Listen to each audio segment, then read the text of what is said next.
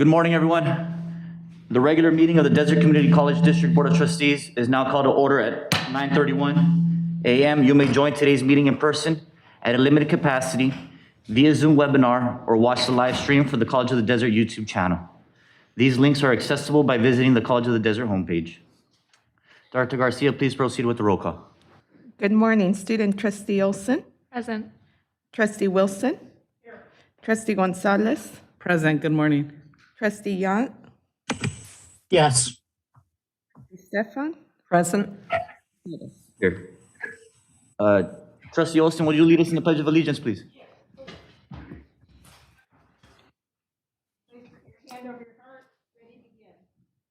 Pledge allegiance to the flag of the United States of America. To the republic. The republic for which it stands, one nation, under God, indivisible, with liberty and justice for all. Thank you. Pursuant to Government Code Section 54954.2B2, the board may take action on items of business not appearing on the posted agenda upon a determination by a 2/3 vote of the board, or if less than 2/3 of the members are present, a unanimous vote of those present, that there is a need to take immediate action, that the need for action came to the attention of the local agency subsequent to the agenda being posted as specified. Are there any additions, corrections, or deletions to the agenda for March 18, 2022? None. Seeing none, the agenda stands approved as presented.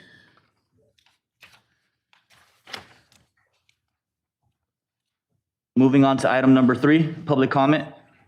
In accordance with Senate Bill 361 and guidance from the California Department of Public Health on gatherings, remote public participation is allowed and will be accepted in person, by email to otp@collegeofthedesert.edu during the meeting and read into the record during public comment, or by using the raise your hand function by joining the Zoom link. There's a time limit of 3 minutes per person. All comments must be submitted or brought forward prior to the end of the public comment section. Armando, do we have any public comment today? Yes, Chair Perez, we have 4 written comments. The first one is from Lauren Wolfer and reads as follows. Honorable Chair Perez and Board of Trustees, I am writing today on behalf of the Palm Springs Cultural Center. As the Board of Trustees is aware, our organization sits on property directly adjacent to the planned future site of the COD West Valley campus. We are looking forward to a neighborly and collaborative relationship as many of our goals and values overlap. However, we are very concerned with the proximity of the proposed location of the maintenance and storage yard to our building. Since 2008, we've utilized the 3 rows of the parking lot directly north of our building as the site of our certified farmers market, which is a beloved local event and integral part of our programming as a 501c3 nonprofit organization. We would greatly appreciate the college's understanding of the value that the certified farmers market brings to our community and the disruption that would result from its displacement. Additionally, since our organization also functions as a movie theater and live performance venue, in addition to hosting film festivals and many other special events throughout the year, we are concerned about potential noise generated by the maintenance facility negatively impacting the programming inside of our building as well. Again, we are looking forward to the West Valley campus and greatly appreciate the college's consideration of the Cultural Center's organizational needs. Thank you. The second comment is from Kathy Cohn, and I apologize if I mispronounced the last name there. The comment reads as follows. My name is Kathy Cohn.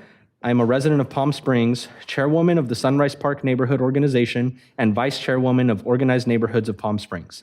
I live 2 short blocks from the proposed COD Palm Springs campus.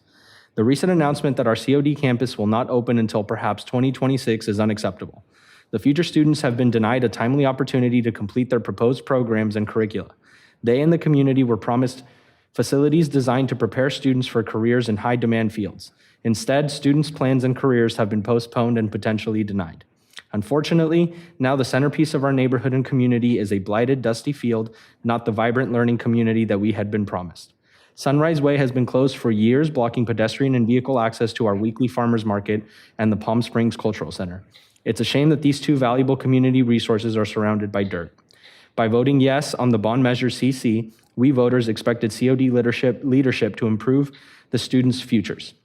Instead, the students and community members must pass by an empty lot. I urge you as trustees to restore the trust by fulfilling the promises made to the traditional and reentry students and the taxpayers who made this opportunity possible. The next comment is from Terry Applegate and reads as follows.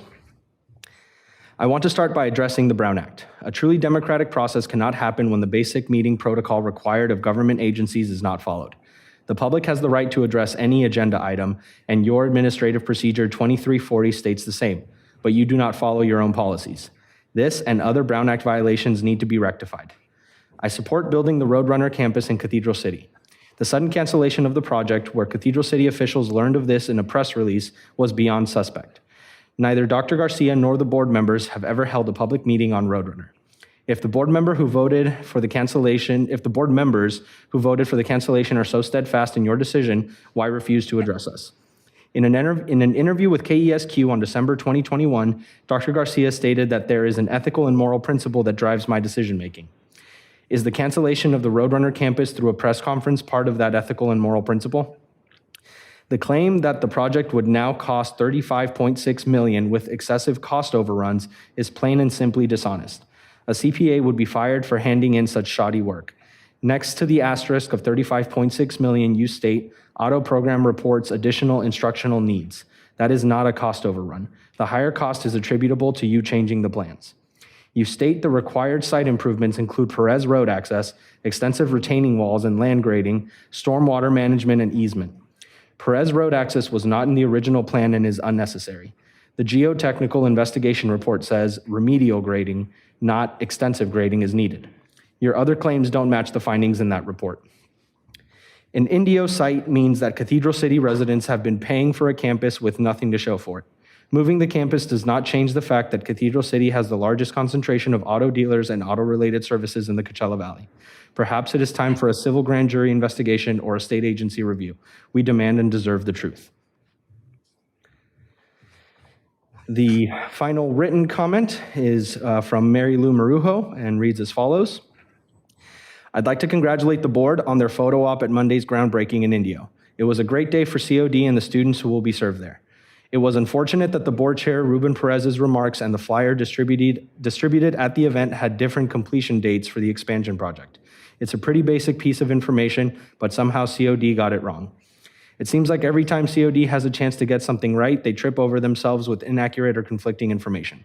It's exhausting trying to figure out what the board leadership is actually doing because so much of what is said is wrong and needs to be corrected. I would like to thank Trustee Gonzalez for her support expressed at last month's board meeting. I appreciate that she endorses my efforts to shine the bright light of truth on the darkness that surrounded this board's actions over the past year. Even Board Chair Perez had the grace to thank me for my comment last month. Thanks to you both. However, at last month's meeting, another speaker suggested that I should be silenced because I'm not a current COD employee. I am a born and raised lifelong member of this community. Long before I worked at the college, I served on the COD East Valley Steering Committee and COD Citizens Bond Oversight Committee as the East Valley representative. I volunteered on the campaign to pass Bond Measure B in 2004 and spoke regularly at Indio City Council meetings to push for the East Valley campus that now stands in downtown Indio. I have the legal right to speak on matters at public meetings thanks to the Brown Act. Community input in public meetings is a cherished right in California. There are no eligibility requirements to exercise this right. Elected boards need to hear from those they purport to serve. Whether they agree with the feedback or not, I will not be intimidated, I will not be silenced. The trustees may be interested to learn that in recent months, I have heard from several current COD faculty and staff members who let me know they appreciate my truth-telling at board meetings, but they remain silent, fearing retaliation and bullying by others at the college. As a Latina, I've dealt with people trying to silence me all my life. I want to assure you that I will continue to exercise my legal right to speak about my community college's operations. Threats, bullying, and intimidation attempts will fail. Chair Perez, that was the final written comment. 1 second while I check. And it does not seem that there are any in Zoom.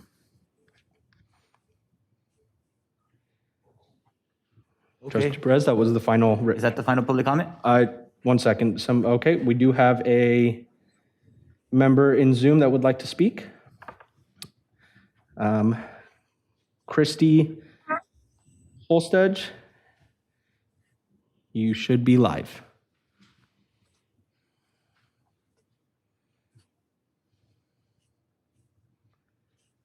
Hi, Christy. Good morning. Whenever you're ready. Hi. Good morning. Sorry, I have a baby here too.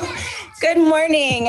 Thank you, everyone, for all of your work. Really appreciate everything you do for our community, and congratulations on the groundbreaking in Indio. My name is Christy Holstedge. I am a council member for District 4 for the city of Palm Springs, and the COD site in Palm Springs is in my district. And I'd just like to share that we received the city numerous comments from our residents about the status of that site and what it looks like. It's in the heart of our community. It's just a block or two away from City Hall. It's right across from the cultural center. It actually shares the parking lot with the cultural center. It's right across from the Palm Springs High School, and we have housing surrounding that area as well.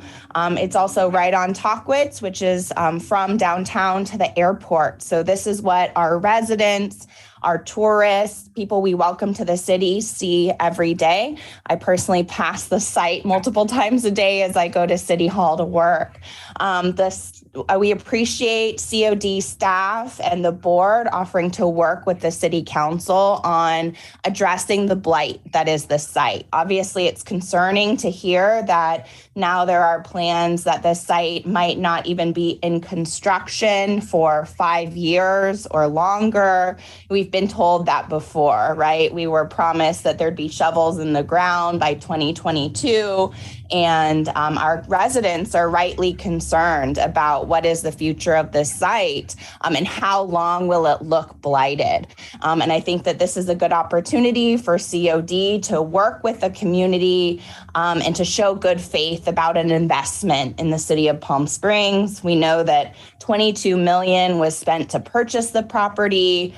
A few million were spent to demolish the site, which, by the way, was an existing technical and vocational school with students attending every single day, a Jack in the Box, which was providing revenue to the city. And now it's just a vacant, blighted site. There's been a large tree that has been fallen over and is on the ground. It's been like that for months. There's graffiti, there's trash, and actually the fencing and other parts of the site don't even comply with city regulation for code compliance. So we know that our city manager has worked with Dr. Garcia, and I've raised these concerns before, but I just wanted to do my job as a council member and share with you, because you hear from some of our residents, but we hear from hundreds of them every day about how important this site is and how important it really is to show COD's investment and commitment to Palm Springs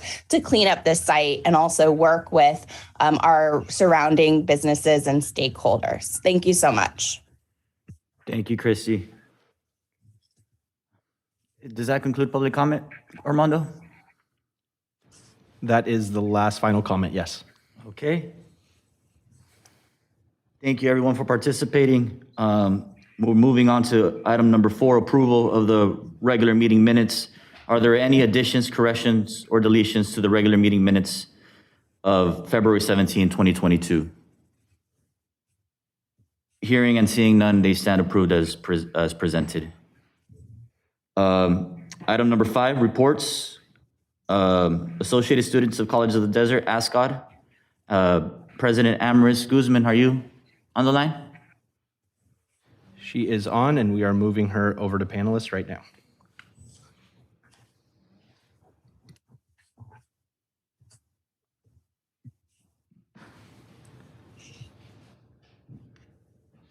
Okay.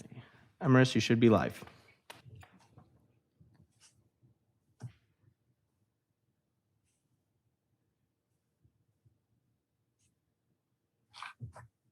Good morning, Amaris. Whenever you're ready.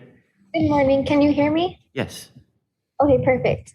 Good morning, Chair, Trustees, Dr. Garcia, Executive Cabinet, and guests. My name is Amaris Guzman, and I am the ASCOD President. ASCOD has been busy since the last board meeting. Ascot hosted Club Rush on Wednesday, March 9th, where we had a successful outcome. Many students and clubs attended and were served In-N-Out burgers and hot dog on a stick. As for Ascot committees, the Ascot Events Committee is currently working on more in-person events for the students and faculty of College of the Desert for the spring 2022 semester to attend and enjoy. Ascot has been very successful in filling out vacant positions in Ascot for the remainder of the 2021-2022 school year over the past few weeks. Finally, Ascot will be sending a delegation of students to the SSCCC General Assembly in early April. This will be our first in-person conference in 2 years, and we are looking forward to connecting with students from across the state. Thank you for the opportunity to speak with you all today. I look forward to seeing what the future holds as we continue to work on behalf of the students and community. If you have any questions, feel free to reach out to me through email at pascod@collegeofthedesert.edu.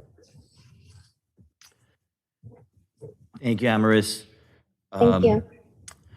Auxiliary, College of the Desert Foundation. We have a written report that was provided by Catherine Abbott, Executive Director of the College of the Desert Foundation.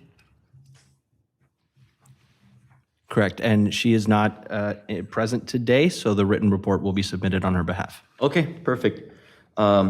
California School Employees Association, CSEA. Mark Rizzo, CSEA representative, are you there? Mark is on, and we are moving him over shortly.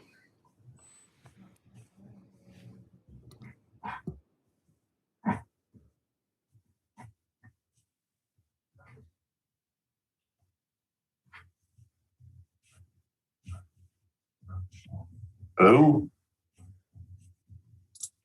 Good morning, Mark. Whenever you're ready, man. Oh, I'm sorry, I lost you there for a moment. Salutations, Board of Trustees and President Garcia. As the College of the Desert continues to return to normal operations, it has come to CSEA's attention that Mecca Thermal is currently being neglected in cleaning and maintenance. CSEA is aware that the Mecca campus is closed to students. However, there is an on-site safety officer during the day and IT and other classified staff visits to complete work-related duties. Unfortunately, each classroom shows no sign of being cleaned or maintained regularly, and the restrooms have only been cleaned properly twice over the last 8 months. We asked the district to rectify this issue by sending a custodial crew to Mecca to keep it sanitary and safe for those who work and to visit the campus. Mecca will open its doors this summer for Edge, and a clean campus is a happy one. We also have concerns with the district's denial of accommodations requests for working from home. It appears that whether the request is minor or severe, the district intends to ensure every classified member is working on campus. This is concerning since extreme health-related claims are dismissed. Also, CSEA is concerned with the numerous vacancies left open due to the previous retirement offer and recent employee resignations. This has caused strenuous working conditions where employees are now pulling double and even triple workloads to cover for those vacancies. The district continues to pay to the CSEA Health and Welfare Reserve by not having them filled. Instead, the district chooses to continuously offer WOC opportunities and pay overtime for positions that need to be recruited. Considering that hold harmless was extended for an additional year, the district is still resistant to filling the vacancies in fiscal services, information technology, and other departments. CSEA would like to thank and bring attention to the classified staff for all they continue to do each day for the college and community. It's greatly appreciated. Thank you. Thank you. College of the Desert Adjunct Association, Michael Gladich.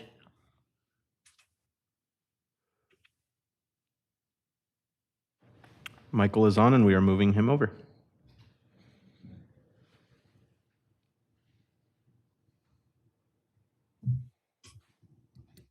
Good morning. Mr. Chair, Madam Superintendent, President, members of the board, and members and friends of our college community. CODA and the adjunct faculty and staff stand in solidarity. Oops. There we go. All right. I'm just having a little trouble getting on there. Mr. Chair, can you hear me and see me? Yes, we can. Okay, thank you. CODA and the adjunct faculty and staff stand in solidarity with the people of Ukraine. One of our adjuncts, the COD women's tennis coach, is Ukrainian. Her name is Yulia Orem, and she tells us that her mom and her brother are trapped in the war zone and unable to leave. Her sister-in-law and 2 children managed to escape and are currently living as refugees in Lithuania. Our hearts and prayers are with Yulia and her family, and CODA urges the Board of Trustees to take a careful look at College of the Desert investment portfolios and immediately divest the college of any holdings found to support Russia and its illegal, unprovoked war against the people of Ukraine. We think everyone is feeling the stress of inflation, especially adjuncts, many of whom live from paycheck to paycheck. War-related surges in gas prices and food are driving inflation to the highest levels anyone has seen in 40 years. CODA is restricted by our current CBA from reopening Article 7 on compensation. But in view of this unforeseen increase in prices, we suggest that the district consider a one-time, non-precedent-setting payment to all COD employees who need help in meeting suddenly spiraling in expenses. CODA proposes that the district consult with CODFA, CSEA, and CODA and authorize a one-time emergency gas and groceries stipend to bring relief to the members of our COD community who are struggling to make ends meet.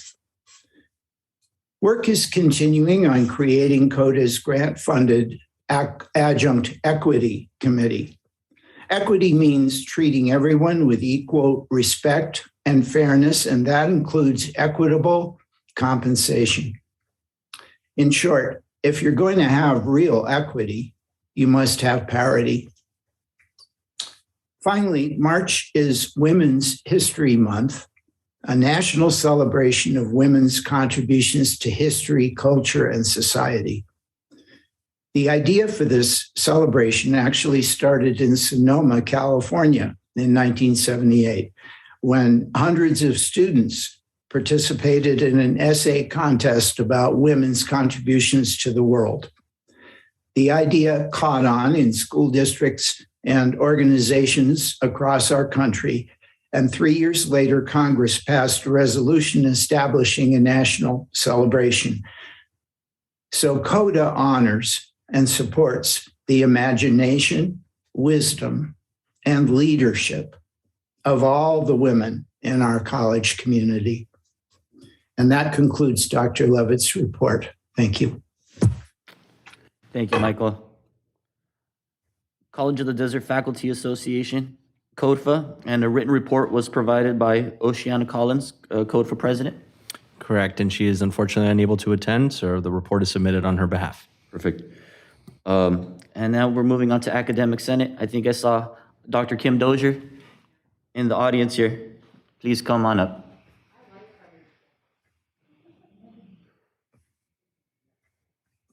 So there we go. All right, I think I'm on. Oh, cool. Morning, everybody.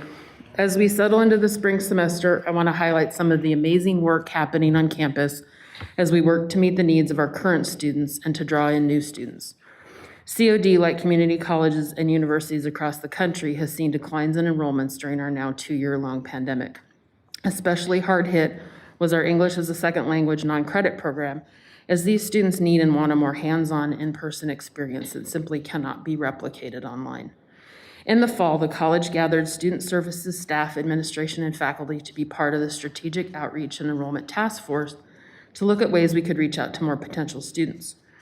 From November to January, the college has been offering at least weekly registration and financial aid labs at multiple campuses for credit students.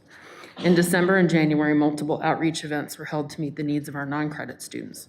These efforts have resulted in over 1,500 enrollments this semester. We are up over 100% from spring 2021 when we were down to 740 enrollments in ESL non-credit. 2 weeks ago, an ESLN Welcome Back event was held that drew over 200 ESLN students and their family and friends. Those who came were treated to world music and food at Mario's. To highlight our students' diversity, students gave short presentations on their country of origin, culture, and interesting facts. Dean of Communication and Humanities, Dean Pappas, and his staff, along with our ESLN faculty, worked hard to make students feel welcomed on campus and let them know that COD is here for them. And there's a link to Telemundo's coverage of that event. In addition, COD has been represented at over 10 different community events since November and has used a texting campaign to remind students of the grant money they will receive if they were enrolled in courses by the 15th. We have worked to strategically offer late start courses, resulting in additional FTES for the semester, and soon high school seniors will be returning to campus visits where they can apply and begin the registration process, learn about financial aid, and tour our beautiful main campus in Palm Desert. I think there may also be an event in Indio. Staff are also working on a summer-fall 2022 resources fair and registration event to help our community get set taking courses for the summer and fall terms. Despite our challenges, we will once again break the record for the highest number of graduates this spring. Yes, the most yet at College of the Desert. While our enrollments may still be down, we are meeting our existing students' needs and ensuring their success through programs like Caring Campus, AQ, and a robust distance education training and certification program, and utilizing best practices in enrollment management that have been used by the Chancellor's Office as a model for other colleges. Our campus is encircled by bright bilingual signs letting our community know we are here for them, and faculty and staff are meeting students' needs every day.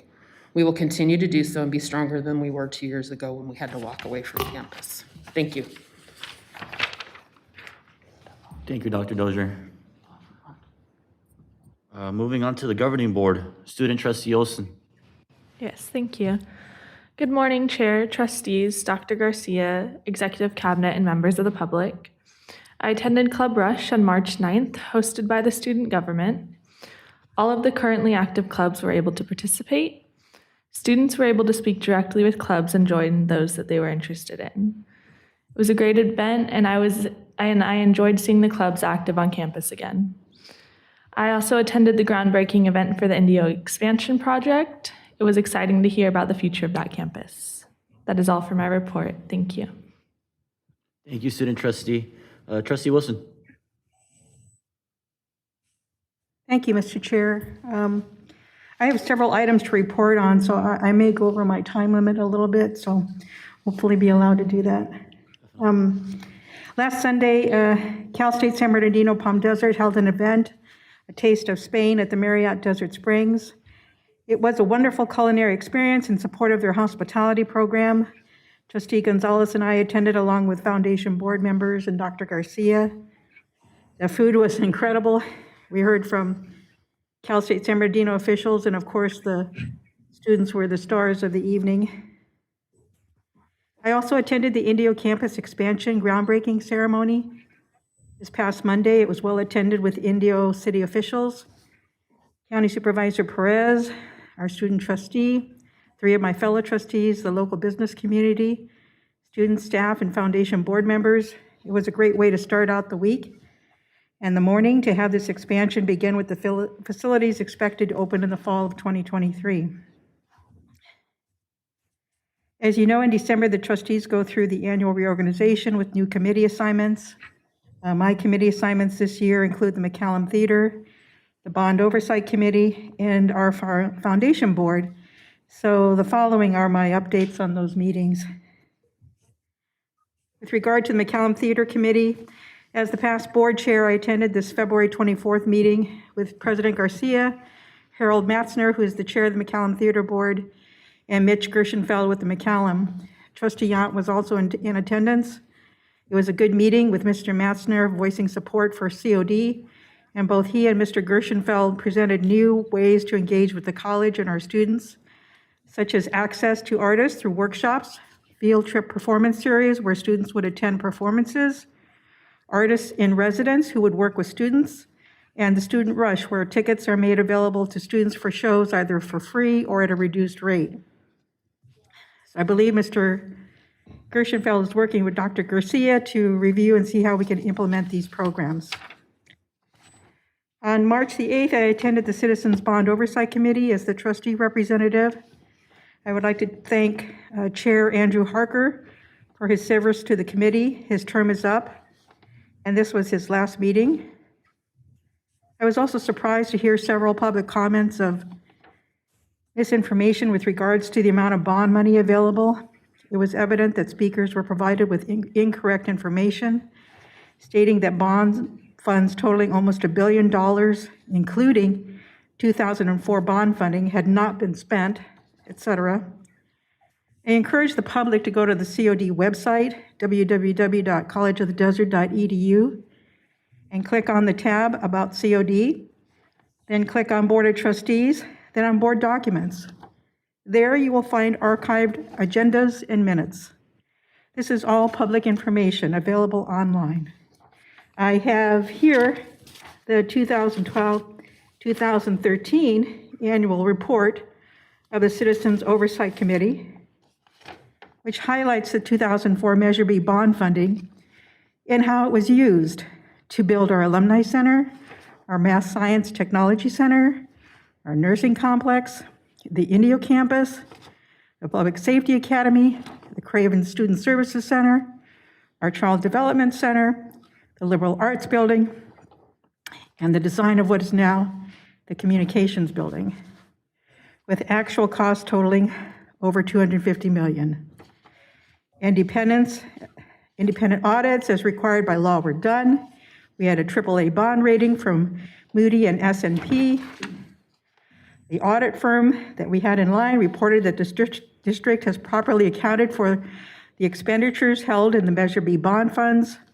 There were no adverse findings and no questionable cost noted. Again, all public information.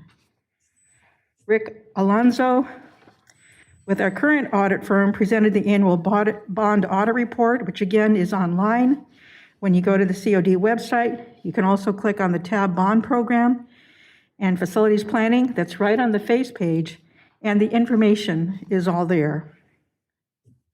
I'm also the trustee representative for our foundation board, and I want to formally recognize and thank our foundation board for their continued support of COD, for putting our students and student success over the malicious gossip and untruths. Aside from being incredible donors, these foundation board members are residents of our communities who serve on other nonprofit boards, who are out in the community and being asked questions about what's happening at COD. So they have joined together with a list of frequently asked questions and responses so that when they are in the community or at events, they have the information or referrals to use. They've also started up campus tours again, so if you're interested, please call our foundation, and we hope to see you at the Stepping Out for COD event this year. Finally, Mr. Chair, I understand we're closing today's meeting in memory of Donna Jean Darby.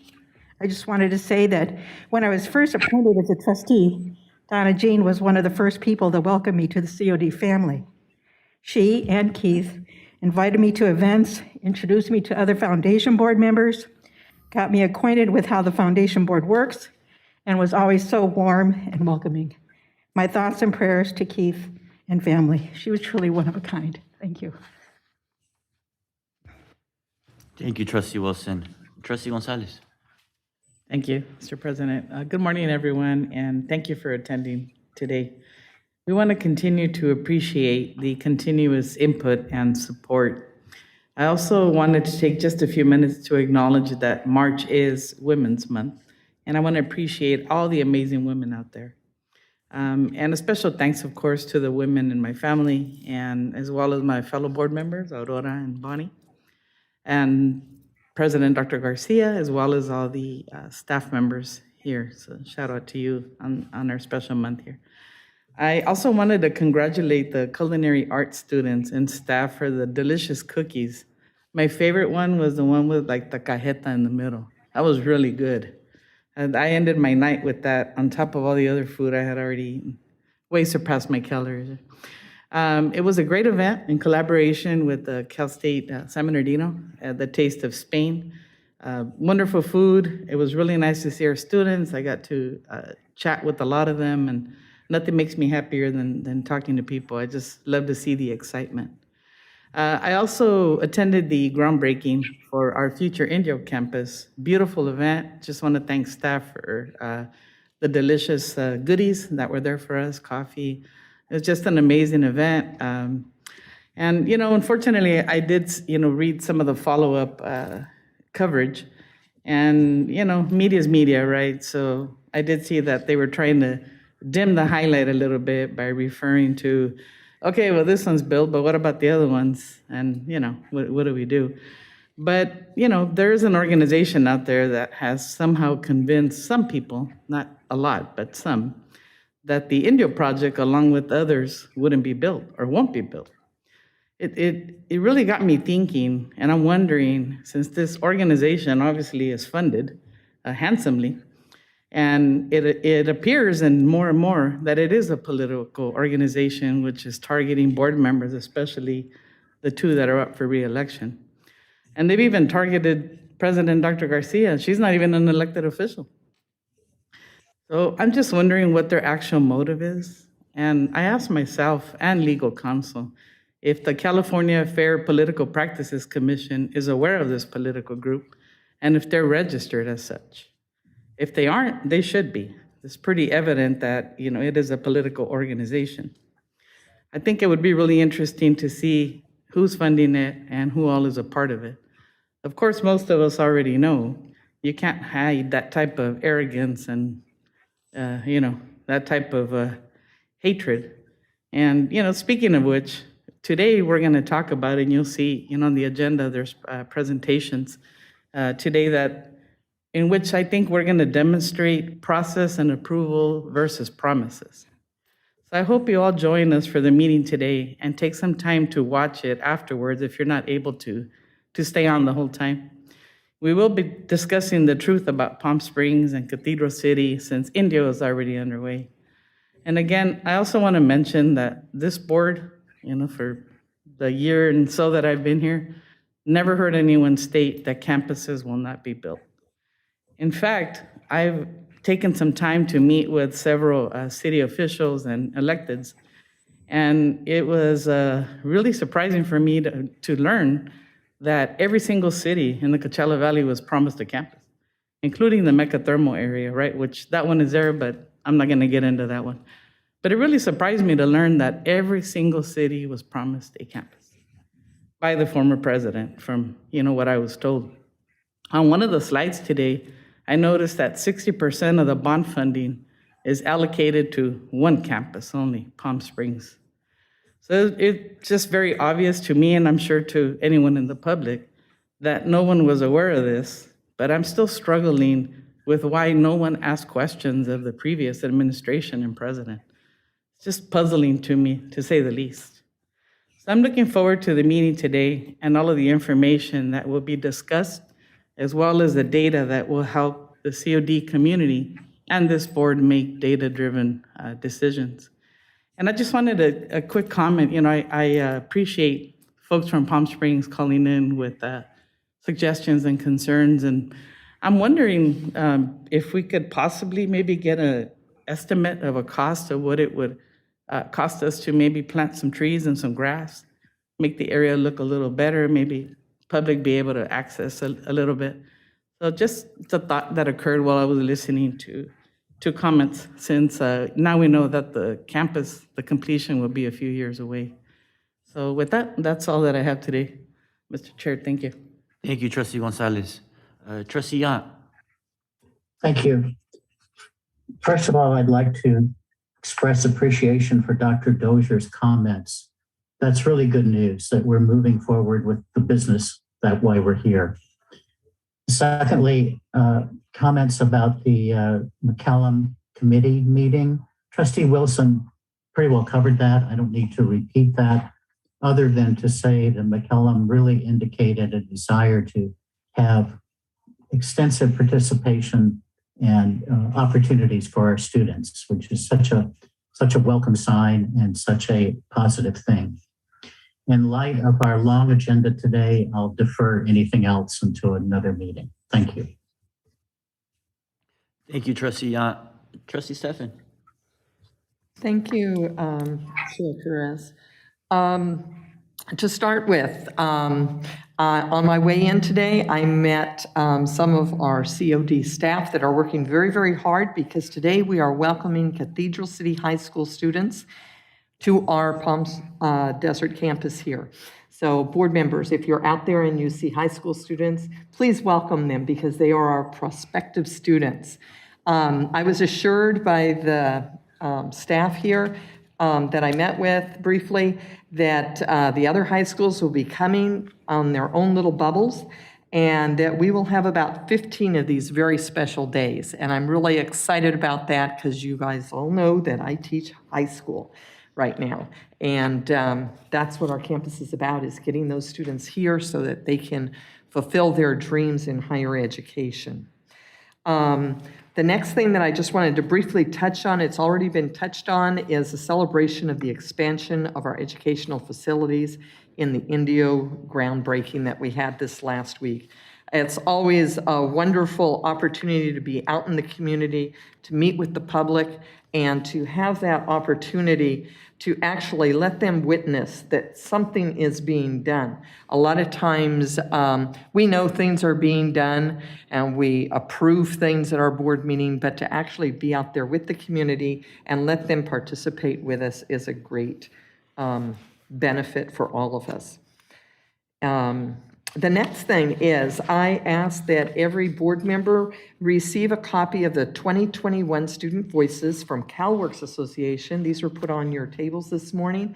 Please look that over, but I'd like to tell you why I'm bringing it forward. As you know, March is Women's Month, and CalWorks works with single parents and with parents that are having a rough time. And I wanted to read some of the things here.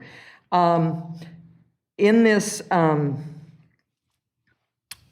pamphlet or brochure that they put out, it's actually a book that you can read. It's got all of the essays that were written by from various schools throughout the state of California by students at community colleges that are competing for scholarships. And we have 6 of our students here at COD that appeared in it. But I wanted to read this preface to you. It starts out, have you ever walked into a room where you were different from everyone else?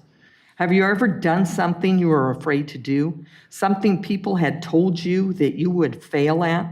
Did you ever choose the long, difficult road instead of the shorter, faster, easier one because you knew the long road would take you further? Have you ever done a courageous thing because your children were watching? And then it goes on to say in bold print, every day community college CalWorks students walk into classrooms where they are different from everyone else. Every day community college CalWorks students who have been told by society they were failures, they succeed in school.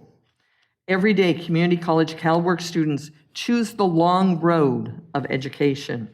And every year, community college CalWorks students stand on the stages in caps and gowns, proudly holding diplomas while their children watch from the audiences. And CalWorks is lifting California families out of poverty through education. Just to give you some statistics, at least 1 in 5 college students is parenting a child. Only 8% of single moms earn a degree within 6 years, while about half of all women earn a degree in the same time frame. Only 37% of parenting students earn a degree in 6 years, while 59% of students without children earn a degree in the same time frame. 53% of parenting college students were food insecure in the last 30 days. Think about that. 68% of parenting college students were housing insecure in the previous year. The California poverty rate is 8% among college graduates, but 31% among adults without a high school diploma. CalWorks does a lot for our students, and I've included all of the students from COD that wrote essays. I would like to, I hope I can be extended just a little bit more time because I just want to read 2 of these because they broke my heart. Okay. The first one is Felicia Bell. My name is Felicia, and 34 years old and a single mother of 3. I decided to go back to college when I moved out here to the desert after leaving a toxic situation. I had decided enough was enough, and in the middle of the night packed me, my kids, the things, and we ran away literally. Came out to the desert with no car, no money, no family, no friends closer than 70 miles. We have been here 2 years. Now we have our own place, a reliable car, and I'm in school full-time, working part-time when I can. My kids are with me full-time. I've been on my own pretty much my entire life. Now with 3 kids to provide for, something in you changes, and you do whatever it takes to provide for them. So I decided to go back to school and hopefully reach even higher goals of opening my own business to leave behind for my children so that I know they are taken care of. My job as a mother is to ensure that they have a better life than I had. I had a pretty traumatic childhood, and I told myself I would make sure my kids never had to see or go through what I went through. So here I am, 34 and in college, to ensure that promise is kept. Felicia is a business management major at College of the Desert. I wish her and all of the students like her in our college the best, very, very best of luck. And then there's Amani Fields. She's an early childhood education major at College of the Desert. Her essay says, the saying, up, up, and away, CalWorks superhero definitely describes my life experience while attending the College of the Desert Community College. As a single mother of 2 very young children and another on the way, I have delved deeper than I ever have when it comes to juggling school and family life. Throughout my short time at College of the Desert, I have, time and time again, fed my infant and tried to pacify my crying toddler, both while attending my online Zoom classes or recording a Prezi presentation while both were heard in the background. But this is just a small glimpse into my lifestyle. Directly after the start of the fall of 2020 term, I found out that my son had some medical issues and needed attention immediately. I spent an entire month at the Ronald McDonald House across the street from the hospital where he stayed. Whilst spending time with him in the facility, I attended my classes, scheduled meetings, and showed up for CalWorks check-ins. Mind you, this was being done in between my son's routine feeding schedule that the hospital staff had me participate in. However, I was not alone in the midst of this chaos. My friendly CalWorks counselor, Heather Bice, I hope I said your name right, was there to provide emotional support, kind words, and help me stay on track with classes. I don't know if it was the happenstance of the virus hitting and everything going virtual, but no matter how many times I called or texted with a question surrounding school, she would always be there to answer. This type of relationship is something I never experienced while attending college, virtually or in person. It just makes me feel that much more excited and confident about my future career as an ABA therapist. One day, I will be working with special needs children and running a team of therapists myself.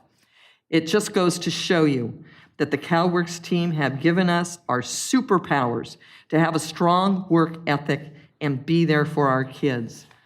These are super women trying to get a start, trying to make a restart in some cases, or sometimes just trying to get a foot in the door. They need our support. because they're the ones that are going to be changing the world. They are super women, they are our heroes, and we want to honor them this month. And please look at CalWorks, okay? The last thing that I want to share, and I know I've said this before, that I'm a part of the USC Equity Institute. We have a cohort here at College of the Desert that I'm working with on that. In line with that, the diversity, equity, and inclusion data 201 put on by the Community College League of California had a town hall series meeting this last week. All of those are put online. So you can go to the Community College League of California and look at those. But I assured the people that I am a cohort with at USC that I would be talking to my board members, because we like to think, or I love to believe, that here at College of the Desert, we are a family. And I hope that everyone feels that they are part of our family. But I know that is not the reality. And it is important that as a board, that we are the campus leaders, and we have an active responsibility to ensure the retention and success of professionals of color on our campus. We need to be the instigators. We need to be looking at our policy and our procedure, and we need to be looking at the data. So you're going to find me putting things on for future agenda items today, one for CalWorks and one for our equity at our college, our diversity, equity, and inclusion. So I will conclude with that, and I'm sorry if I went over time. It's okay. Thank you, Trustee Stefan, and thank you for sharing those stories with us. That's beautiful. That's what we're here for. I'll be brief in light of our very long agenda today. I also attended the groundbreaking for the Indio Expansion Campus on Monday. It was a great turnout. A lot of community members were there. And I also want to wish all the women on our campus a very happy Women's Month. All the women in my life, a happy Women's Month. You should be celebrated every single day, not just a month. Thank you. That concludes my comments. Moving on to our Superintendent President, Dr. Garcia. Good morning. Thank you.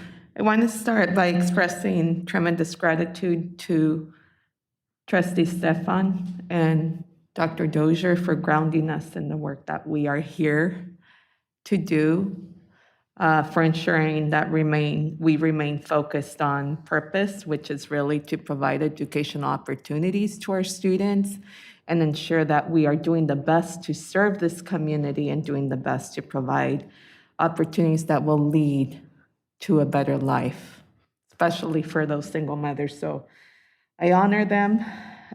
Their stories, Felicia, Imani, Jennifer, Manuela, Dulcea, and Soraya. And I thank every employee at this institution for being committed to ensuring they do the best to teach, serve, support our students, and thank our students for their tenacity. With that, I would like to request that we continue on to the next slide, and I'll be brief since we've covered, the trustees have covered some of these events.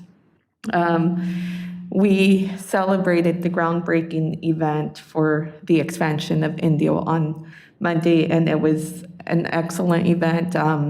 Want to ensure that I express gratitude to the City of Indio for their collaboration and support, and thank every consultant that has worked and will continue working on this project, all the construction companies and employees that will be ensuring that this dream becomes a reality, and thank everyone in attendance. Next slide.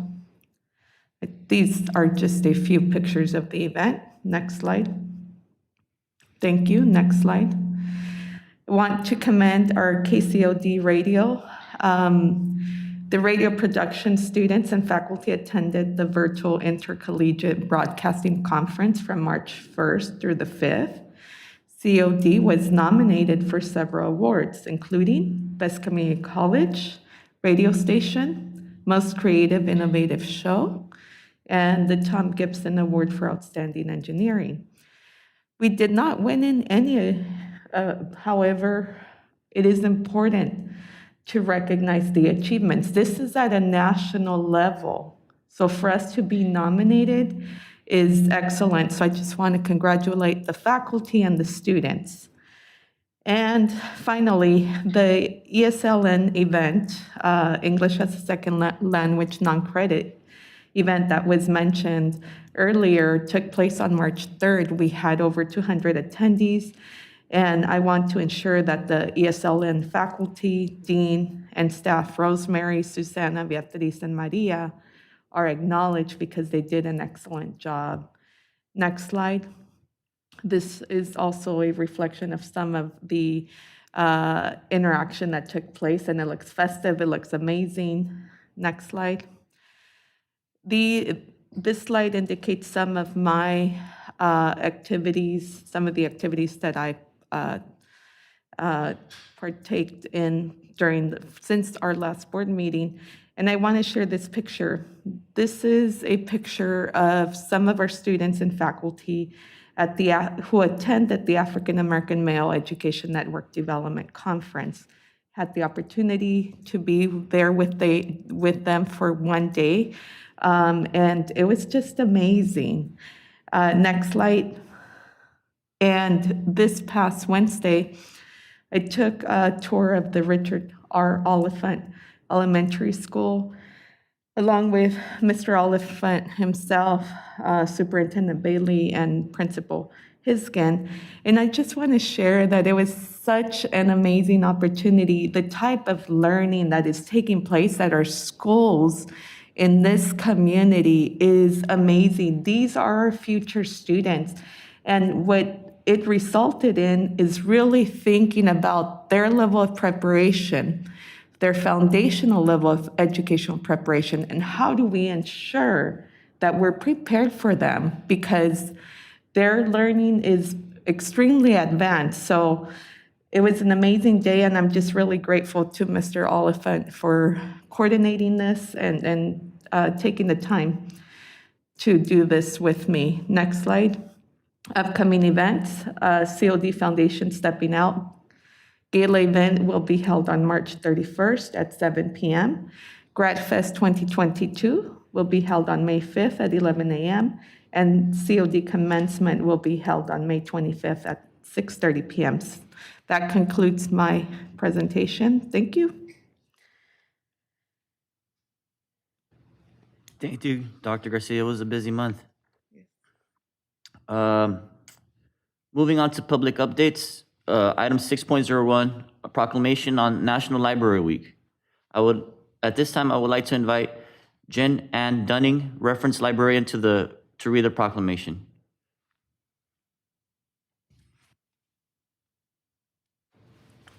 Jen is here, and they are being moved over shortly.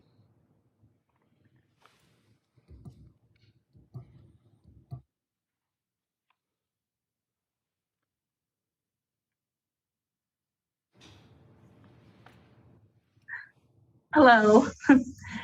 Hi, good morning. Whenever you're ready. Good morning. Can you hear me? Yeah. Wonderful. Thank you, Chair, Trustees, Executive Board members, and of course, President Dr. Garcia. Good morning. On behalf of the library, on behalf of my colleagues at the library and our Administrator, Dean Pluckett, I am so proud today to be reading the National Library Week Proclamation. So I'm going to get started. Whereas libraries are not just about what they have for people, but what they do for and with people. Whereas libraries are accessible and inclusive places that foster a sense of belonging and community. Whereas libraries of all types are at the heart of their cities, towns, schools, and campuses serving their communities. Whereas libraries have long served as trusted and treasured institutions, and library workers and librarians fuel efforts to better their communities, campuses, and schools. Whereas librarians are leaders in their institutions and organizations, in their communities, in the nation, and in the world. Whereas librarians continue to lead the way in leveling the playing field for all who seek information and access to technologies. Whereas libraries and librarians look beyond their traditional roles and provide transformative opportunities for education, employment, entrepreneurship, empowerment, and engagement, as well as new services that connect closely with patrons' needs. Whereas libraries and librarians lead their communities in innovation, providing STEM programming, makerspaces, and access and training for new technologies. Whereas, to adapt to our changing world, libraries are expanding their resources and continuing to meet the needs of their patrons. Whereas, libraries are cornerstones of democracy, promoting the free exchange of information and ideas for all. Whereas, libraries are pioneers supporting democracy and affecting social change with a commitment to providing equitable access to information for all library users, regardless of race, ethnicity, creed, ability, sexual orientation, gender identity, or socioeconomic status. Whereas, libraries lead in working with diverse communities, including people of color, immigrants, and people with disabilities, offering services and educational resources that transform communities, open minds, and promote inclusion and diversity. Whereas libraries, librarians, and library workers are joining library supporters and advocates across the nation to celebrate National Library Week. Now, therefore, be it resolved, the Board of Trustees proclaim April 3rd through the 9th, 2022 National Library Week. They encourage all residents to visit the library this week and explore what's new at your library and engage with your librarians. Because of you and our library leaders, libraries transform. Thank you so much for letting me speak today. Thank you, Jen. Moving on to item 6.02, the proclamation for Desert Community College District Month. At this time, I would like to invite our very own trustee, Dr. Bonnie Steffen, to read the proclamation. Thank you, Chair Perez. Today, I'll be reading this proclamation. You've probably heard me say it for the last 3 months, that this next month, April, is Community College Month. And being a member of the ACCT, the National Organization for Trustees, I am on the Committee of Education and Communication, and this is one of our main projects. So, here we go. Proclamation recognizing April 2022 as Desert Community College District Month. Whereas, the more than 1,300 community and technical colleges, public and private, in the United States have contributed enormously to the richness and accessibility of higher education. Nearly half of all undergraduate college students in the nation today are enrolled in community colleges. And whereas, by providing educational opportunities at costs and locations accessible to all who are qualified, community and technical colleges have greatly enhanced the opportunity for every ambitious student to enter a post-secondary school program. As community-based institutions, our schools provide varied programs and offer specialized training for more than 1,000 occupations.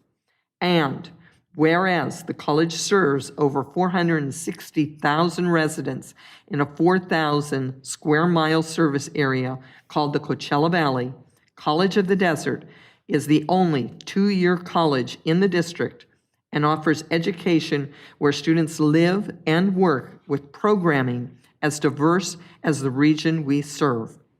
The Coachella Valley has watched its community college transform, with 5 campuses serving more than 10,000 students, and whereas College of the Desert provides excellent educational programs in basic skills, career education, certificate, transfer preparation, associate degrees, non-credit, and distance education, which are continuously evaluated and improved, our COD programs and services contribute to the success, learning, and achievement of our diverse students and the vitality of the Desert Community College District, surrounding areas, and beyond.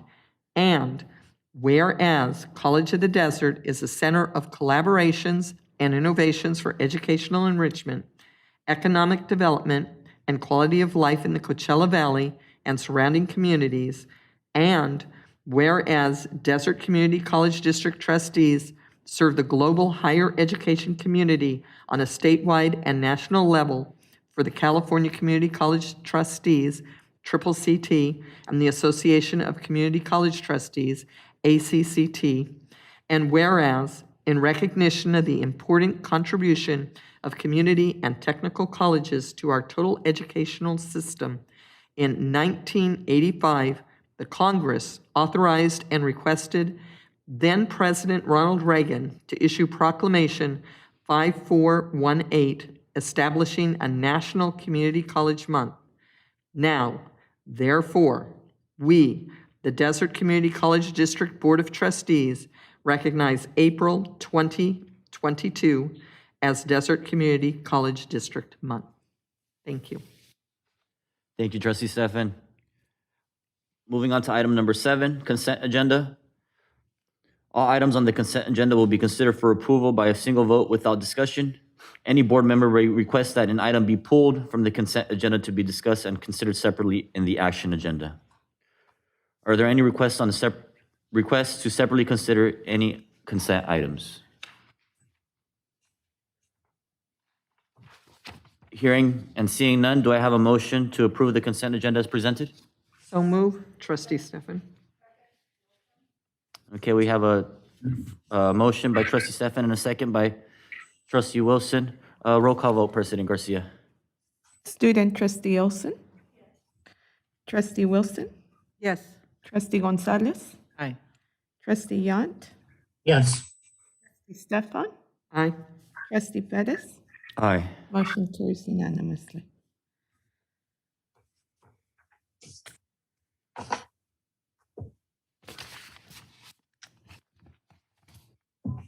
Okay, moving on to item number 12.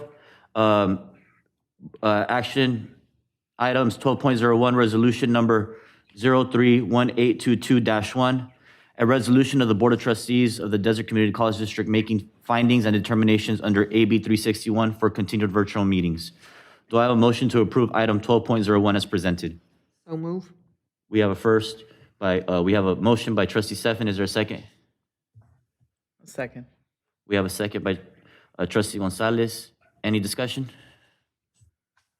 I'd like to open up by saying that I think this is great that we've been doing and have been allowed to have meetings like this over the pandemic. But and I don't mean to single anybody out, but I think it's important as we're welcoming back to campus and we're expecting our students to come back to campus, our employees to be here. I think it's important for us to set an example as the board, and I think we should really consider coming back to having full in-person meetings here soon, whether it be next month or in the next couple of months.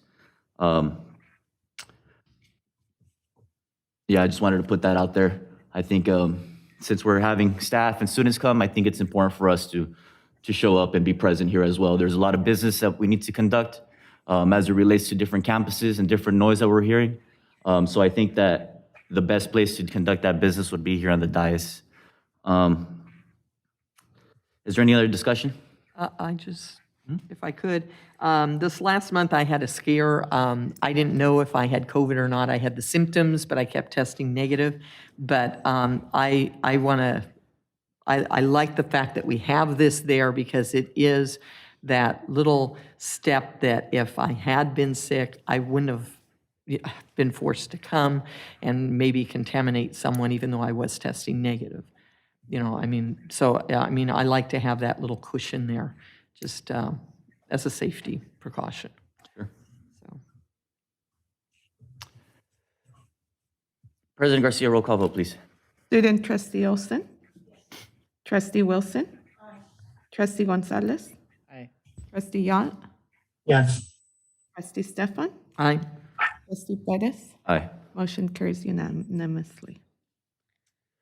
Item 12.02, board member travel.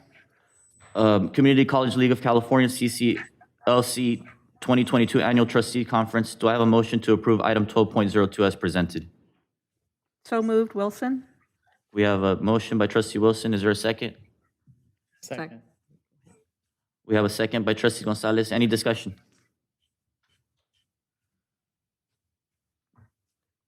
Hearing and seeing none, President Garcia, roll call vote, please. Student trustee Olson. Trustee Wilson. Aye. Trustee Gonzalez. Aye. Trustee Yant. Yes. Trustee Stefan. Aye. Trustee Perez. Aye. Motion carries unanimously.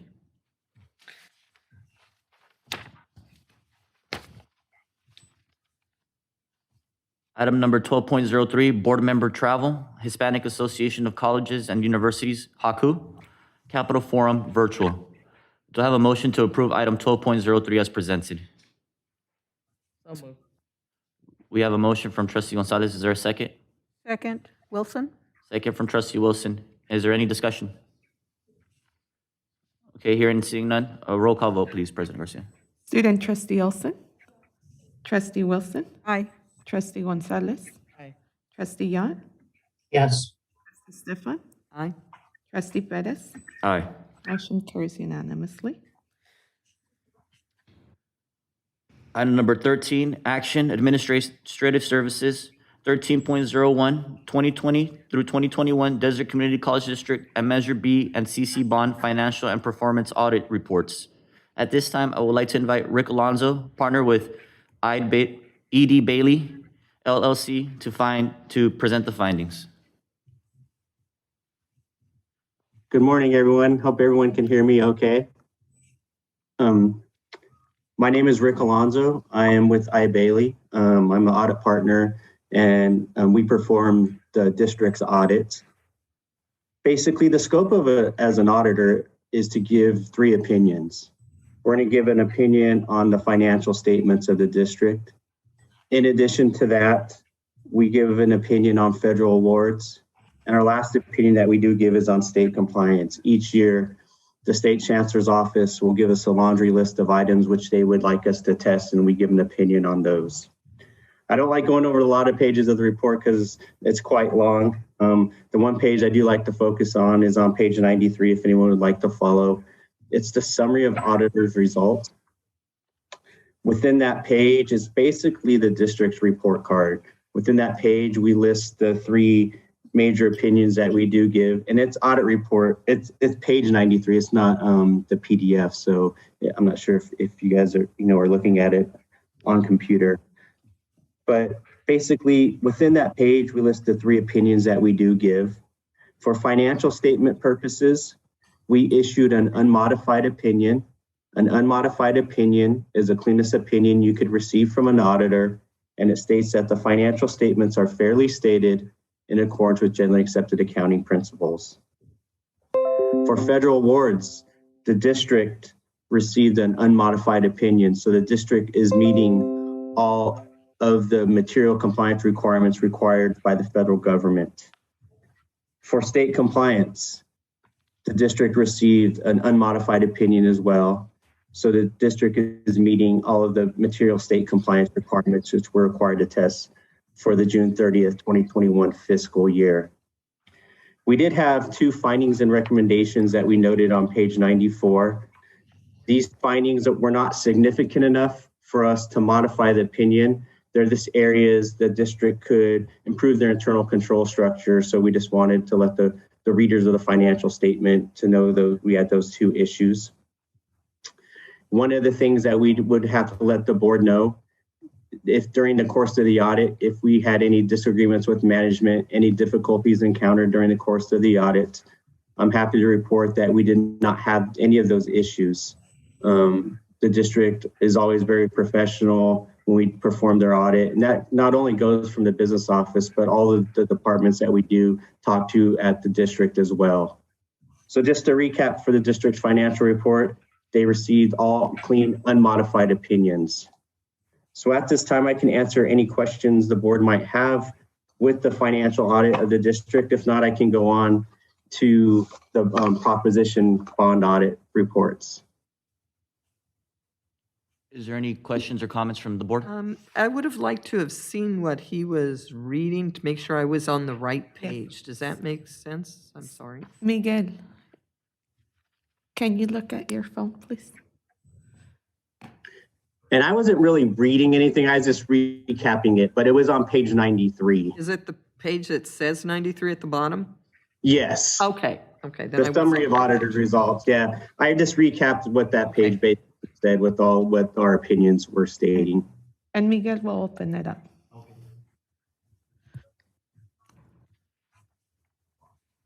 Any other questions or comments from the board?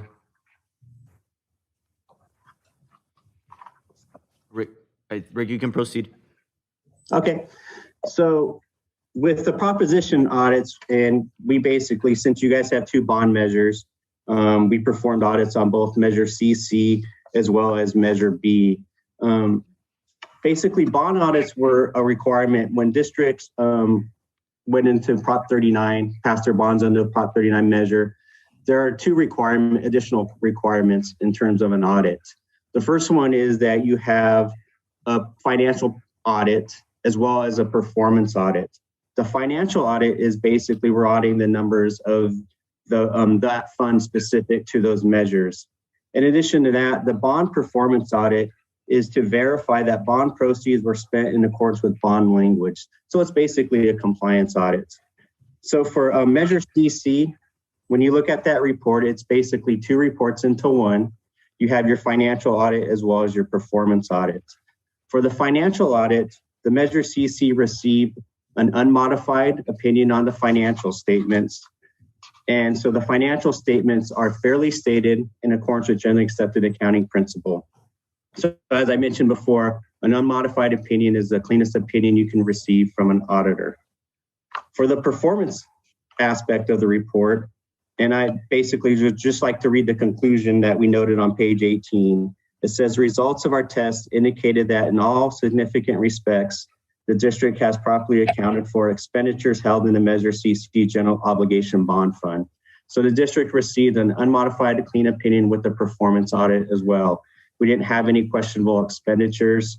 For this fiscal year for Measure CC, we looked at the total of 82% of the total expenditures of that fund. So that's a large sample from an auditor to look at 82%.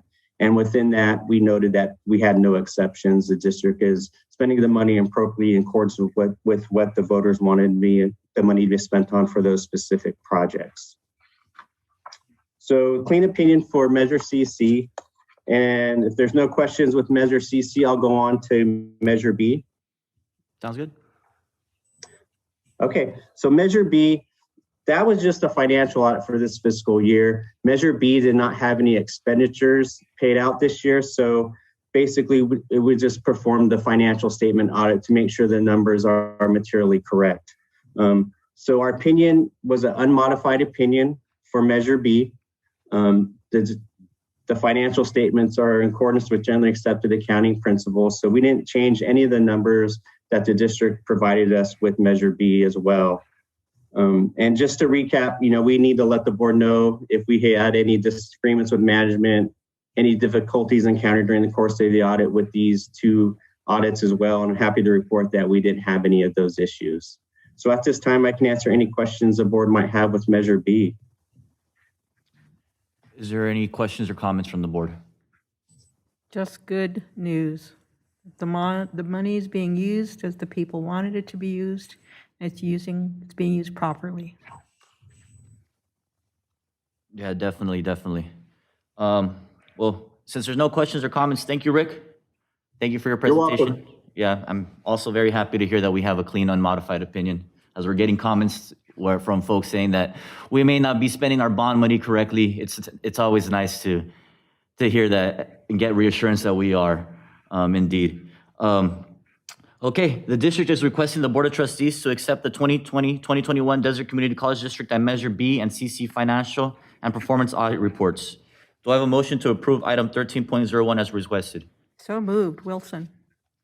Second, Stefan. Okay, we have a motion from Trustee Wilson and a second from Trustee Stefan. Any more discussion?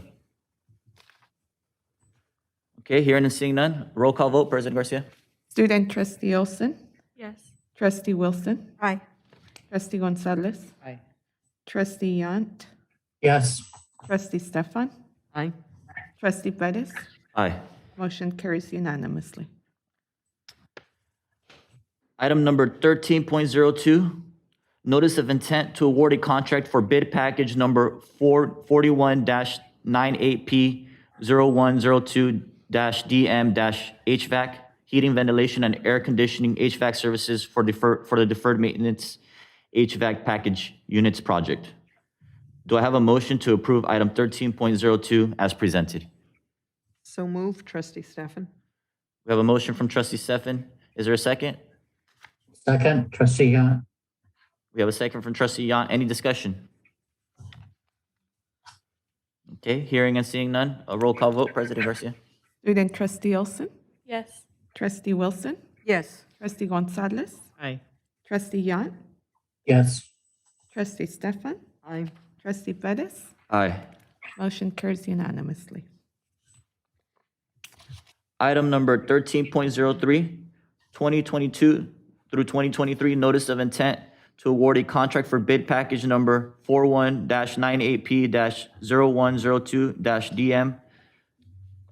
41-98P-0102-DM-Mall Towers Heating, Ventilation, and Air Conditioning HVAC services for the deferred maintenance Mall Towers project.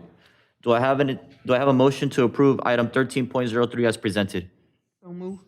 We have a motion from trustee Stefan. Is there a second? Second, Wilson. We have a second from trustee Wilson. Any discussion? Hearing and seeing none, a roll call vote, President Garcia. Student trustee Olson, Yes. trustee Wilson, Aye. trustee Gonzalez, Aye. trustee Yant, Yes. trustee Stefan, Aye. trustee Bettis. Aye. Motion carries unanimously. Item number 13.04, notice of intent to award 24 contracts, bid number 43-98E-0500-Indio-CDC, construction-related services for the Indio Child Development Center project. Do I have a motion to approve item 13.04 as presented? So moved. Is there a second? Second. We have a motion from trustee Gonzalez and a second from trustee Stefan. Any discussion? Hearing and seeing none, roll call vote, President Garcia. Student trustee Olson, Yes. trustee Wilson, Aye. trustee Gonzalez, Aye. trustee Yant, Yes. trustee Stefan, Aye. trustee Bettis. Aye. Motion carries unanimously. Item number 14, in Human Resources, 14.01, initial proposals, public hearing and adoption of the initial proposals for the Desert Community College District to the College of the Desert Faculty Association. We will now conduct a public hearing on the initial proposal for the Desert Community College District to the College of the Desert Faculty Association. Following the public hearing, the board will take action to adopt the Desert Community College District's proposals and recommend that parties commence negotiations. For the public hearing, each speaker is allowed a maximum of 3 minutes per topic. 15 minutes shall be the maximum time allotment for public speakers on any one subject, regardless of the number of speakers at any one board meeting. At the discussion of the majority of the board, at the discretion of majority of the board, these time limits may be extended. We will now open the public hearing. Would speakers, attendees who wish to address this item, please come forward, comment now in the chat field, or select the raise your hand button to speak. Miguel, please set a timer for 1 minute to allow speakers to come forward.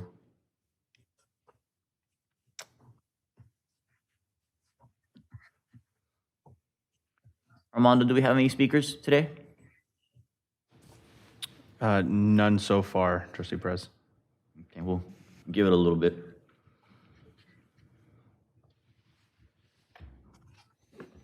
We used to play music. Yeah, Jeopardy tune. I'd offer to sing, but it may not go well.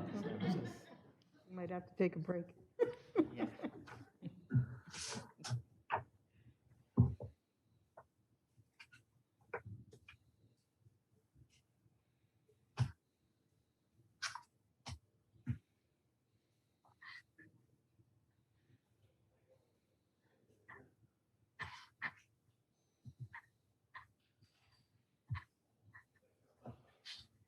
think Kendrick was dropping an album today, right? Maybe. I think I heard that. I'm not sure. Chair Perez, there are no speakers wishing to speak on this item. Okay, having conducted the public hearing, it is recommended that the Board of Trustees adopt the Desert Community College District's proposal and that the parties commence negotiations. Is there a motion to approve item 14.01 as recommended? So moved. So moved, Jan. Okay, we will have a motion from Trustee Yant and a second from Trustee Gonzalez. Is there any discussion? Hearing and seeing none, roll call vote, President Garcia. Student Trustee Olson, Yes. Trustee Wilson, Aye. Trustee Gonzalez, Trustee Yant, Yes. Trustee Stefan, Trustee Perez. Aye. Motion carries unanimously.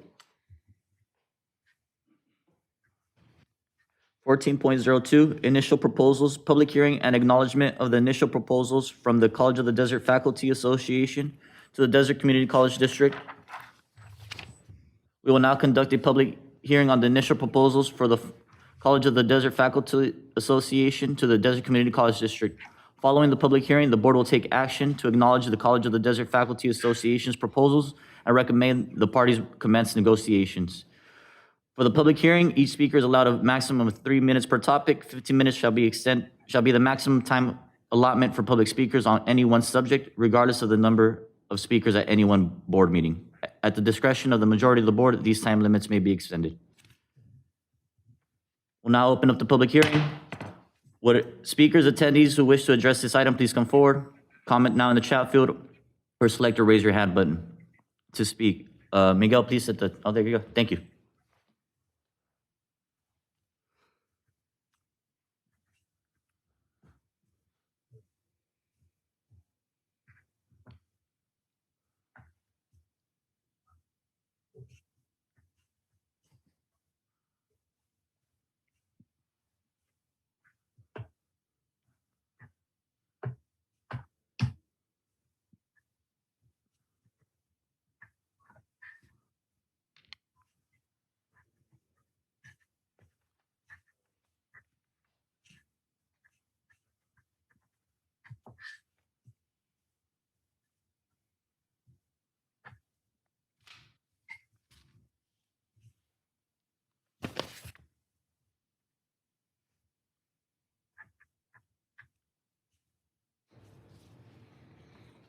Trustee Perez, there are no speakers who wish to speak on this item.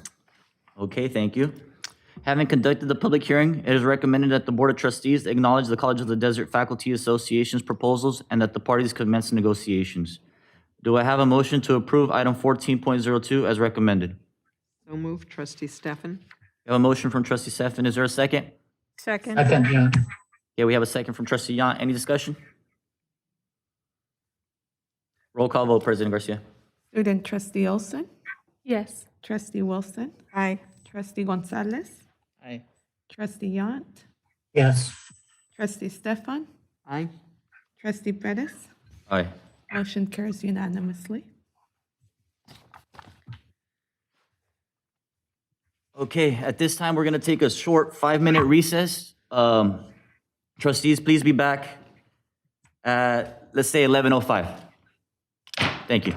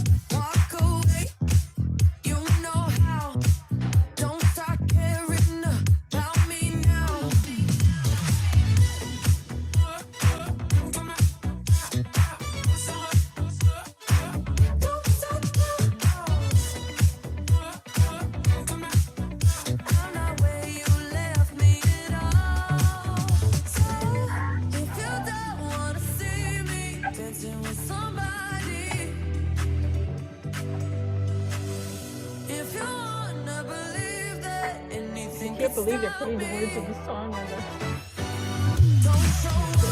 We're not saying this, believe me, we're not saying all this.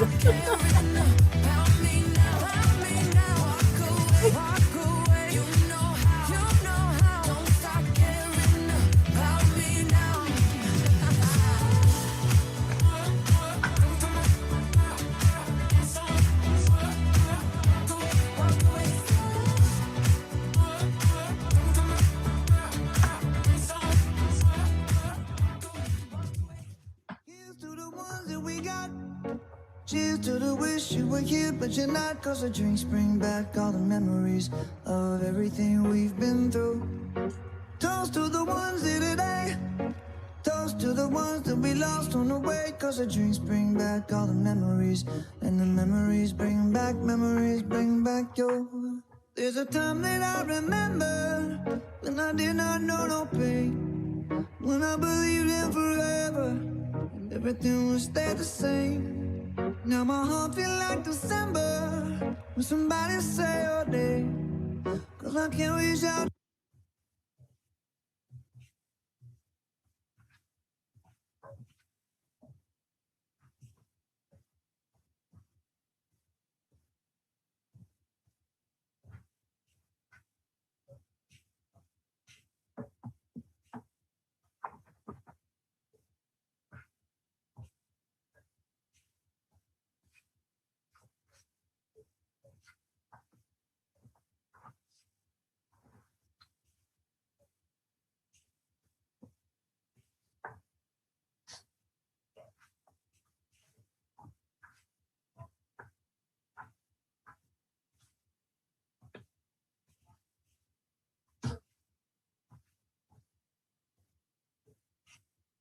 To call you, but I know I will one day. Yeah. Everybody hurts sometimes, everybody hurts someday. Yeah, yeah. But everything gon' be alright. Gonna raise a glass and say, hey. Here's to the ones that we got. Cheers to the wish you were here, but you're not. Cause the drinks bring back all the memories of everything we've been through. Toast to the ones here today. Toast to the ones that we lost on the way. Cause the drinks bring back all the memories. And the memories bring back your. Memories bring back your.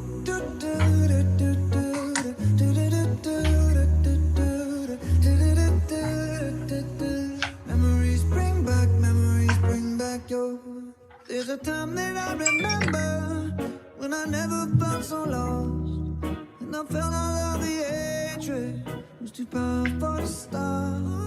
Now my heart feel like an ember, and it's lighting up the dark.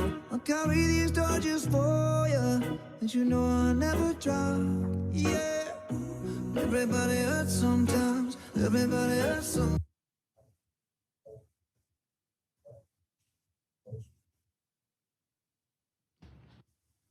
We are back. I'd like to reconvene the Desert Community College District Board meeting at 11:09. We're moving on to item number 15, information items. 15.01, administrative procedure review. Miguel, can you open up that policy, please? The AP.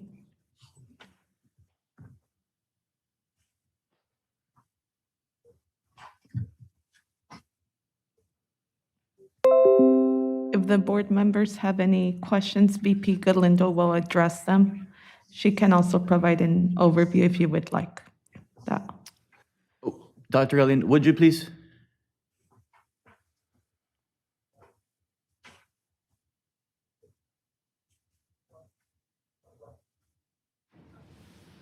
Can you hear me?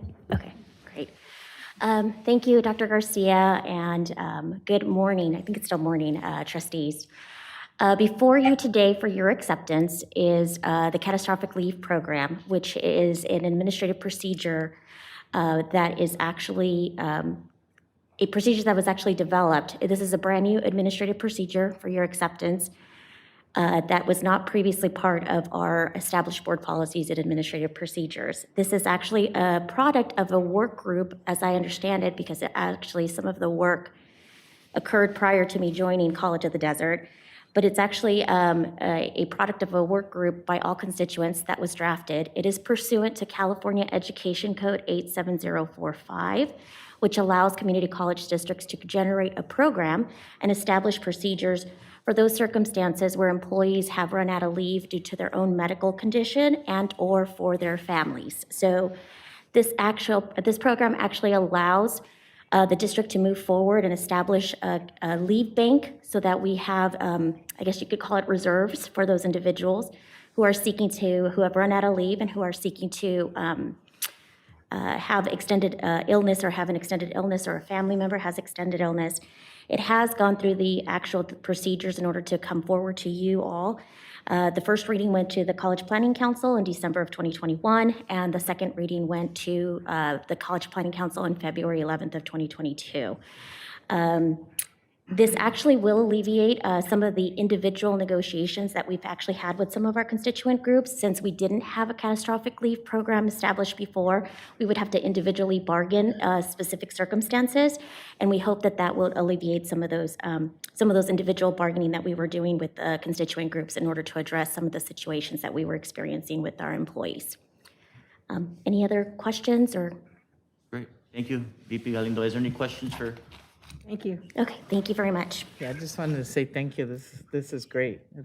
I'm familiar with the practice, and just thank you to you and the team for allowing this for our employees. Okay, item 15.02, California Community College Trustees, CCT 2022 Board Elections. This is just a reminder to the trustees that the CCT board is comprised of 22 trustees that represent the over 440 California Community College trustees. You have the opportunity to elect up to 6 of them, or nominate them, because the election will take place during the summer. Armando has sent an email requesting your nominations. He'll tally them and submit them on behalf of Desert Community College District. Thank you. Great, thank you, Dr. Garcia. What's the due date for that? Armando, go ahead, please. So the votes are due by April 25th, but the goal is to have them submitted by April 22nd so as not to disturb through the weekend. Okay. All right, get them in, trustees. We have a few weeks. Item number 15.03, March 2022 Capital Projects Report. Mr. Mac McGinnis is going to present to us with some information, I believe. So I'll provide a comment, and then you, if there's questions, we'll proceed in that manner. So this is the report that will be included on the board agenda every other month to fulfill the commitment that the board made in the resolution, that you would, the commitment was that you would receive a report at a minimum every other month in regards to the capital projects. You do have 2 presentations on the board agenda that are pertaining to Palm Springs development and the Roadrunner Motors. Mac is here to answer any questions. However, if you're probably going to have some during the presentation, so he will take any questions that you may have, unless you would like for him to specifically focus on certain areas of this report. Okay. All right. Item number 16, instruction. 16.01, Academic Senate Resolution. Can you please open that resolution, Miguel? Thank you. From now on, moving forward, the Academic Senate resolutions will be brought to the board as an information item. This one specifically focuses on the support for open educational resources. And if there's any questions, we would defer them to Dr. Dozier. However, it's important that the board is aware of the resolutions that the Academic Senate is obviously supporting.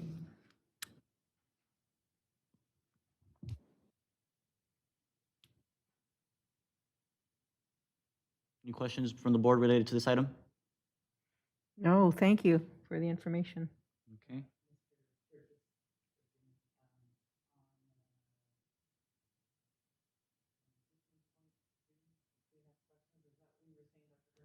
Yes, if you have questions, please.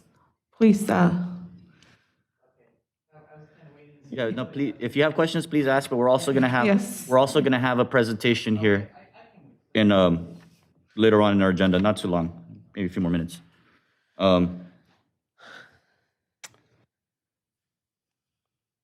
Okay, item number 17, Administrative Services, 17.01, 2020 through 2021 Auxiliary Services Audit Report. Chair Bettis and trustees, so this auxiliary services audit report is attached. And if there are any questions, Rick Alonso is still available to answer them. If you would like a general comments provided on it, we could proceed in that manner. So we'll proceed based on your direction. Is there any questions from the board?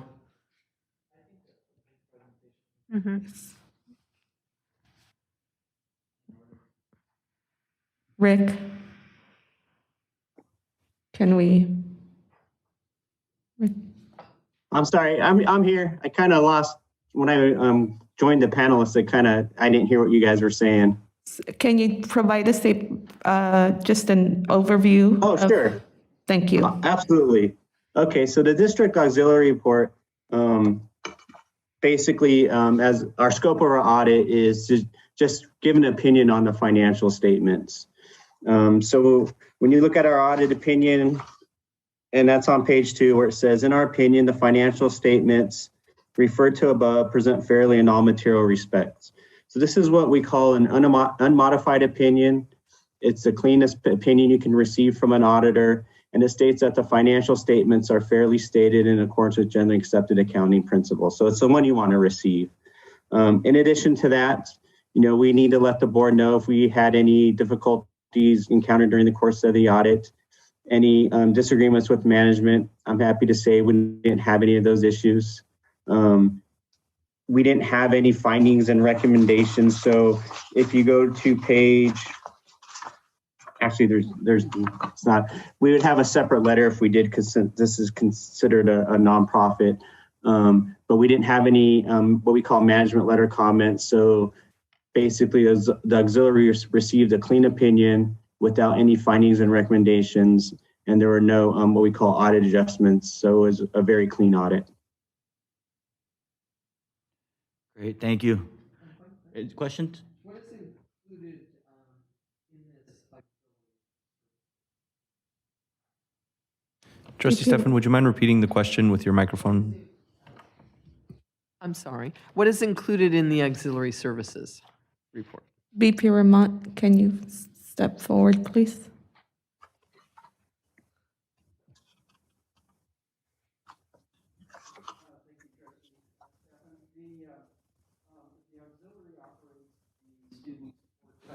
VP Ramont, sorry to interrupt. Can you make sure your microphone's on? There you go. Okay, yeah. So the auxiliary operates the contract services for like Beeps Cafe, the bookstores, as well as the golf center. Those are the primary revenue sources for that. But any activities that are enterprise activities that the college would engage in would be through the auxiliary. Any other questions from the board? Okay. Thank you, VP Ramont.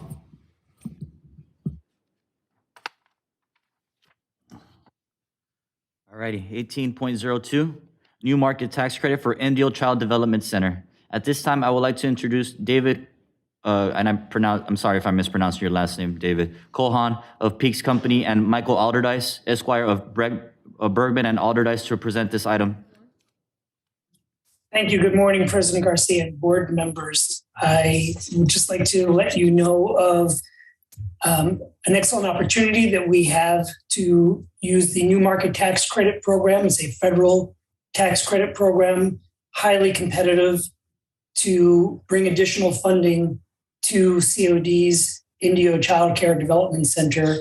And to let you know that we've been working on this for over 2 years under the leadership at COD of John White and Matt McGinnis and John Ramont. Also to let you know that COD did this back in 2014. If your IT team might be able to go back to an earlier slide, I'll just let you know a little bit about the New Market Tax Credit Program. To an earlier slide would be better. That's a later slide. The program itself raised almost $2 million for COD's Indio campus in 2014. We're now going to be able to leverage that success and raise a little more than $3.5 million in net funding for the Child Development Center in Indio. The difference is that we have great experience doing this, and we're able to get a lot more new market tax credit, what we call tax credit authority or allocation, almost double the amount from 2 different CDEs. Could you move forward to the next slide, please? If you don't know about the new market tax credit programs, it's a federal program that monetizes federal tax credits that are sold into a marketplace. And you'll see on the slide just a little more information about it.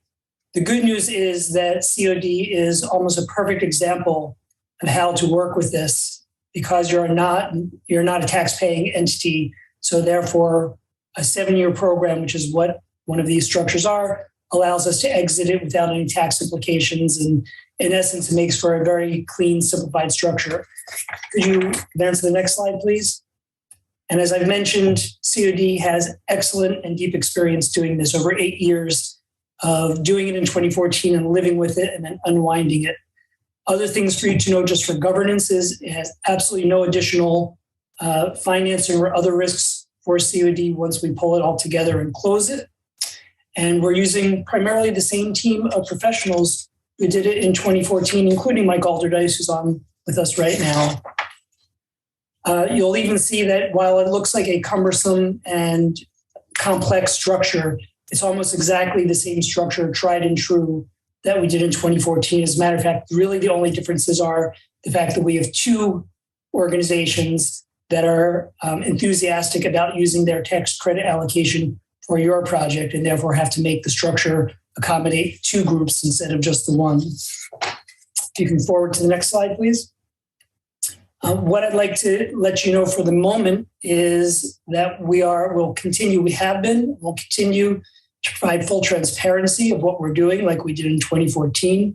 We know a lot more this time. Back in 2014, you were the first community college possibly in the country to ever use this, definitely in California, and we had to learn the process of how to do this properly. Now we know how to do it. So we're seeking the board's just endorsement at this point to allow the professional team to move forward into the closing process for all of this. And we will come back to you at the next board meeting and ask for an actual formal resolution. And if you'll proceed to the next slide, you'll see we'll be asking for such things as our ability to negotiate properly, to have all these pieces put in place, do the special structuring we need, which is a special ground lease structure for the Child Development Center, purely entities set up for this tax credit structure, and to go through the process so that we can get to, the process will be a little bit longer because we have some protocol hoops to jump through, including go to Sacramento to getting approvals. Once we do that, we would expect to close by mid-August. The punchline is the next slide, which is by mid-August, we would hope to achieve getting over $3.5 million for COD that you'd be able to spend as you like on this project. And that's my presentation to let you know what we're doing and seeking your endorsement. And I'm happy to answer any questions. That's great. Thank you, gentlemen. Are there any questions from the board? Yes, Trustee Stefan. I believe he mentioned next board meeting. Did I understand that correctly, David? Yes, well, our intent is to come to the next board meeting with a formal resolution to, as we did in 2014, to ask you specifically to approve the things that we will need for this transaction. Awesome. Is there any other questions from the board?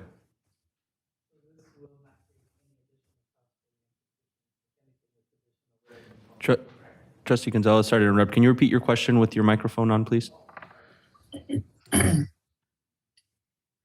Just for clarification for, the community and anyone listening, this will not increase any cost for the institution. It will actually create a revenue, correct? Absolutely. It is pure revenue for the institution. There are the amount of money that I'm talking about, this roughly $3.6 million, is net of any costs and expenses of being able to pull this together and do this transaction. So the $3.6 million is net of any and all transaction costs and other pieces. And that is for the entire 7 to 8 years of living with the structure of doing it. Everything is taken into account on that.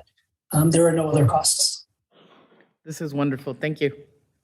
Thank you. Thank you for your time. Thank you, gentlemen. Thank you.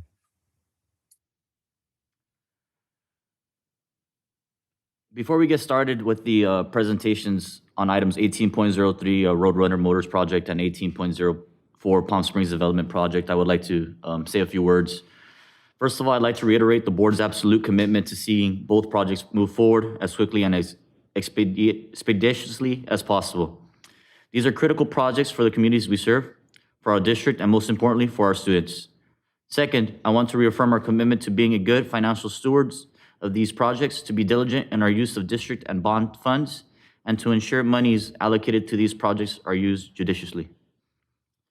Third, I want to assure the public that the process will continue to be open and transparent. For the Roadrunner Motors Project, we have scheduled a special COD board meeting on April 6th to discuss site options and to solicit input from the public. We will then make a final site decision at our regular board meeting on April 22nd. For the Palm Springs Development Project, I was prepared to present the Palm Springs City Council on February 10, but unfortunately, due to a scheduling conflict on the city's agenda, I had to postpone my presentation. We are working with the city and have rescheduled that presentation to the City of Palm Springs City Council on April 7th. We are eager to move forward in collaboration with the city. Lastly, I'd like to acknowledge the excellent partners we have in the Cathedral City Council and the Palm Springs City Council. In the case of Palm Springs, our partnership dates back to 2010 with the original donation of the land. We know that both cities want to work with us and make these projects come to reality. Thank you, and now let's proceed with these presentations. 18.03 Roadrunner Motors Cathedral City Project. At this time, I would like to invite Mac McGinnis, MOS Program Manager, Emerzan, Marlene Emerzian, and Associate Architects, and Dr. Christina Tafoya, Interim Executive Vice President, to present this item. Please proceed.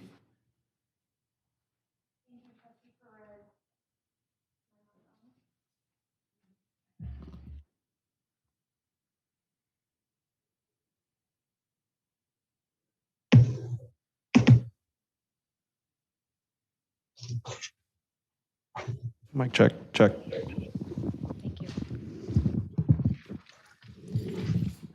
Thank you to all the trustees and Dr. Garcia for having us here today. We are very excited to speak to you and members of the public who are listening on Roadrunner Motors Project today. Please let me start by explaining the purpose of today's presentation and the reason that Echoplex in Cathedral City is in the title. This is not to imply that a decision has been made. What you'll hear today is that we are providing the origin story, if I may, of Roadrunner Motors, and to be able to give you the basis for those upcoming decisions that you will be asked to make. We also, in this presentation, will explain the findings that came up as a result of our work in Echoplex, and we'll talk about our next steps. All of this comes listening to the feedback from the board for regular reports on these projects and comments from the public. So we will be attempting to address those as we go on, since we are committed to transparency on these projects. Next slide, please. So as Dr. Tafoya said, I wanted to give you a little history of the Roadrunner Motors project and some of the effort that went into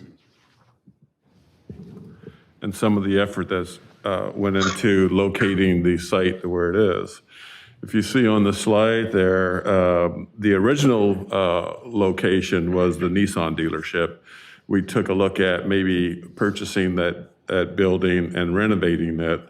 And that's where the original budget actually got established, looking at that project. That didn't work out. We looked at the Nissan or the Lexus dealership as another possibility. And there was a lot of work associated with that as well. Later on, it was determined that the district didn't want to be part of a CC&R that's associated with the whole auto group there. And so other locations were explored.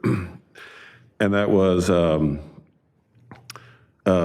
B, C, and D. A being the location of the Echoplex property that Dr. Tafoya mentioned.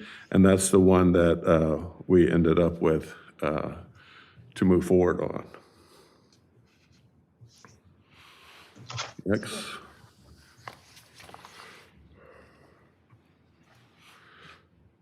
Marlene, are you with us? Yes, can you hear me? Now I can, yes. Okay. Hello, everyone. I'm pleased to be here. I'll talk about some of the assumptions. The construction was for a new Roadrunner Motors facility, as you know, to accommodate the automotive technology program. The idea was to have a satellite facility within the dealership area. Programming included classrooms, teaching labs, faculty offices, student support space, and facilities for all the automotive requirements for teaching, including the major automotive lift bay and specialized automotive equipment, program vehicle parking, both inside and outside, and then student, employee, and visitor parking.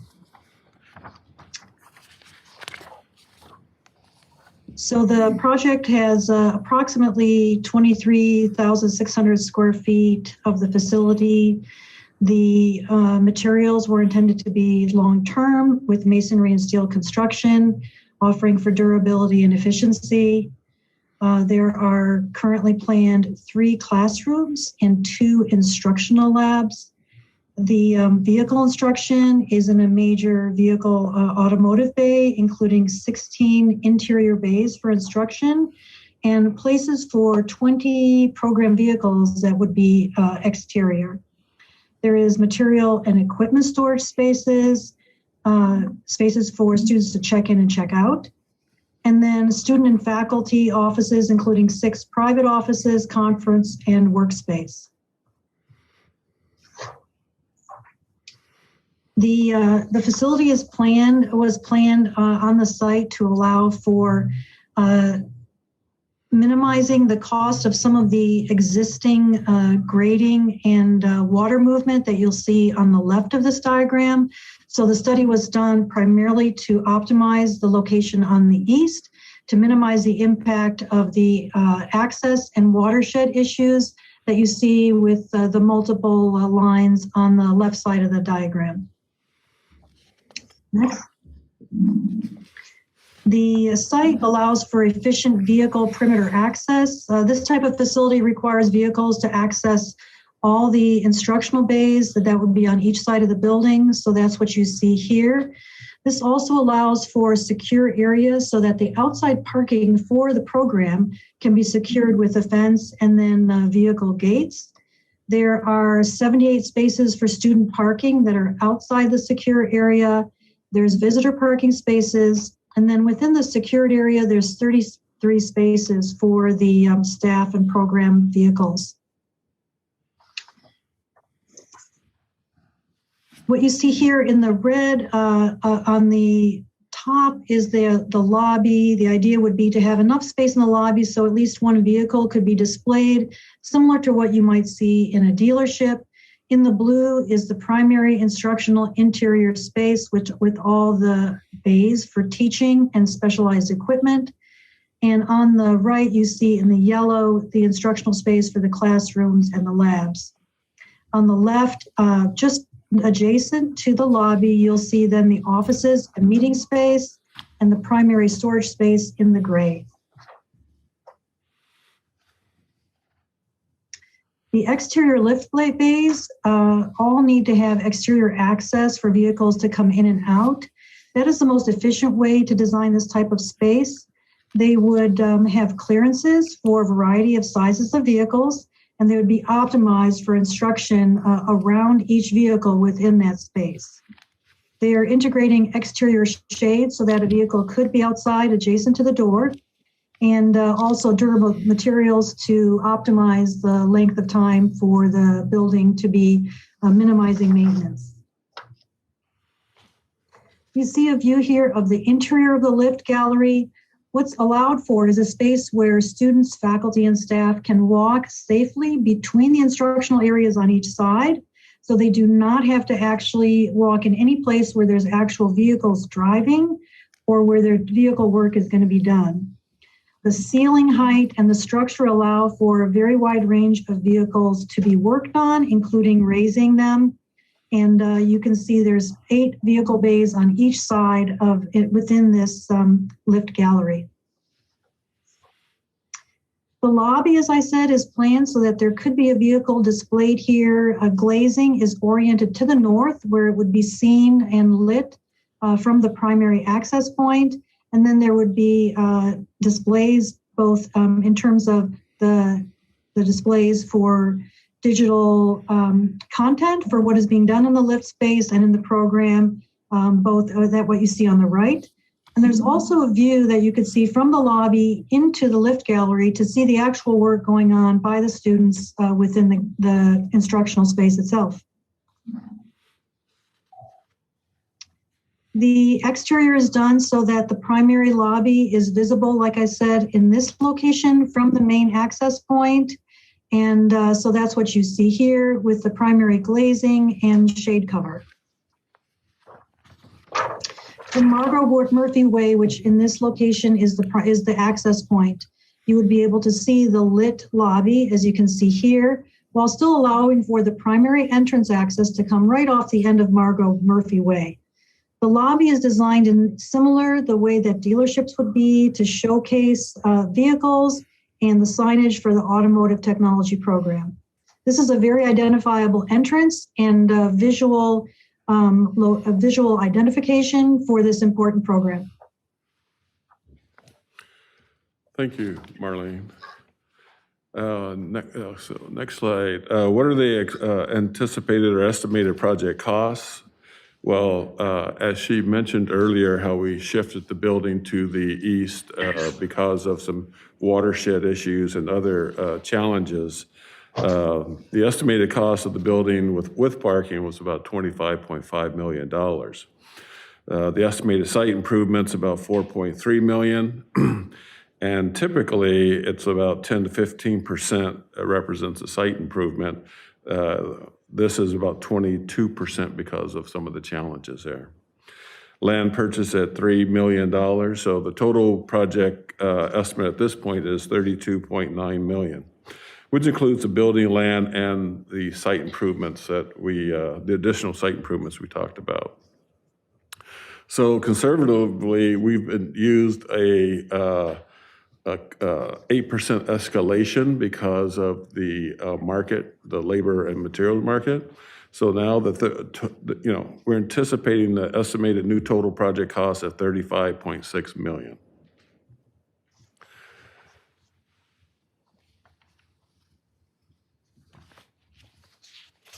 Oh, that's me. Next. So the site improvements that were required at the Echoplex projects were the Perez Road access, which is the long road at the bottom of the drawing there. There were extensive retaining walls required because of the slope of the site to make it a flat site for building. Extensive land grading was required, again, because of the topographical formation of the property itself. Stormwater management, again, managing the water coming off the mountain and the site itself. And And there was also a shared cost of a stoplight at Highway 111 that we weren't anticipating when we first went into this project. So it was something that developed after that. So those are some of the things that were required after, we've run into after the site was purchased. All right, so I'm sure everyone wants to know, what do we do from now? So you've gotten an overview of what the project looked like up to the point where it was decided that we needed to explore other alternatives. So moving forward from today, we know that we have some alternatives that we will present to you on August 6th, and we need to complete due diligence for those sites before presenting. I'm sorry, April 6th. April. We'll do a presentation at that time, and then we will ask the board to take action on those sites on April 22nd. After the board selects a site, we will need to do some additional work like get soil and hazmat reports, and if everything's okay to proceed, we will negotiate for that property. Of course, it is possible that in those plans, the best laid plans sometimes go wrong. We may need to return if things don't turn out the way that we hope. But if things are okay, we will proceed with feasibility and schematic design confirmation. A couple of slides ago, you saw that the amount that was listed does not include that the auto program is saying that they have additional needs that are not included in the plans for the building right now. There can also be some issues that come up related to making that a realization of those plans into a new site if you move it. So once all that is completed, which we expect will take about 6 months, we'll go into construction documents, which will then get submitted to DSA when those are done, which we estimate to take about 10 months, and then do bidding, award, and construction after DSA approves. So in total, we expect and estimate that we are looking at about 4 years in order to get this building built. And I will say that some of the concerns that have come forward related to when we provide information like a date for a building, there are differences that sometimes the nuances get lost. So for example, we're looking at the end of construction with this date. Sometimes we talk about when will something be ready, and we give an occupancy date, which is different. And so that's why sometimes you see inconsistencies in the dates or the figures that are presented. So we were going to be mindful of that and make sure that we're as clear as we can in providing the nuances that go with a piece of information. So do we have any questions about Roadrunner Motors? Any questions from the board? No, I'm just really glad to see this moving forward the way it is. When we were first looking at this project, revisiting it again, I couldn't understand some of the areas we were being hit with, like the stoplight on Highway 111, and all the work that would entail. I mean, it's a state highway, and it's also, we'd have to get approvals through CVAG. And the cost of doing that was just, and I do hope that we're also going to look at doing other programs. There's an autonomous vehicle training program. It's through De Anza College in Cupertino, where they offer training for, specifically for these autonomous vehicles. So that might be something we could also look into. It's being done through with Neuro, Mr. Chair, and they prepare fleet technicians specializing in electric autonomous vehicles. So it's a really good program.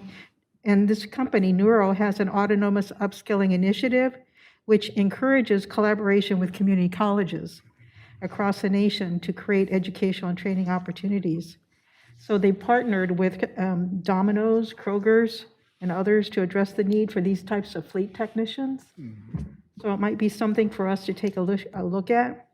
And I hope we will also offer different related courses, hospitality, sales, all different kinds of courses. But, I'm just pleased that we're working with our Cathedral City officials. and that they are open to working with us together. It's not just about business, but it's also about personal relationships. Thank you, Mr. Chair. Thank you, Trustee Wilson.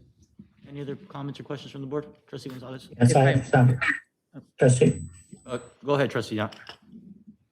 Mac, I appreciate all the historical information. And could you help me understand the dates, and that would help me get the historical sequence in line here. When did we acquire the property in Cathedral City?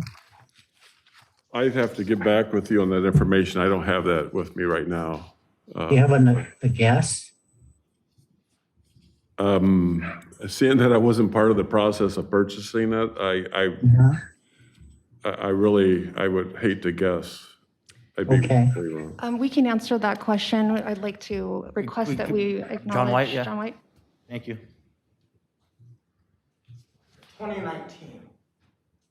You hear that, Fred? No, what was it? 2019. 2019. 2019? Well, that helps a great deal. And Mac, when did the landscaping grading become obvious? The grading and landscaping? Issue, when did that become known to you? That became an issue once Marlene Emersian, architect, was brought onto the project because of the pandemic. There was a lull in getting the project going. And then once we brought Marlene on, she had her civil engineers look and study the land. And that's when it start really coming to our, the information start coming to us. Marlene, can you correct me if I'm wrong on that? No, that's correct. Once we were contacted, the first thing we did was go to the site, and we immediately notified the team about the significant grading issues and then the watershed movement that was present. And it appeared that there was work done that was actually not approved by the district. And so there was actually site improvements done that did not show up on the site plan that was provided to us. Okay, so you became aware of that in 2020, 2021? So that was in 2020. 2020. At the end of 2020. Okay. And so, Mac, is that when progress stopped? At the end of 2020, no, it stopped in 2021. Stopped it, and what stopped it? I'm sorry? And what stopped it? What was the decision to stop it? I believe it was the rising cost of the project. From the grading and watershed issues?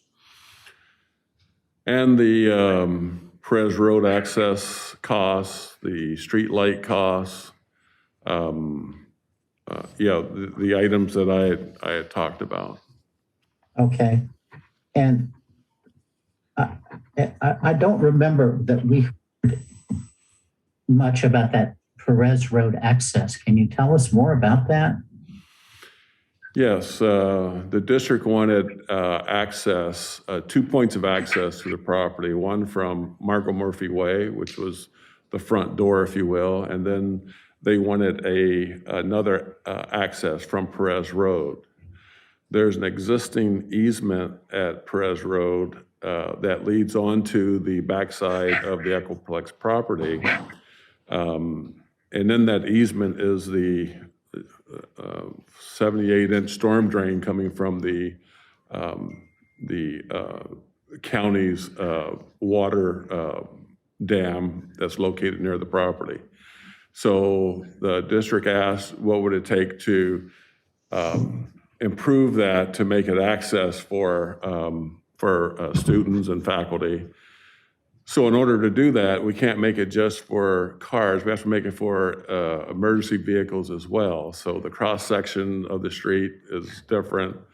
They wanted street lights there. They wanted signs there. We had to put in gates So there's a lot of elements associated with that. Okay, I'm clearly out of step then, Mac, because I remember I thought that Perez exit was pedestrian to go to the bus stop. I don't remember it being an auto exit.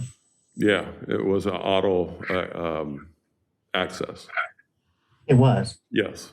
I'm sorry, I was not aware of that. I remember Perez as being, remember we talked so much about having bus access, route access. Yeah. And I remember that as the walking path.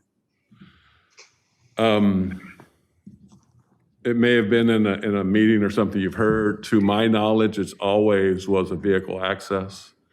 And I don't even remember it being discussed as a student access, a walking path. The only thing I knew was it was going to be a vehicle access point. Okay. All right. So a simple question. Have to be? I mean, do we have to have that as an auto exit? It was a direction from the district. I don't make those decisions, so.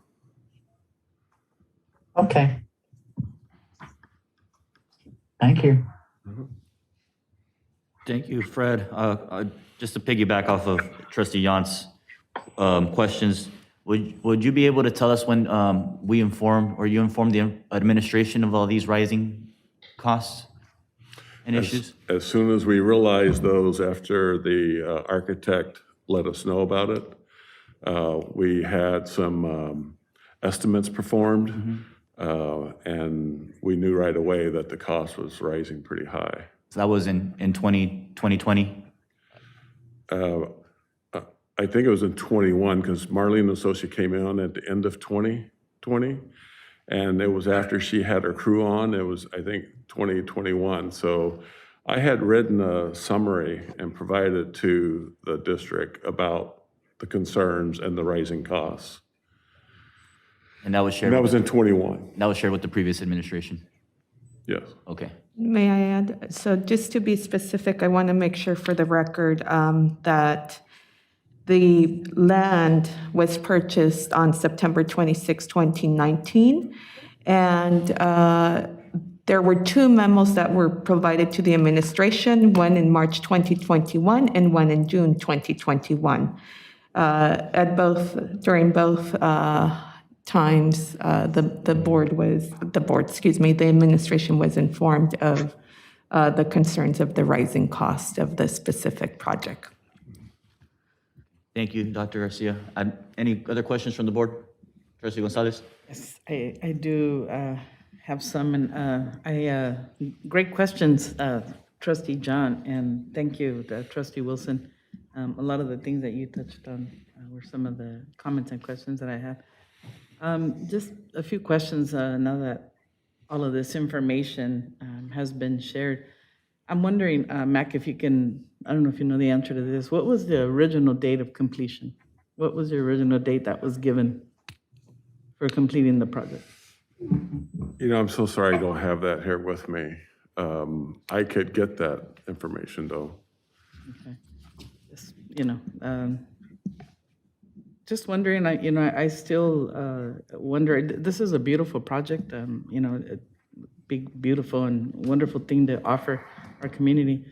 I just still wonder, why this property, especially, I'm sure, when properties are vetted, there's experts, that vet properties, and I can't imagine someone, retained by the college being negligent in any of this, right? Not being able to identify the issues that the property could potentially have. I still scratch, my head a little bit with that. I don't know if anyone has that answer, right? As to why, knowing that, financially it would put a humongous strain, right, on the district. And, I mean, as a trustee, again, I've said it, I take our fiduciary responsibility very serious. And, just kind of sad, to see that it was somehow overlooked or maybe strategically overlooked. I'm not sure. One question that I have, and, hopefully no one takes my comments out of context. But I know there's a lot of dealerships around there. And, I see that we're going to have classroom space, and then there's going to be all the lifts and the showroom and all of that. But I'm wondering, since there's so many dealerships already there, I'm assuming that those dealerships are really interested in working with our students and eventually making them, employees of their, dealerships. And I'm just wondering, could we potentially save on cost if we were to partner a bit more with the existing dealerships? And yes, I mean, provide the classroom instruction. Obviously, the students have to take those courses, but I'm just wondering if there's a way for those students to actually, have hands-on within the dealer, because there is so many of them there. It's just a thought that occurred to me as I was looking at the rendering, which again is beautiful, but I'm just trying to figure out how can we work with the city of Cathedral City. I had was able to meet the mayor the other day at a function. Had never had an opportunity to meet Mayor Gutierrez, but just kind of wondering, how do we fix this? How do we move forward? How do we work collaboratively? And how do we make this project a reality and not, put that type of a strain on the bond funding? So just, some of those the questions that I have.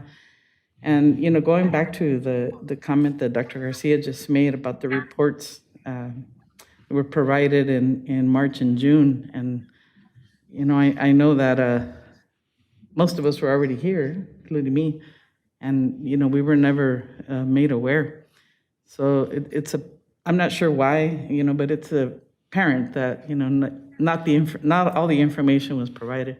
And I just want to thank Dr. Garcia and her leadership and her team for, doing what we hire a president to do, to come in and assess the college and everything else that goes with it and provide the board all of the information, regardless of what it may be, which really helps us make, sound decisions. Because I'm sure had, at least I can speak for myself, had I known more of this, then I think we would have asked more questions. I think there would have been a different, discussion, and it's interesting that some of the folks that were here are now spinning this conspiracy, right, about, this project being canceled and this and that, but more and more, and I'm really glad that we're providing all of this transparency that the community keeps requesting, because now it's becoming more evident, why some of that noise is going on. It's, it's pretty obvious to me anyway. So, just, those are just the questions that I have, and I just, again, I just want to appreciate that the information is coming forward, and, be it what it may. When you ask for transparency, then, that's what you get, and, some people are not going to be happy with it, but I still feel that it's necessary and relevant.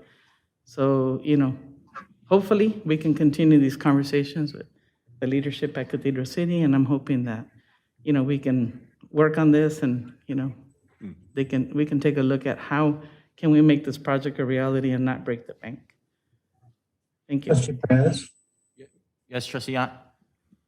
for the April 6th meeting, it might be helpful for everyone if we could have that detailed timeline that Mac helped us just develop now, because that would help people get the whole picture, when the land was acquired, when the landscaping issue was identified, when people were notified. If we could get the timeline, I think that could help people a lot.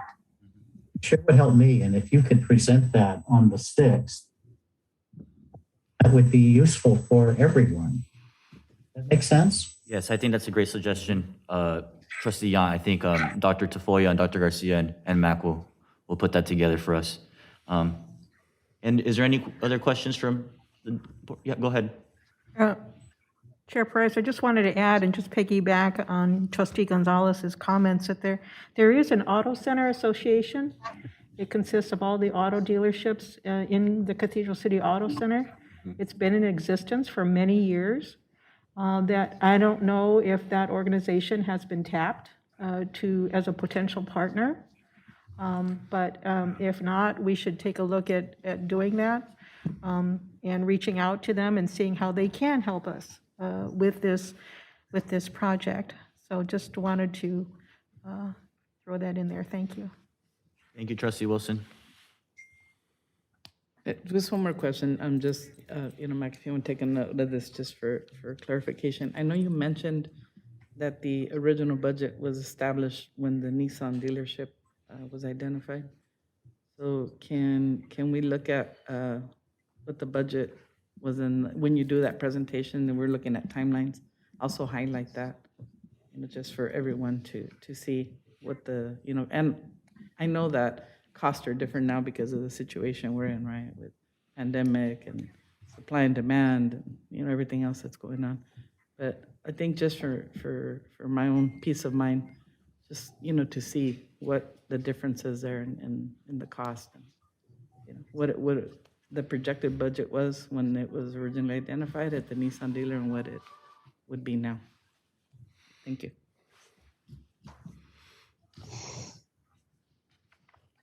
Okay. If there are no more questions or comments related to Roadrunner Motors, we're going to move on to 18.04 for an update on the Palm Springs development project. We have Mac McGinnis here. I'd also like to invite Yolanda Bender, Hospitality Management Faculty, Douglas Benoit, Dean of the School of Applied Sciences and Business, Gene Gaff of Pfeiffer Partners, Mitch Fine of WRNS Studio, and Dr. Tafoya, Interim Executive Vice President, to present this item. Thank you. Before we begin, I'd like to make you aware that unfortunately, Professor Bender may not be able to join us today. She was unavoidably called away in order to attend to her own health.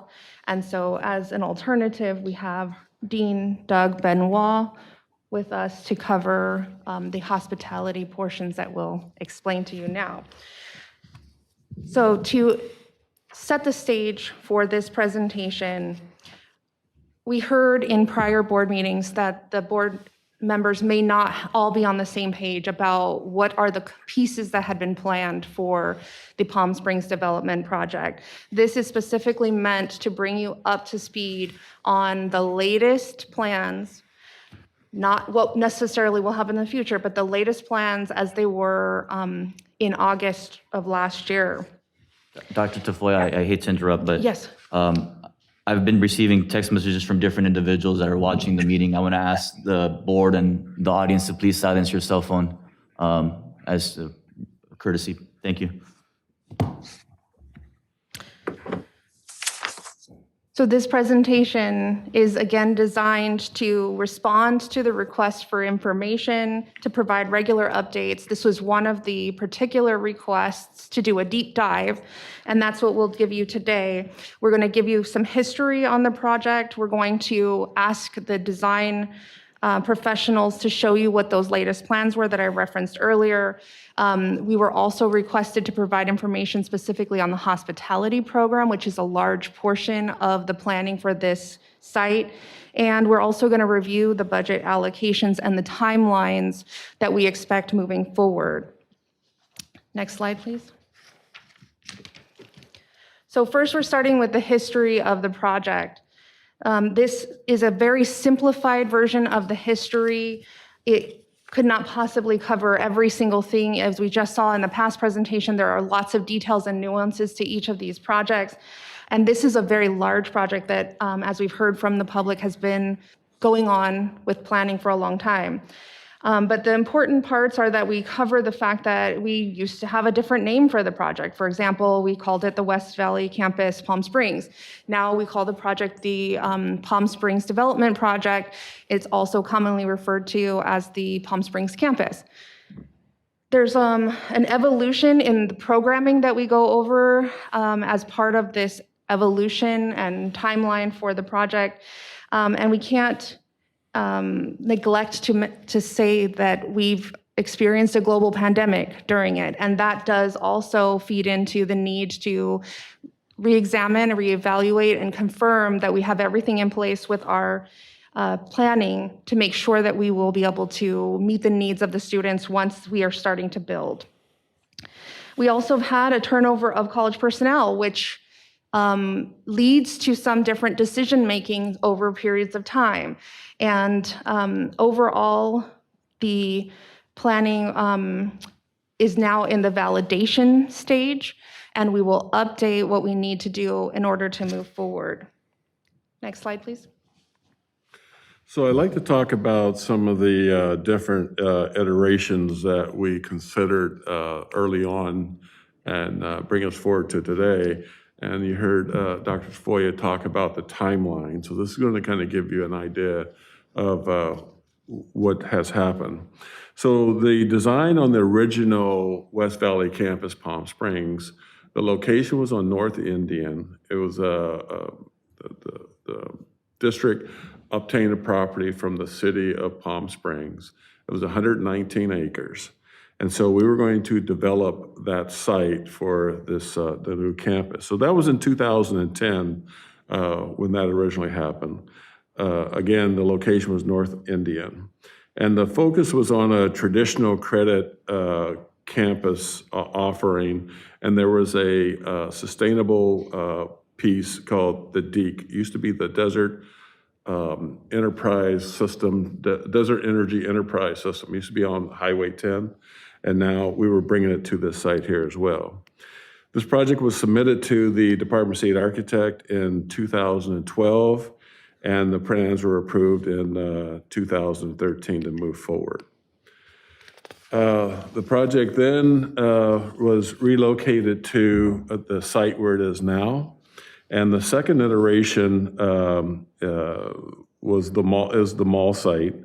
And there was a master plan completed in 2016, providing general and basic skills education plus targeted academic areas of hospitality and culinary, film and media, healthcare and health services, and sustainable technology. HP Architecture was hired in 2018 to produce the program documents for that campus. And at that time, the name of the project was updated to the Palm Springs Development Project. So the third iteration is the campus we know as today. It is the architect of WRNS Studios was selected in 2020 through a design competition that we had put forth, and they became the architect of record for the project. In 2021, there were some additional funding requirements or challenges that became apparent in the early stages, which led to a phased approach for construction. And the challenges of the funding was due to drawdown schedules that are associated with the bond dollars. We couldn't, and correct me, VP Rahman if I'm wrong, but we couldn't draw down the money in the time needed to do the entire project at one time. Was that correct? Correct. Yeah.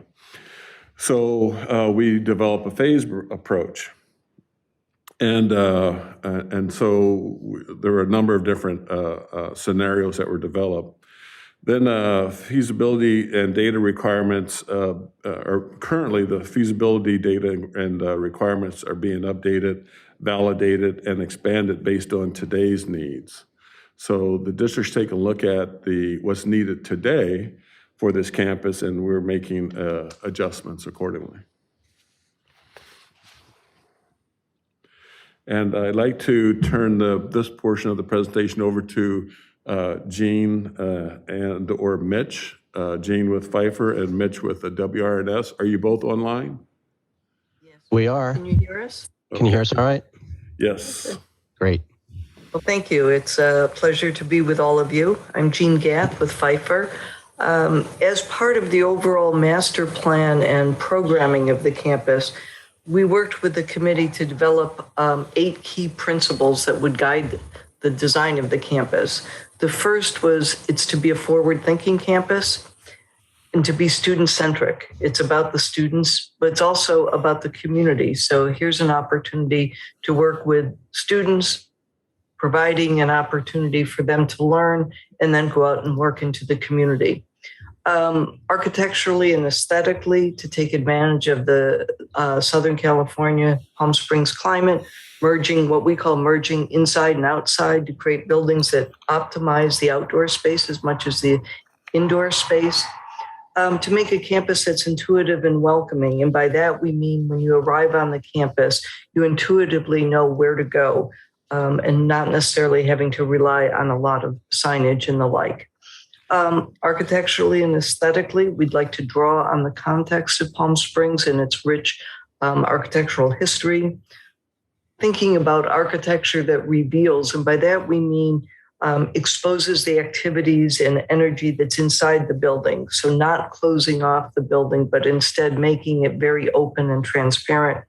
And then finally, recognizing that we're building at a time when resources are scarce to create this campus as a model of stewardship and sustainability and resiliency. So those were the basic design principles that as master planners and programmers, we gave to the firms doing the design competition and ultimately to WRNS to design as they move forward from master planning into actual architectural design and construction. Mitch, you want to take it from here? I'll take it from there. Thank you, Jean. So as a reminder, my name is Mitch Fine. I'm a partner with WRNS Studio, the architecture firm now designing COD's New Palm Springs campus. And let me just echo what Jean said, that very excited to be speaking with you all today. And our firm will do enthusiastically whatever we can to help move the project forward. I'm sure my colleague Jean would agree with that.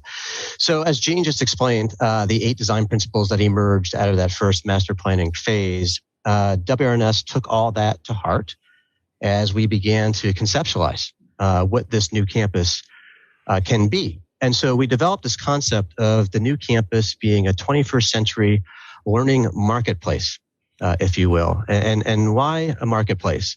Next slide. And we say that because marketplaces are places of discovery and of community, and they are welcoming to all. And marketplaces are vibrant, they are interactive, and we liked the idea of providing a variety of choices for how students and faculty and visitors can learn and work and recreate and socialize on the campus. So some key characteristics of what the learning marketplace could be would be welcoming and accessible and connected, open, multi-scaled, flexible. And then we use these characteristics to begin to inform the architectural design. Next slide. So the next 3 slides are renderings that we developed early during the design competition to give us, as we say in the industry, a look and feel for what this learning marketplace could be. This is an exterior shot kind of looking south at the main academic building, which is called the Accelerator. As you can see, lots of exterior covered area to provide shade and promote outdoor gathering and learning, lots of glass to blur the line between inside and outside, as Jean had mentioned, architecture that reveals, all very much in the tradition of Palm Springs architecture. Next. This next shot is just a little bit closer to the building. As you can see, hopefully providing this welcoming sense of openness and collegiality and campus community. The next shot is an interior shot. Next, there you go. Showing the openness and the accessibility and the visual synergy and flexibility between all the spaces. This is what we're striving for. Next. This is our master planning diagram to describe how the buildings and site would be organized based on all the great work that Jean and her team had previously established. So if you imagine bisecting the site vertically, north is up along the north-south axis, think of the site as sort of 2 halves, a left and a right, allocating the east side or the right side of the site for the building development, and then the west side of the site for the future development. And then we bisected the site again horizontally along its east-west axis. So imagine 2 halves, upper half, lower half, with the accelerator and the mobility hub in the southeast quadrant, or the lower right, with the Learning Hotel and the Culinary Institute in the northeast quadrant, or the upper right, and then the main vehicular entry into the entire complex, mid-block off Farrell. Next shot. This is the most recent site plan we were developing. Where we left off, this is sort of looking down on all the roofs of the buildings as we began to develop the concept. Part of this particular concept, which will evolve, was to unify the campus under a large roof gesture that began to stitch the main buildings together while, as I said earlier, providing an abundance of shade to mitigate the hot desert sun. But here, all the parts and pieces are still arranged per that previous master plan diagram. So just a quick tour here. Upper right, there's the Learning Hotel that has an adjacent restaurant associated with it. To the west of that, or to the left, there were a series of hotel villas. As we move south, there's a Culinary Institute just south of that hotel. To the west of that, or to the left, is the Event Center with an associated amphitheater. The accelerator, or the main academic building, as I mentioned previously, occupies the lower right-hand corner of the site. So forming a gateway, if you will, of the accelerator and the Culinary Institute into the site off Farrell. Number 7 there is a central plant that services the complex. There's a mobility hub off Baristo, which is essentially a big bus stop, very multimodal, cars, bicycles, a main point of access off Baristo. And then off to the left is the maintenance and operations building, which now sits north of Camelot. So that's how, and then north of M&O, on the left-hand side of the site is a large cartridge of parking. You can see that would then serve the entire site that could also be used for future development should that become. Okay, next slide. This is just a shot of the first level of all those plans if we strip that unifying roof element away. But if we zero in a little bit more on the accelerator, next slide. This is an enlargement of that accelerator building, that main academic building, the level 1 floor plan. So you can just get a sense of the general layout. I don't think we're using today to do a deep dive or to heavily scrutinize these plans in any great detail, but we thought it'd be helpful just to provide a sense of how far we took the planning before we stopped. We were always encouraged to think about the building, and I mean this in a great way, as not necessarily having departments, but rather a interconnected matrix of spaces, synergistic spaces, lots of flexibility, lots of openness. The main idea for the plan here is that there's a very wide central spine that would run north and south through the building. And that spine would be animated by very active and flexible spaces from a variety of programs that would then plug into that spine with faculty offices distributed throughout the building, so they're not siloed. Next slide. This is just if we go upstairs, it's a 2-story building, more flexible classrooms. And I just point out that there are very large outdoor covered terraces to encourage outdoor learning and gathering while enjoying views west to the beautiful San Jacinto Mountains. Next. One planning aspect we did want to highlight today is this notion of flexibility. The idea for the internal flex spaces, the instructional spaces, is to congregate all the instructional spaces together so that they can flex into one another as movable walls are opened and closed, creating a variety of room sizes. So right here, so you can see 4 classrooms could then flex into, next slide, 2 classrooms. And then 2 classrooms could then flex into, next slide, there you go, 1 large classroom. So you get the idea. This idea allows for a variety of academic use, super flexible, technology infused, ever-changing according to need. So we feel this strategy makes the building resilient, since it can support a variety of futures and learning modalities as the curriculum changes, as pedagogy changes, and as the academic and community needs evolve. Intentionally flexible. Next. And so one of the adjectives I used earlier to describe this marketplace was multi-scalar. That's just a fancy way of saying multiple sizes of spaces. So we assigned clothing labels, if you will, to allow these different possibilities of space. So from extra small and intimate to large and social. Next. This is an updated 3D rendering of the campus where we left off. That is Baristo in the foreground with the mobility hub. We're sort of looking north and a bit east. So it's a good shot of this sort of architectural expression that opens up to the mountains, all under this large protective roof.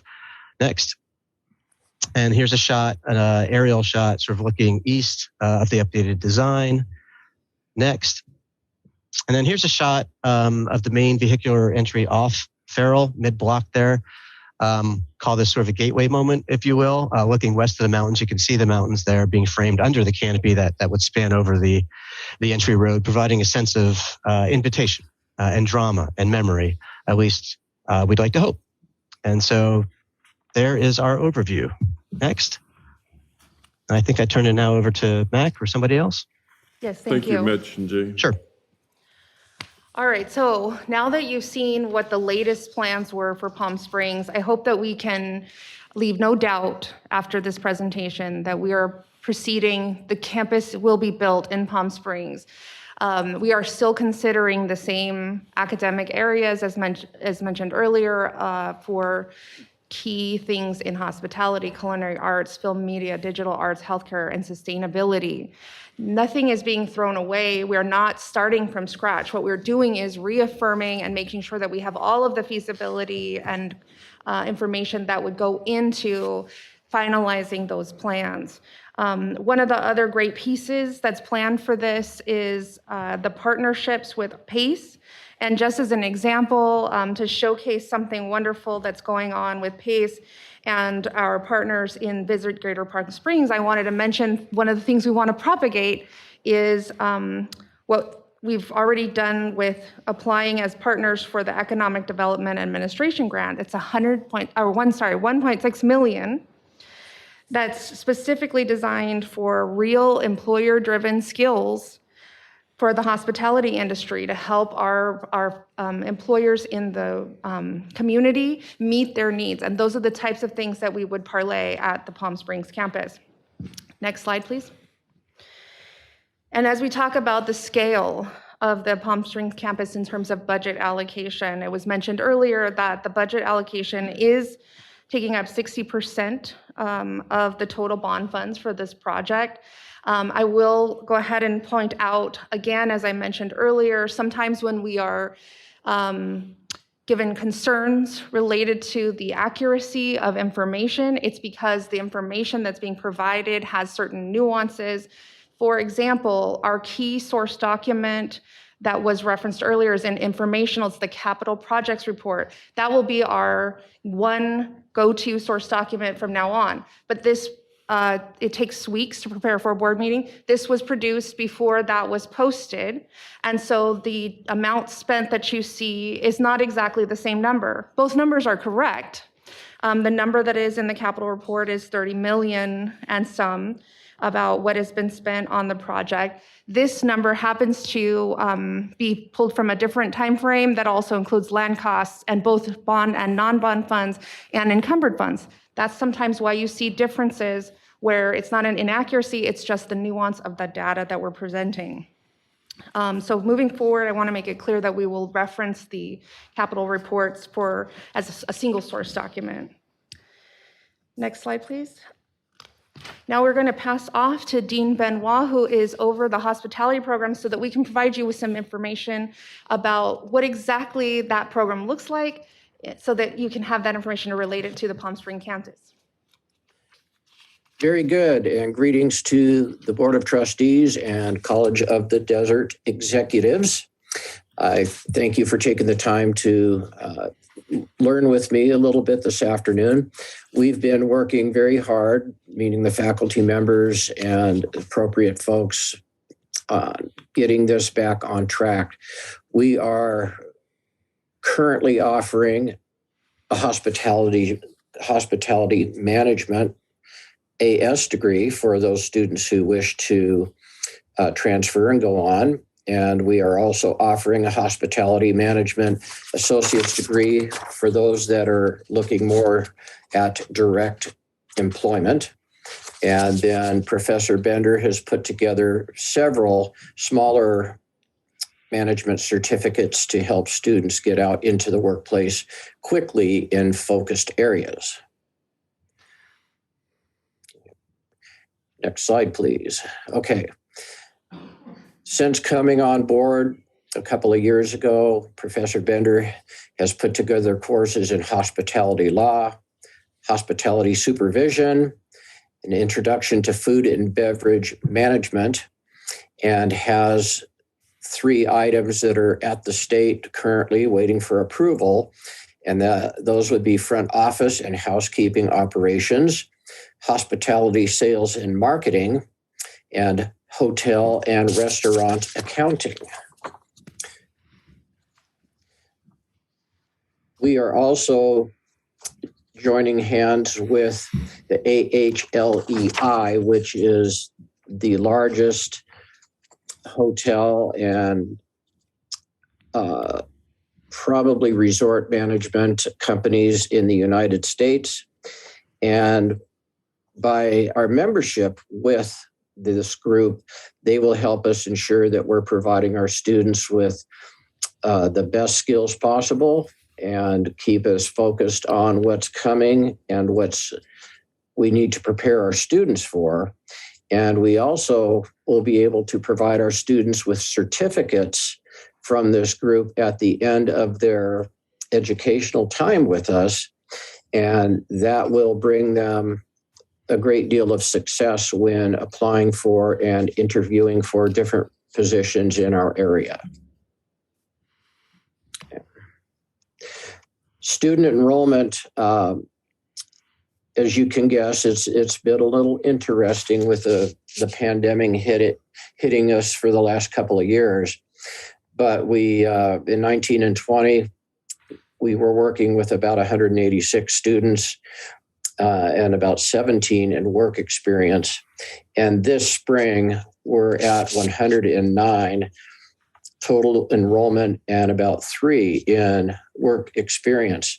I would like to point out, though, that interest in the program and inquiries from potential students is on the rise, and we hope to increase these numbers very soon. Okay.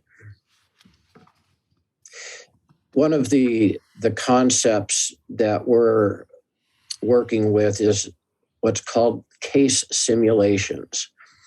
And it's an instructional tool. It's also a game in a sense that students can play individually or with teams. And the instructor provides them with different scenarios that they need to prepare for. So using this program, they're able to set up a hotel room, a dining room, a front desk operation, etc., so they can gain some experience doing that before getting out into the field. Okay. We'd also like to point out that our dual enrollment program in culinary is growing strongly and quickly. We currently have 74 students down at Coachella Valley High alone, and Professor Bender is working with our dual enrollment director and outreach people to expand the program into additional high schools in our area. So our future plans are to continue to work towards more internship or work experience opportunities for our students. Learning hotel, which was brought up earlier in a presentation, a learning lab where students can work in an environment that's extremely similar to what they'll be working with out in the field. And we'll be working with a number of industry partners here in the Valley. We're also working with International Studies Office to create a study abroad program. And the intent is to teach the course cooperatively with professors from Japan and include students from both countries. And the class would culminate with a 2-week trip to Japan to continue the collaboration in person. And this is a project we actually started on with Cody's assistance a couple of years back, and we had a chance for some of our students and some of the Japanese students to all meet online. And it was a great experience for all, very enjoyable. Thank you. All right, so now that you've heard about what the plans were when we left off, the latest plans for Palm Springs, as well as information about the hospitality program, everyone wants to know, well, but what is actually going to happen with the Palm Springs campus? What will it look like? We will give you our best estimate at this point, but we're clearly in the process of reaffirming those needs. So we don't know at this point exactly what it will look like, but I want to restate that we're not starting from scratch. The reason that we provided you the information today is because we do expect that most of the same things that we were looking at before will be in place eventually. But it's a matter of making those plans come into reality and dealing with the details that have to be addressed in order to make that happen. So we don't know exactly what the scope and scale will be. The most concerning thing that we've heard is related to the learning hotel.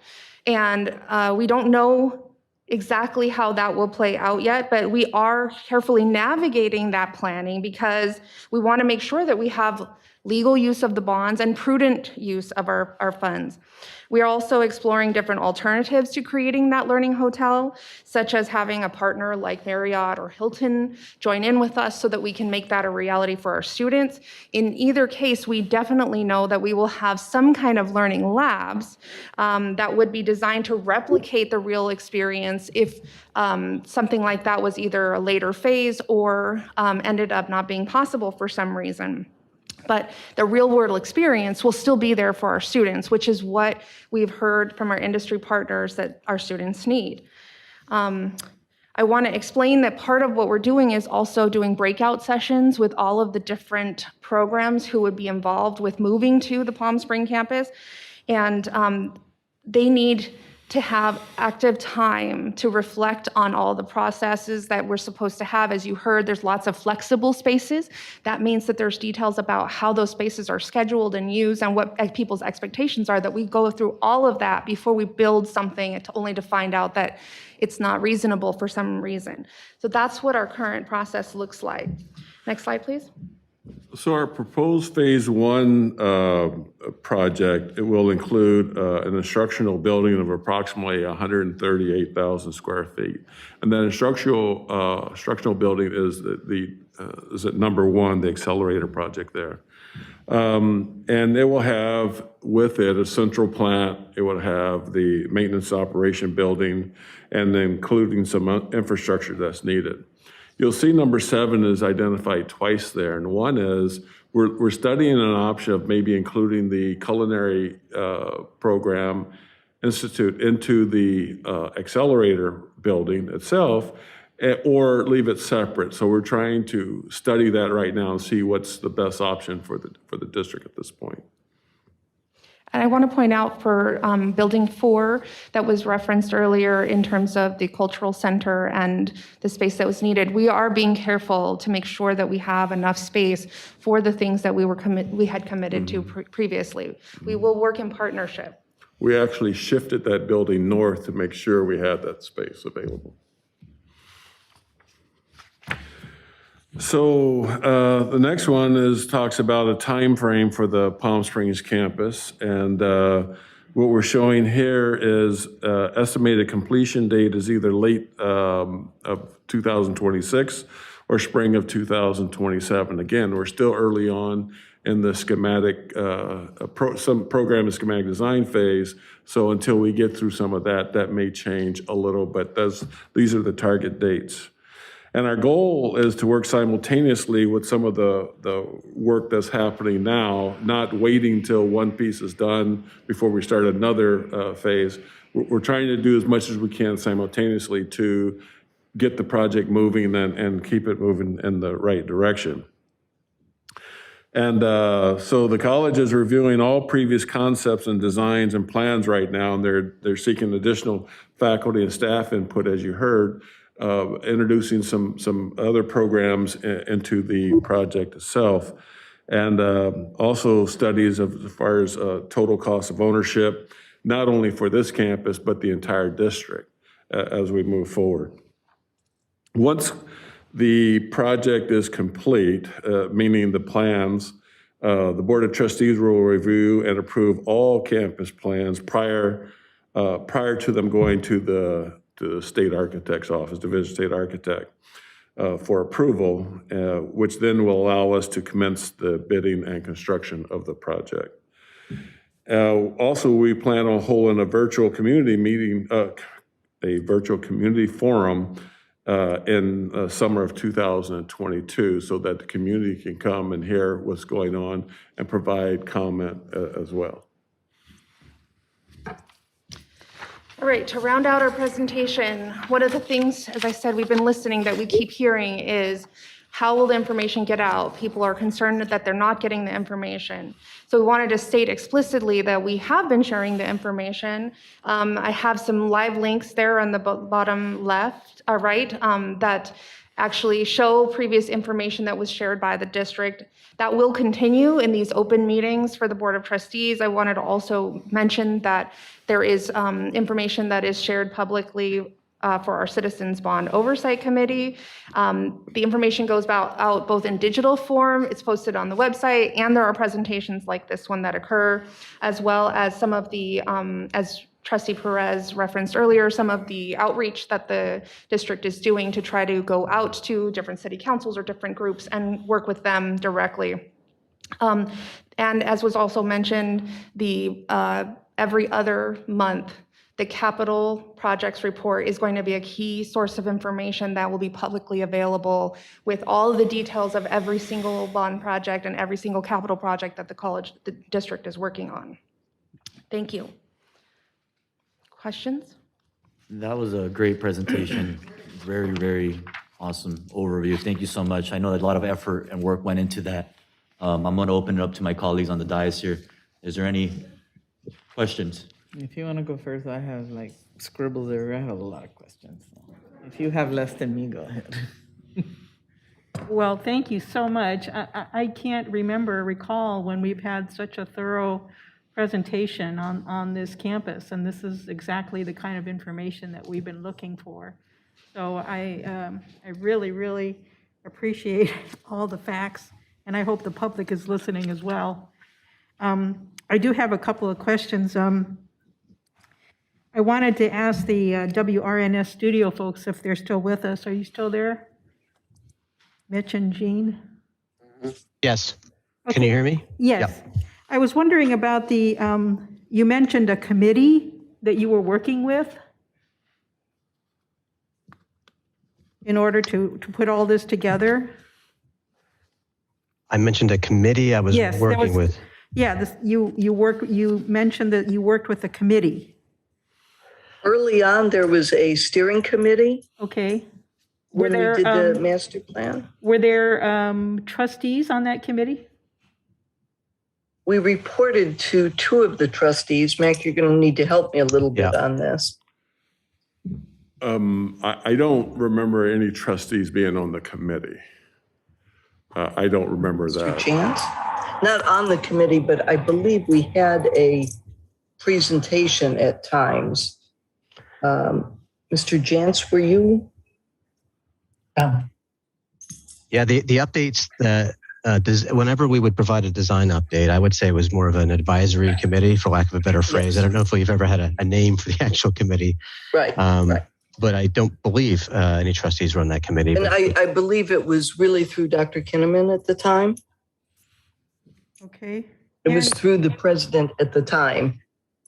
Okay, and you showed us a conceptual drawing. We saw it on there about that showed this hotel and event center, et cetera. Mm-hmm. Yes. And I don't know how to phrase this. Are you aware that in January, a couple months ago, that was, each one of us went on record saying that this was the first time that we'd ever seen those drawings? Yes. I'm aware. We were not aware of a hotel that was that big. How, what size, how many rooms were you looking in that drawing? When we left off, I believe that the hotel had two portions to it, what we were calling the guest house, which was that building that was in the northeast quadrant of the site, and then the villas. The guest house, if I recall correctly, had about 20 guest rooms in it. And then the villas had about, I think there were about 50 villas. I couldn't tell you how many keys that is. That's a combination of single bedroom, 2-bedroom, and 3-bedroom villas. But there were about 50 of the villas. And then, as I say, about 20 guest rooms in the hotel. Are you aware of any other community colleges across this country that have hotels on their campus? Yes, several do. So am I, but I don't know. Several do that have the hospitality program. Right. Yeah. I believe Iowa is the only one that has like 70 rooms, but a lot of them work with their own cities, such as New York, et cetera. They work with their hotels, with their hospitality programs. If you could give us a list, I'd appreciate it. Yes, I can certainly give you a list because there was, prior to our being involved, there was a tour of a number of different community college campuses. Really? And we were provided with that information. Yes. It was a tour. And again, the hotel, and we were given the program in working. If you remember, at one time there was a hotel consultant that was on the advisory team, or not on the advisory team, but worked with Mac and his office, developing the program that then Mitch and his team laid out. Correct. So it was not concepts that we as architects developed, but were given a program to accommodate on the site. I just want to make it clear. Yeah, no, thank you. I appreciate that, Jean. And we were not aware of any tour of hotels that was done, nor were we aware, at least I was not aware of any hotel consultant as well. I'd appreciate that information about other community colleges that have hotels on their Absolutely. campus. Yeah. I'd be glad to provide that. And I think that's about all. The event center, how big were you projecting that to be? If, I don't know, Mitch or Mac or... The building itself was about 23 or 24,000 square feet. It was to accommodate, I believe, about 150 people in a sit-down banquet style, and maybe 300 in a standing style, sort of a reception style. It also had some breakout rooms that were to be used as classrooms as well. They were, I believe there were 5 that were of a meeting room size. They would accommodate 25 people each. So they would double as classrooms. Actually, Jim, I was just pulling up the latest program. It looks like the event space was for 400 people. 400. Yeah. 400 people? Mm-hmm. In a standing room. Correct. Aurora, this is Fred. Unless I'm really dreaming, Bonnie, didn't you go on the tour? The only place that I went was to Kirkland, and that was the only one that had a hotel. The other 2, I believe, were just culinary. John White, I think, was that correct? Am I correct in that? I know you weren't on the hotel with me. That's correct. John, can you step forward, please? There were a couple of tours, sorry. There were 3 total, I think. Yeah, there were a couple of tours. Sorry. That were organized through the president's office, in which case my understanding is that each of those had an invitation to at least one board member. So there was a visit to the facilities at Santa Rosa Junior College, and former trustee Mary Jane Sanchez went. I went to Santa Rosa as well, and that was just culinary, though. Yes. There was no hotel. Culinary, we also looked at the digital arts. Yeah, and then the one in Canada, I remember because I didn't have my passport. And was also digital arts and culinary and hospitality. Okay. So in terms of a just hotel was facility with a hotel, that was in Iowa. Mm-hmm. That was just the one. Yes, as I understood it, each campus was toured for a different type of program that they were offering. Yeah. And when I said several colleges have hotels on their campus, I was not referring to the tours, but that there are several other campuses that do have hotels as part of their campus. Are we familiar if any of those campuses are in California? The one in Santa Rosa With did the not Learning have a Hotel? Not a hotel. It just had culinary that we went to. I don't know if there's any that have a hotel. If we could include or have a list. We can certainly let you know. Yeah. We can certainly do a little bit of research and let you know. Well, also, I'd like to know which ones were visited. So if we could have a list of those as well. Yes, I think did John White just say which ones were visited? Well, I don't think you gave us one. Sorry. Thank you. There was one in-person visit, but my recollection is the district did research on different colleges and universities that do run programs. Mm-hmm. So not necessarily limited to community colleges, but looking at higher education. Mm-hmm. So I believe that was just part of the general information and background in terms of going to speak with a community college where they actually operate a sizable operation. That was definitely the purpose for the visit in Iowa. Gene, would we be able, may I ask you to provide the list of community colleges in the state of California that have a hotel that was paid for with bond dollars?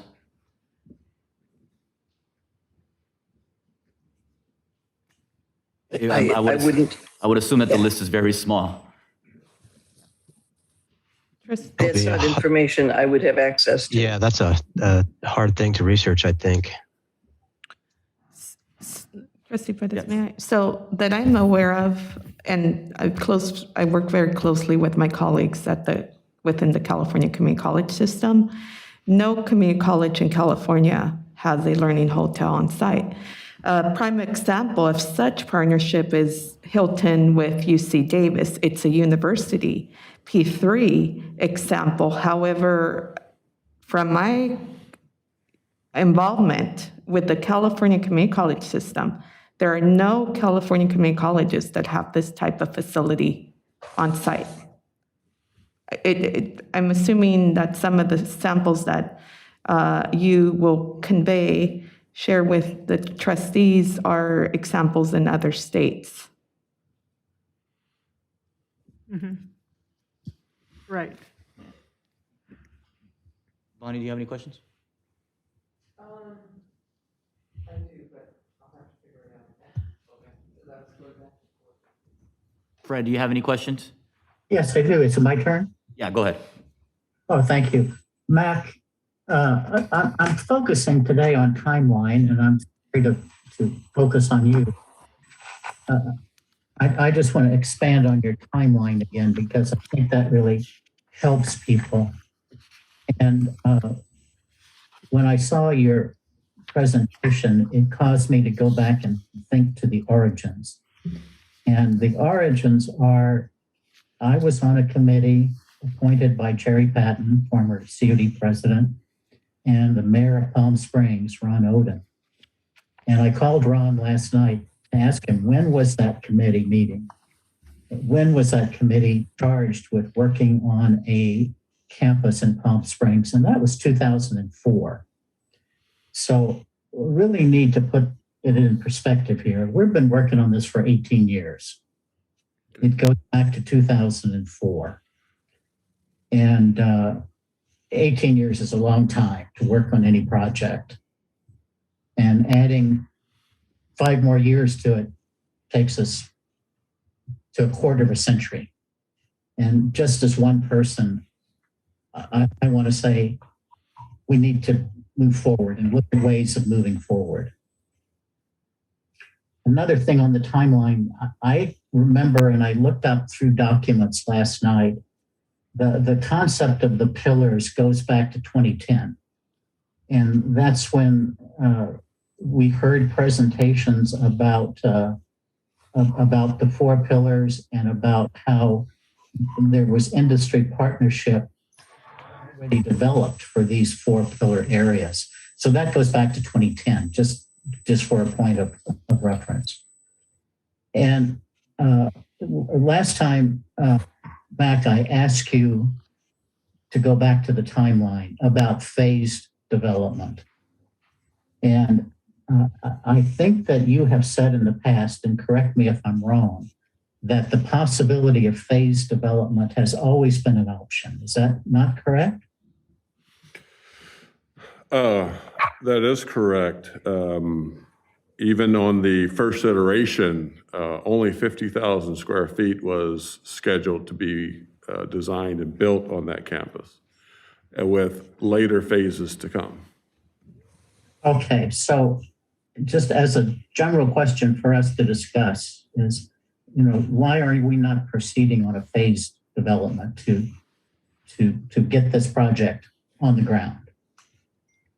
And I think We are. We are.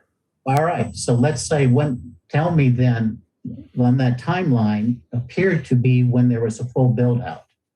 So let's give me the timeline for the first phase then. That is, Trustee Yon, if I may interject, I know you asked Mag, that is what appears on slide 35. So that's phase one, phase only. That is, yes. So unfortunately, there are certain things that are outside of our control in terms of acceleration. We've given you estimates here, and we are absolutely aware of the concern for the timeline being very long, considering what you provided as a background of that this project has been in process for quite a long time. That's why we provided to you on page 2 of the slides what happened during that time. Like when you have situations where you change sites, that does create a significant delay. So the times that we show on slide 35 are our best estimate. We try to give you a minimum time and then an outer limit, and we would of course move faster if at all possible, but that is still with a phased approach. Okay, so let's be real clear. The slide that you're showing us right now is for phase one, whatever phase one would be. Correct. That's disconcerting. And then, Mac, I have some questions for you on the fund information that's been put out. On the what? Funding. Oh, funding, yeah. Am I incorrect? Have not some non-bond funds been used on this project? I have to go back and check, but there may have been. John, do you remember? Ramont? Yeah, we'd have to go back and take a look and see. So that will appear on the capital projects report. It's on there right now. I believe you are correct, Trustee Yon. I think it's a significant amount. Miguel, you're going to go back and pull up. I want to make sure we obviously have the access to the information, so we should provide it now. You're going to go back and pull up the capital projects report. And I'll tell you specifically, it was under President's Office information items. It's on the agenda. Good. Yeah. It's Let's item make it 1503. Right here. So I have that for you, Fred. Miguel, I believe Actually- it's 15. Let's make it public so everybody knows. Yeah, so non-bond dollars have been $3,150,328. Got it. Okay, that helps. All right. What page number? I went to the It's board report, It's page 9 of the page capital. 9 of the capital. Page 9, Miguel. Thank you. Yes. Good, there, okay. So when we put out the numbers, let's break it out, bond funds and non-bond funds, okay? It's broken out in the report that you see right there on the Yeah, screen. okay, but let's break it out on that slide in your presentation too. Oh, okay. Sure. Trustee Yon, yes, we attempted to do that. If you notice the parentheses below that number, it specifies, I believe, that includes, that's slide 25, that it includes the land costs and bond and non-bond funds. Is that what you're asking, sir? Yeah, let's make that more explicit. Okay? Yes, sir. All right. And then the percentage concerns me just a little bit, as what you have there is percentage of CC. It doesn't include our whole construction project, both bond measures. So it might be more honest to say what percentage this is of our total bond projects. Just a thought. We will certainly do our best to capture that in future illustrations of the budget. Okay. And also going through all kinds of handouts we've gotten for the past years, it seems to me that we've had partnerships developed, and for one reason or another, these partnerships have kind of not been cultivated, and so I think we need to repair those partnerships. And that's the comment. And I'll stop for now. Trustee Yant, to address your last comment, I've held those discussions with MAC, requested a list of those partnerships to specifically contact them and cultivate those relationships, as you mentioned. We were not able to identify a list. Can you confirm that, MAC? Yeah, I've never had a list, but I'll confirm. But so he will go back and ensure that that's correct. But up to now, there has been no list identified. If you are aware of any, please email me. I would really appreciate that. Okay, I think I do have a handout from somebody a long time ago. And let me see what I can pull together from our past notes, okay? Thank you. Thank you so much.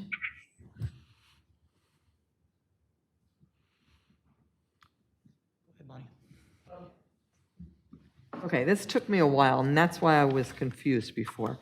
If you look at page 34, and then you look at pages 13 and 14, and I was thinking the numbers were the same numbers, but they're not the same numbers, if you see what I'm looking at. If you can pull out 34, page 34, and then pages 13 and 14. 13 and 14, the numbers coincide. 1 is the Learning Hotel, 3 is the Culinary Institute, right? But if you look at page 34 and you look at number 1, it says accelerator. So I was trying to put the things on page 34 onto the map, and I had to go back and I had to see exactly what we were doing there. So I've done that, but it would be nice, especially when we're presenting to the public, to make it very clear to them, because otherwise you see one on the first page. If they go back to that page, that says Learning Hotel. They're going to think that's part of that first phase, if you get what I'm looking at there. Do you understand? Understood. So, if we could clarify that, so the numbers, or make it a number in a letter or something, just something to clarify that. Mac, if you want to interject, I can update the diagram so those numbers are consistent, if that'll help. To make it real easy, so when they say, number 1, if we had put Totally, very easy to number do. 3 and said that's the accelerator, then when I looked back, I could say, oh yeah, okay, that was number 3, that was the accelerator. Or Yeah, that's not a 4, problem. I guess, was the accelerator. 4 was the accelerator on the first one. But instead of changing the numbers around, because that took me a long time to try to figure out, wait a minute, we're building all this stuff, but, wait a minute, one isn't really. Yeah, Learning Hotel. these documents were done through exercises that weren't really related to each other. But anyway, it's a very easy thing for our office to do. But when we present to the public, Sure. it's nice if they coincide, because otherwise people are going to get confused like I was, thinking, well, wait a minute, this doesn't look like this map because there's a difference there, type of thing. The other thing was, I was really glad to see that we have a dual enrollment going with Coachella High School. I didn't realize we had a dual enrollment with any of the high schools in the Valley to get this off the ground. And I think that's really a phenomenal thing that we have that going on. and I'm glad to see that. And going back and looking at the main thing, I can see why certain things are in phase one. I don't know if you were here for the public comments or if you got any wind of one of the public comments was in reference to our M&O service yard not looking very good. If they have to wait 4 years before that looks a little bit better, they're going to be very, very upset. You know, and even though it's in phase one, if there's some way that we could improve the look of that in the interim, I know they would be very, very appreciative, you know, and some of the other things like that. I don't know what that would fall under, but I'm sure that's something. And I was wondering, you know, the two individuals that we have right here with us via Zoom, you guys were saying that you made presentations. I was wondering, maybe you made a presentation to the Bond Oversight Committee?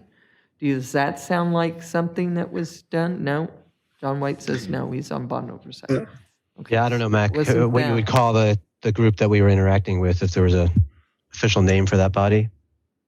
Okay, I don't know, but I know it was never presented to the Board of Trustees at any meeting that I was at, and I missed very, very few of these meetings. So, you know, I was kind of like, you know, gosh, you know, I don't know. And then, there were just certain things that, that caught my eye. I know that in 2021, that was when we were, had one administrator going out and interim coming in. And it said there were funding requirements became apparent, additional funding requirements became apparent. I don't think that was ever brought to the board. I don't know, maybe I missed something. I try not to. I try to take copious notes and look them over repeatedly. But I had also never seen these renditions before, and I thought they were very interesting. Okay, just a few heads up there. Thank you. Bonnie, wasn't there something done at Modernism Week? Do you remember something along that line? Yes, I can answer that if that's helpful. Okay. Myself and a colleague presented, I believe it must have been 2 or 3 years ago, it was prior to the pandemic, year prior to the pandemic, when we presented the master plan. And there were, I would say, about 450 people in attendance for that. And then it was written up in the newspaper. But that was the master plan prior to what Mitch is showing you. That was it before had our the same time. elements, but a much different composition, much different look and layout. I believe that one rendering was in the very beginning of Dr. Tafoya's presentation. And that was the one that was shown at Modernism Week and written up in the paper at that time. And I believe that was at the Palm Springs Museum. Yes, it was. The one on page 4? It's the sketch aerial, Second Gene, that one. your firm did. Yeah, oh, There you go. Yes. that one? Yes, there were a few sketches like that that were was- presented. That was early 2021, that was last year. Mhm. Or 2020. But no, that was never presented to the board that I remember. Anybody remember seeing that? I remember seeing the one that's on page 4, very simple. The one on page 3, I was a part of that. I've been here for a long time.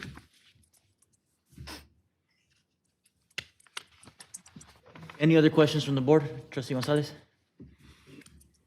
Yes, and I apologize if my questions are not in order. I was making notes as the presentation was being presented there. First of all, I want to thank you for, as a Star Wars fan myself, I love that you use the word the origin. Just saying. But I'm a little bit troubled because I know that I think it was about 2-3 meetings ago. And I know it's already been stated, I think, by Trustee Wilson, that no one on the board had seen the rendering, correct? And I see that it's the same rendering that we're looking at now. So just clarifying for me, is this what we're looking at, or were we still unclear as to what was, because I know the last time that this conversation took place, every single trustee said they had never seen that rendering. So did we ever get clarification as to at what point in the timeline this came in? I'm just trying to, obviously for transparency for the community, but also for me, I'm just trying to make sure that I completely understand. You know, now I see that we're looking at this. And again, it's a beautiful, rendering, but I still have that question since, it was very clear that no one had ever seen, that rendering. So standard practice in the past on COD campus is that it would be brought to the board for a board presentation once schematic design was complete. That was the standard operating procedure that we were given. So on all the projects you see completed on this campus, the board saw those at the end of schematic design. And with the Palm Springs campus, we never got to that point. Now, I'm not suggesting, that you couldn't have seen it before then. I don't know, but that was our marching orders, is that the project, once it's complete schematic design, at that point is submitted to, it's actually brought to a board meeting and presented, and the design professional comes along to do that. And to the second part of your question, Trustee Gonzalez, we are still looking at this as a basis of what should be retained in our final plans. So for example, we referenced the Learning Hotel and the idea that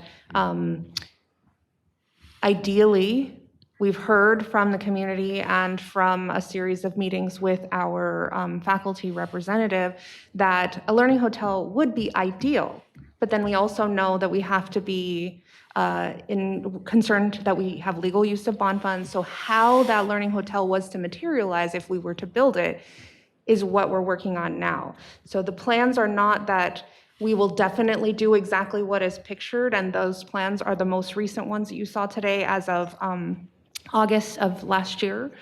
But we're taking those as the starting place of what will our final plans actually look like. And that's through a series of conversations, starting with our faculty and classified who would actually be users of those spaces, and making sure that we iron out and affirm and update everything that's needed. And that's when we'll be able to bring back to you, probably in multiple parts, updates of what it will actually hopefully look like when built.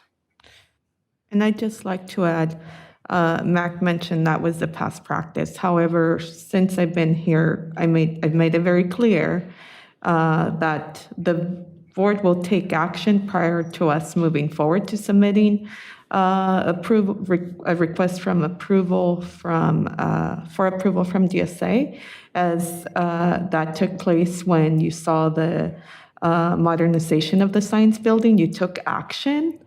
And that's how we will move forward. That is in abidance with the bond legal language. I want to make sure that we're doing what we need to do to not only abide by the law, but obviously so that you and the community, and especially our students, are informed. Okay. And I also heard, I can't think of her name, she was talking about the steering committee that existed that did some of the planning for this. So I'm wondering, is there anywhere that we can find information on who participated? Is there agendas to support the steering committee? Is there minutes to a meeting? I've never seen that anywhere, so I'm just wondering if I missed it. I can pull all that together. Okay. Boy, let me gather my thoughts here. And another thing that I keep hearing is, industry, right? And we're talking to certificated classified, which of course is very important. But I'm wondering if we're focusing on what students in the community see in their future, or are decisions more based on industry? Is it industry driven that we're making these decisions?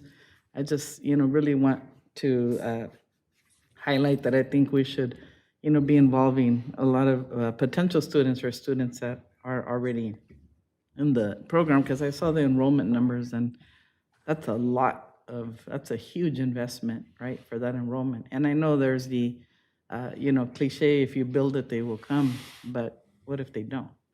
And not because it's not a beautiful campus, because we've all seen that it's gorgeous, but is that, what the students are looking forward to? And I can tell you, because when I was at the Taste of Spain, I spoke with some of the students that were there, and none of them were super excited to go, be a chef at a hotel. The majority of them that were there were interested in starting a catering business, or, starting their own business, opening their own restaurants. So, obviously, I've lived in the Coachella Valley most of my life, and I understand that hotels and restaurants and all that are, one of our largest economies, along with, our beloved farm workers who keep us all nourished every single day. But I also, it would be wrong of me not to acknowledge that a lot of that is shifting. A lot of our students are looking at other careers, right? So, I just want to point out, that's something that I think we do need to be mindful of, when investing this much money, because I would hate to have this big, beautiful building that then we would have to figure out what to do with, because it's not, producing what we envisioned or what the industry thought, that would draw students there. So, let me see. Yeah, Mac, I have a question, and I don't know if maybe it was answered and I missed it, but I remember when we had that conversation regarding the design, there was a conflicting response regarding the original property, right, that was purchased. I know it was in North Palm Springs, which I think, would have been great there, but we're beyond that. But I know Trustee John had one opinion of why that didn't move forward, and then had something to do with Edison. I know it was part of the presentation, but then you said no, it actually, had something else had happened before that, so that wasn't really the case. And I'm asking you to clarify, because I've been asked that question by some community members, and I didn't know how to answer it. I wish I could give you more clarity. I wasn't part of a lot of discussions back then. We were given direction to work on that campus, on that site, and even that site came with a lot of challenges. If you've ever been to that area, the park there, you notice all the trees are leaning like this. Even the light standards on the baseball fields are leaning like this. And so that just complicates things when you go to build in an area like that. We were spending, I think, close to $3 million mitigating sand and stuff. So it came with its own complications. So, and Edison did come in as part of the team. They were going to build a 10 megawatt system, and they opted out of the system, stating they didn't have the infrastructure upline to take all of that. Excuse me. I'm sorry, Trustee Yan, may I ask you to please silence your cell phone? We're getting feedback during the live. Thank you. So Edison did come in with a 10 megawatt system that we were partnering with them to establish that. At some point, they came in and said, they gave the district a check, said, listen, we're out. We don't have the infrastructure upline to do this. So that's all I know. I wasn't in on meetings as far as canceling the project and moving it. The only thing I knew was we had to cancel it, and then it was going to go somewhere else. And I heard talk about it going to a mall property. I didn't know Palm Springs that well. I didn't know where the mall was or anything, but later I found out where it was. But then they had to purchase the property before we went forward on it. So I wish I could provide you more clarity, but again, I wasn't included in a lot of the decision-making meetings or anything of stopping and starting again. I appreciate you responding, and I'm hoping that you folks are listening, and that way, that question will be answered. So I'm thinking, when you presented the information as far as cost are we including the monies that were spent to acquire that original property in North Palm Springs? Yes. Oh, no. To my knowledge, the original 119 acres, again, I wasn't in on the deal and everything, but I think the district bought it from Palm Springs for $1. That's where I remember. Now, I could be totally wrong, but that's what I heard. Again, I wasn't part of the meeting or part of the transaction or part of any of that. I think it would be important to present that information, because if there was an additional cost for some reason, I think it should be reflected, right? So that we always maintain accurate information and whatever is being disseminated into the community. You know, for example, when we have our meetings here, that it be, you know, the correct information. Sure. Just so that, you know, there's always a clear accounting of funding, right? Yeah, it's a challenge when you're not part of all the meetings and stuff. You just brought in sporadically, and so I'm just, yeah, it's a challenge. No, and I appreciate that, Mac, and obviously, you know, it's something that I know that you'll, you know, research and, Sure, and absolutely. bring back, and I appreciate that. Let me see here, what else I have written down.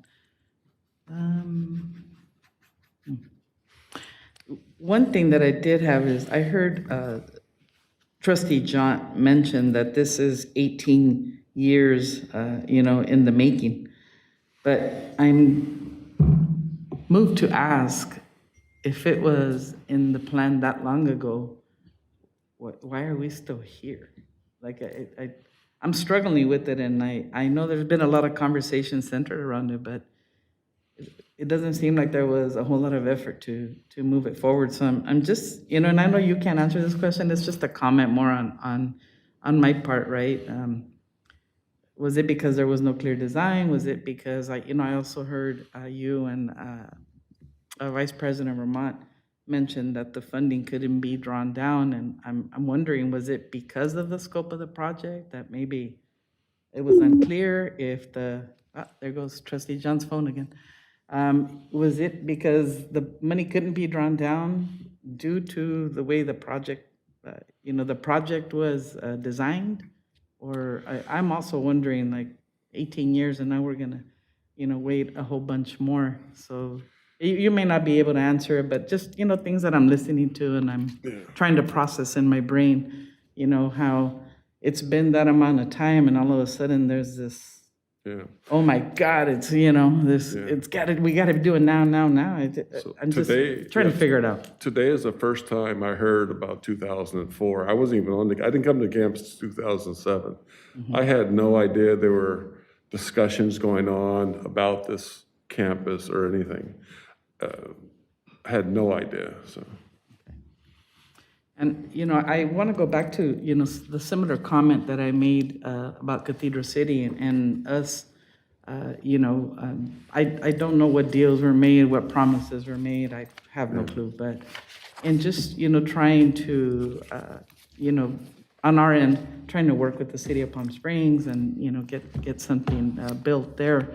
I would think that real life experience would come through partnerships, right? If we are not allowed to use bond dollars, you know, to build a hotel, I know there's plenty of hotels in Palm Springs, beautiful hotels. And I'm wondering if we could take that similar approach in working with them. Because I would think, you know, if I owned a hotel, and I'm just an opinion, I would want to create a program within the hotel where I would be able to train staff that's already there and give them opportunities to move up into, you know, different positions such as management or whatnot. I remember the owner of Hilton calling in during public comment one time and saying, I can't find anyone to manage my hotel or to do. I would think the best way to address that is to create systems in, you know, collaboration with College of the Desert, but also you provide that real life experience. I think we should explore any model that's out there that we could replicate or create a new model or something, yeah. I think that's a good idea. Yeah, I mean, and, you know, again, just going back to the fact that, you know, I understand that everyone needs, you know, labor, workforce. But is that what our students are looking into doing? Is that really what they want? Or are they, I know we have lithium, that's an hour away. The jobs are going to be there. Working with our building trades, right, which is, great source of income, and they can provide jobs for, such a variety of our students and even, their parents and whatnot. So, just being able to shift to keep up with, the demand of not only what the existing jobs now, but what's coming. I know, you're looking at, Desert Hot Springs building, a warehouse. So that's going to require managers. That's going to require just, so many other things.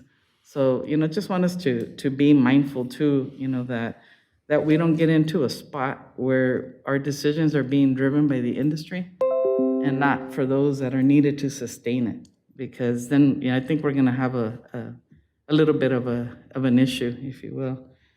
I know Bonnie brought up the partnership with the Coachella Valley Unified, and I do want to thank you for highlighting that. I know we have a strong partnership with Shadow Hills and Palm Desert High School, but I can tell you when I was first elected, and obviously you all know where I work, I asked that question. I said, why don't we have the dual enrollment at Coachella Valley Unified? And I remember I was told that the school district didn't really do a whole lot to work with the college, and it kind of made me sad, right? Because obviously, that's, the area where I grew up. So I really was really happy to see. I think that that's just the beginning, because that program has been there. It's one of the academies. There's also an aviation academy. There's a lot of academies now in this past school year. A lot of them were added, and they're just continuing to grow. So I'm just really happy to see, because I think that is another way to build that continuum, right, into whatever that we're doing. But, again, I just, mindful, because I have had some conversation with our local city leaders, and, how do we also work with them? Because I'm sure every single city here that was promised a campus would love to see some of the bond money used to revitalize some of their downtown areas, right? And talking a little bit to the mayor of Cathedral City, he mentioned that as well. Like, it needs a facelift. So, I want us to be mindful of how do we spread this love, and ensure. I'm sure everyone would love to use bond money to revitalize their downtown areas. But I just want us again to be, mindful of how do we, show love to all the areas. And I know we're going to be looking at enrollment numbers in a couple of minutes, and just taking all of these things into consideration, right? It's a beautiful opportunity for economic development, but it's still in my mind, I'm thinking that we really need to focus more on how do we build more partnerships, so that we are able to fulfill promises that were made by someone else. But how do we, since we're being held accountable for things that that Dr. Garcia didn't promise, right? But how do we maintain that faith and serve our community effectively and in the best fiduciary manner that we can? So I think that's all I really had from what I see here in my notes. But yeah, I think that's it. Thank you. I just want to say this is a wonderful presentation. There was a lot of information, and there was so much that I think every member of the board feels that they got so much out of it, because there was information we weren't aware of. So I really want to thank you. I know this was very time-consuming to put this together, and I know we had a lot of questions, but that's always a good thing when you get questions from the board. So don't think it is a negative, okay? Because this was really wonderful. This is the information we were seeking. Okay, just wanted to say that. I agree. It's extremely thorough presentation. I think this is great, and I really just want to thank Dr. Garcia and staff for being so diligent and providing all of the information. And hopefully we can have another presentation soon and have some of our questions answered. Thank you, Dr. Tafoya, and thank you, Mac. Yes, thank you. Thank you so much for the presentation. It was very, very useful, very informative. It really has been a long time, dating back to 2004, right? I was 10 years old when the Palm Springs campus was initially promised, and it's been that long, right? Had it been at the original location, it probably would have been built out already. It's just unfortunate that me, who I was 10 years old, am now at fault for not getting the project completed in time. Thank you, Mac. Thank you, Dr. Tafoya. I think we're going to take a 10-minute recess here before our next presentation. We've been at it here for a little bit. Chair Pettis, I'd just like to make one comment, specifically to address the discrepancies that obviously continue to be communicated in data that we have located, not been able to locate, obviously the discrepancies in the costs. I just want to make sure that you're aware, for the board, for the students, the employees in the community, that how we're addressing that is obviously Executive VP Dr. Tafoya is the central contact for all information related to construction. And we are working and meet on every other week with Mac and VP Ramont. I need the team. And obviously John White is working very closely with Dr. Tafoya. I need the team that is working on these projects to be on the same page. And I need all information to be centrally located in order to try to mitigate these discrepancies. So I just wanted to make sure that that was communicated. Thank you. Thank you, Dr. Garcia. Okay, we'll take a 10-minute recess. I'm going to remind all the trustees to please silence your cell phone, take away the ding when you're sending text messages, or get your text messages or phone calls out of the way during recess.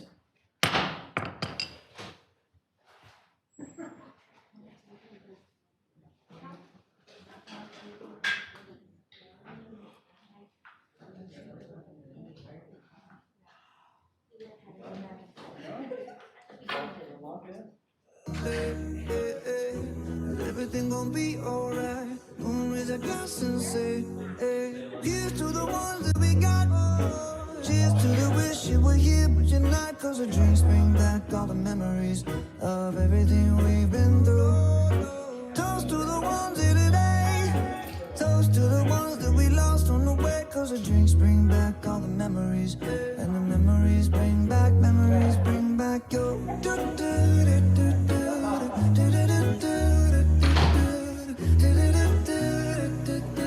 Memories bring back your. Memories bring back your.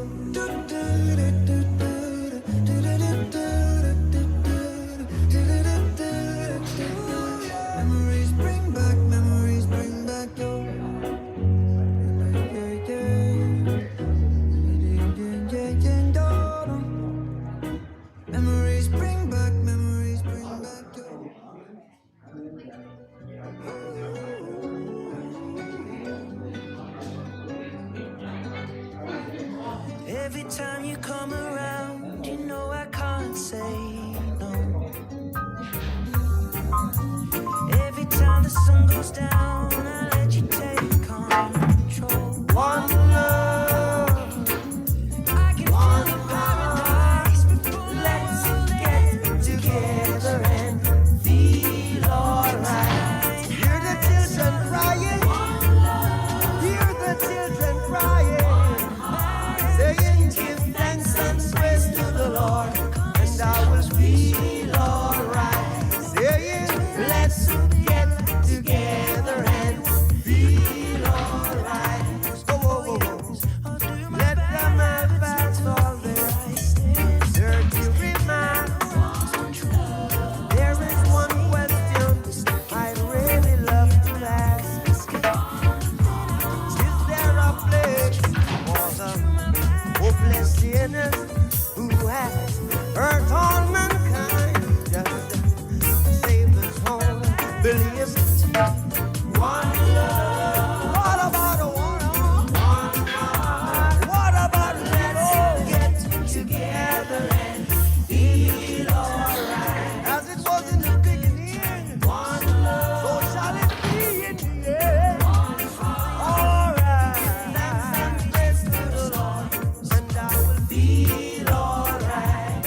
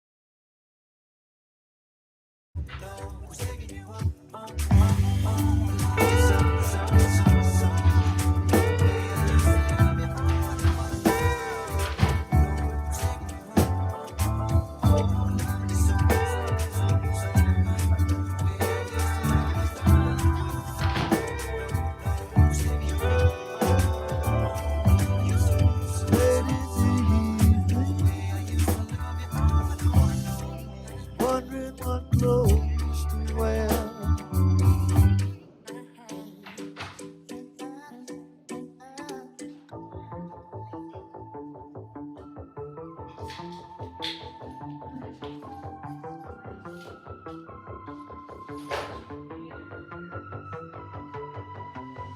Common love isn't for us. We created something phenomenal, don't you? Good afternoon, everyone. I'd like to reconvene the regular board meeting for the Desert Community College District.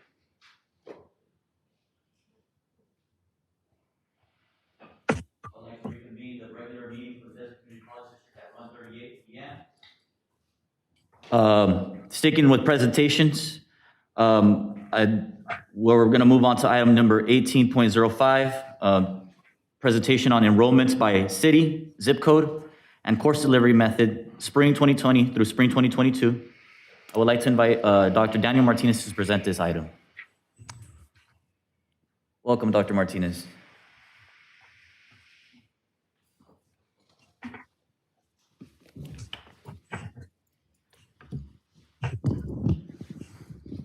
Good afternoon.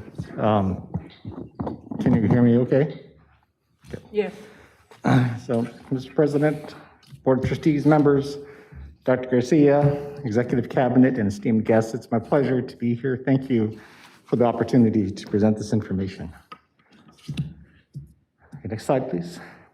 So we've all been concerned about the drop in enrollments that's come through the pandemic and other things like this. This first slide compares spring semester enrollments at census from spring 2022 to spring 2021, spring 2020, and spring 2019. And as you can see, the high the COD had in terms of enrollments was in spring 2020, and we are, for spring 2022, we're down 18%. Now, there was a question, next slide, please. There was a question about the FTES. And FTS, compared to the last 3 years, we're down 31% compared to the 2019-20 academic year. I do want to point out, however, that the 21-22 FTS is a projected number of FTS for the year. So that was after only the first report. We have 2 other reports to do for this academic year. So the question I was asked was to present on the enrollments by city and zip code, and also by the course modality. So this next slide shows the enrollments by city for the last 3 spring semesters, spring 2022, spring 21, and spring 20. As you can see, overall, most of our enrollments have come from Indio. It is in descending order, as you can see. I think it's the green bar shows spring 22 compared to the other spring terms. On the next slide, we show the same information, except we break it down by zip code. And as you can see, and as you know just through your own experience, that there are some cities that have more than 1 zip code. So because of that, we chose to present the information by city, but we do have the information by zip code if there's a desire to dig more deeply into that information. This next slide is to give you a general overview of the type of course modalities that COD offers. There are 2 main categories: the virtual and face-to-face. Virtual courses can occur either synchronously or asynchronously. A synchronous virtual course is a course that meets virtually, but it meets at specific times and specific days. It's like a face-to-face course, but it's delivered virtually. While asynchronous courses are virtual, but the students can participate in those courses at any time that works with their schedule. In terms of face-to-face courses, we have in-person courses that we're all familiar with. We have hybrid courses, which are a combination of in-person courses and virtual courses, virtual meetings, apologize. And in spring of 22, I think it's spring of 22, we introduced this concept of the high flex modality, which a student can participate in person or virtually. It's up to the students, is my understanding of it. So that's a new concept, and you'll see that reflected in the charts that are to come. So this chart shows the enrollments by course modality for the 3 spring semesters for the whole college. Excuse me. You can see the red bar is spring of 20, the gray bar is spring of 22, and then the gold bar is spring of 21. So you can see in spring of 20, we we had mostly face-to-face courses, as you can see, and that number dropped significantly in spring of 21, obviously. And then in spring of 22, that has increased again. And you can see the synchronous courses, the asynchronous courses, hybrid courses, and as I said, the high flex courses that are introduced in spring of 22. So the following slides shows the same information by city. So it's a pretty, most cities have the same sort of enrollments by course modality. So you just saw Central City, now you're seeing Coachella, and Desert Hot Springs, very similar. So I wanted to point out here in Indian Wells, I was noticing that that they had asynchronous courses. They had more asynchronous courses in spring of 20 compared to other cities. I think that's an interesting thing. There's not a lot of enrollments from the city of Indian Wells, but it was an interesting pattern that I saw. It's one of the few differences that I noticed with looking at this information by city. Next is Indio, similar to the other courses, and La Quinta. La Quinta, notably, if you can go back just real quick, La Quinta, we sorted the courses by the number of enrollments in spring 22. And La Quinta is the one city where they're more often took the course asynchronously compared to the other cities, which I always thought was important. It was interesting to see. But I said those are the only 2 differences between those 2 cities and everybody else. Okay, next slide, please. You have Mecca, Palm Desert, Palm Springs, just a couple more. Rancho Mirage, again, same pattern, Thermal, and finally, Thousand Palms. Thank you. Do you have any questions that I could answer? Thank you, Dr. Martinez. Trustee Wilson? I just wanted to make clear, Dr. Martinez, that the drop in enrollment is not just relative to College of the Desert. Drops in enrollment are happening in community colleges all across the state and all across the country. All across the country, 2-year and 4-year schools. This has been a problem all across the nation. It's very challenging right now. And while we've seen a drop, we've also seen a change in how our students now attend school. Right. And it's actually created perhaps some new and different opportunities for our students. I'm seeing a rise in consulting contracts and in contracting. So while it's created a different sense, and I think it'll kind of even itself out maybe in another year. but it's also created some unique opportunities for our students as well. It certainly has. It's a very unusual situation that every college is facing. Thank you. Dr. Martinez, thank you so much for this information. Can we go back to the slide that has it's broken down by zip code?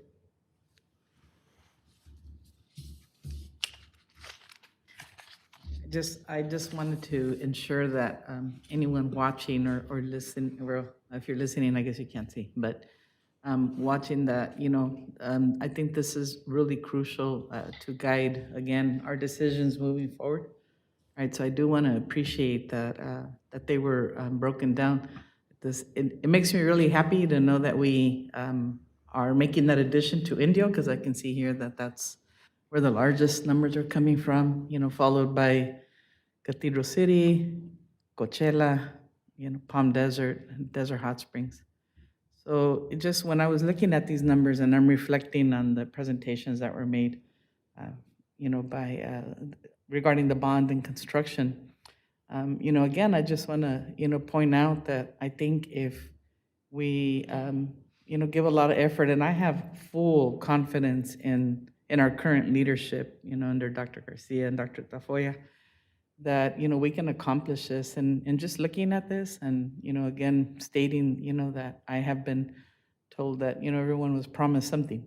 I really think that if we, looking at these numbers, are able to secure some strong partnerships, we can make this happen, right? I think solidifying those relationships with the high schools and the dual enrollment, I think that's going to create more of a pathway for students to want to attend COD. This morning when I arrived, a little off topic, one of the groundskeepers was outside and I said hello and asked him how it was going, told him, the grounds look beautiful, thank you. I said, how you feeling? Everything good? And his comment to me was, I really appreciate the new president. She actually speaks to us, like she acknowledges us. And again, we may think that is not maybe, something to be highlighted, but it is, because I don't know if that gentleman has children, nieces, nephews, godchildren, whatever, it may be. And I think that relationships are key, right? And I think that, of course, I do agree, because I know I work for the school district, and we even have a decline in enrollment. That's just an issue across the state. I also know that the younger generation is a little smarter. They're not so quick to have children, right? Or they're not doing the family planning like it was done back in the day, where they just plan really big. So, there's kind of this, families are getting a little bit smaller, but, just thank you so much for this information. I love the way that it's broken down. I'm going to make sure that I keep a copy with me at all times just to address that. But I'm just really excited, after hearing all of this information and knowing that we really could work on those partnerships. And I'm very confident that within the next couple of years, with the leadership of the current board that we have and our president and staff, that we could, definitely, make these numbers look even better. So I just wanted to say thank you. All the presentations today have just been amazing, very thorough, and, muchas gracias. Thank you. Any other questions or comments from the board? Yes. Well, first off, thank you for this presentation. The information is extremely valuable as we look at, what we're going to do in the future. One thing that caught my eye was not only on the zip code page by city in the Coachella Valley, Blythe has its own campus, and I was shocked to see that we have students from Blythe here, because they do have a campus over there. So I was even wondering if maybe we could delve in future what the majors are, if there's any way that we could find that information and do a correlation there. And how many of the majors are done online and how many are not done online. Let's see, what else was there? There was something else. Oh, another correlation that I'd really like to see is what the population is in each of these cities in comparatively. Because I know that Desert Center doesn't have a very large population, so 2 might be a very high percentage of the population over there. But other cities, find out what their population is, and it doesn't necessarily have to be broken down as to age groups, but just to have kind of like a ballpark figure about how we're doing percentage-wise with the different populations. And I think you're going to hate me after I come out with my future agenda item later today, but that's okay. I'll work with you on what I'm really looking for on that. Okay. If I Just could give just you make a a real heads quick up. comment. I'm not trying to be mean. The community college district does not align with city boundaries. And so the cities that we include are cities that if even a portion of it is part of our district, we include it. Yeah. That's why Blythe, for instance, there's a portion of the city that overlaps That one into our zip district. code. Right. Yeah. Well, because then the zip code is an even different, is a third different geography. And so it does start to get a little bit strange. So. Yeah, and I know that some of our students go to other community colleges because they can't get something that they needed here. And so I was wondering if we even we're impacted that way too by some of these outliers, as I call them. Thank you. No, that's actually trustee area too, so that's my desert center. Yeah, that little section. Thank you, Dr. Martinez. Is there any more questions from the board? Okay, thank you. Thank you.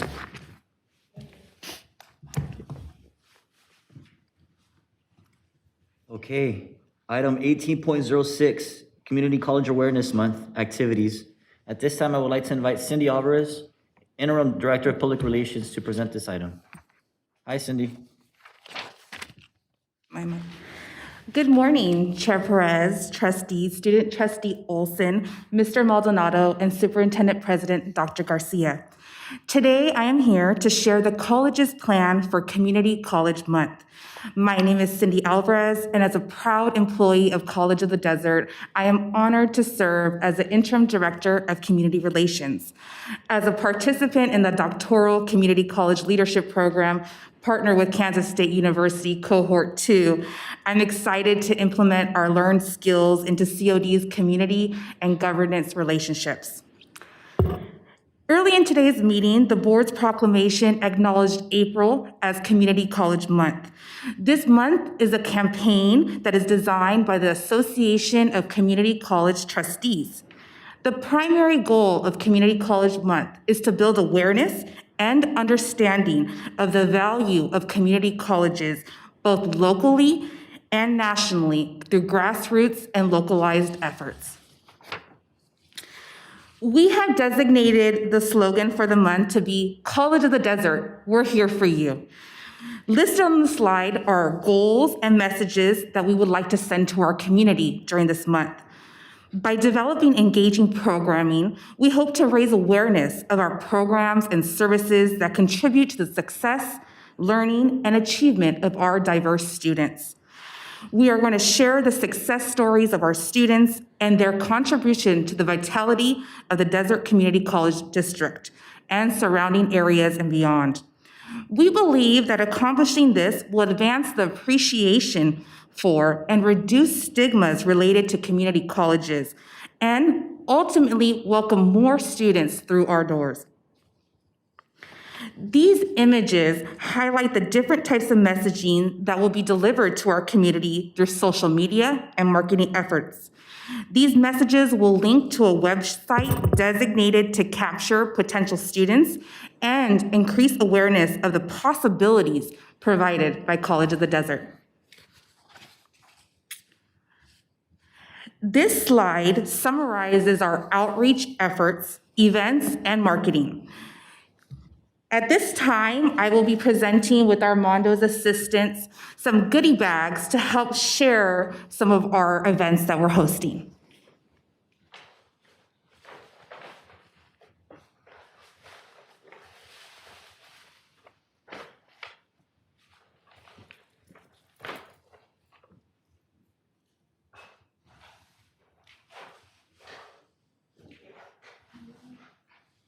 Thank you, Cindy.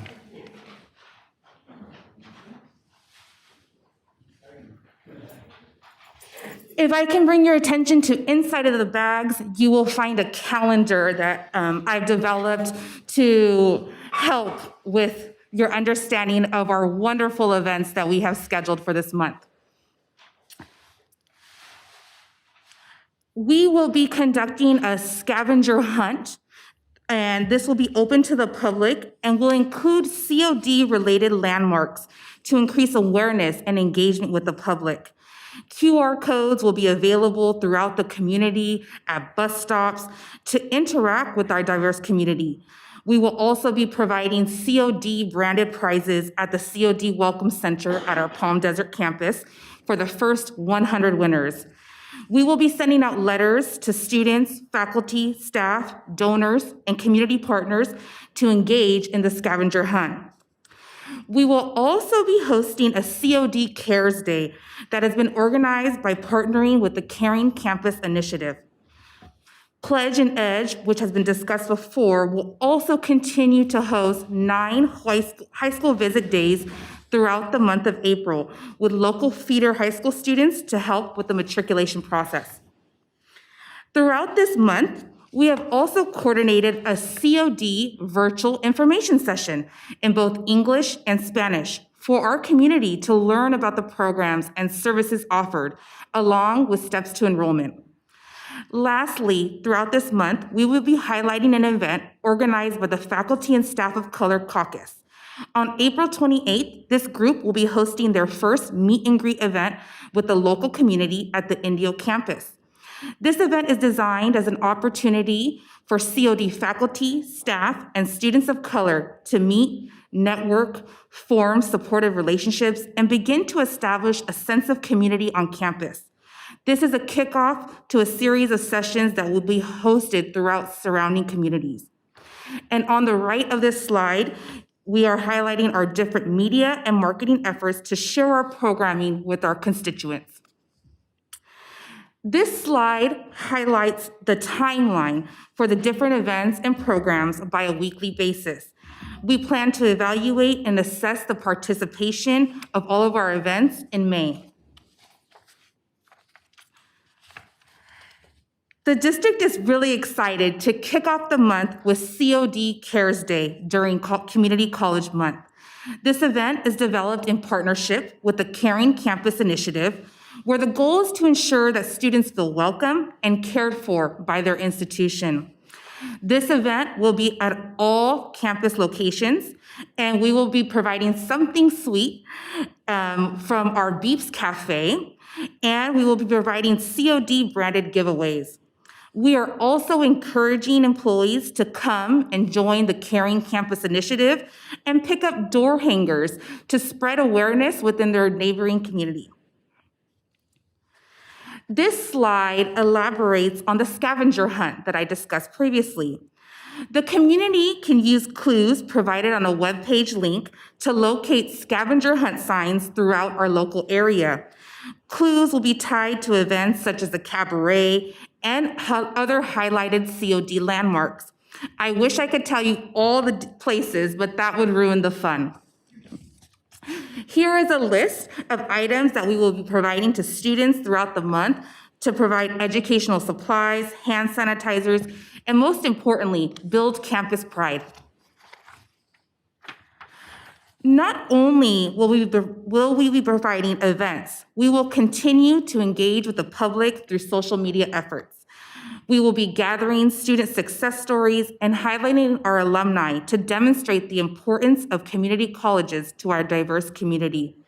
We will also be providing the opportunity for the board members to film videos about the importance of community colleges to our students and community.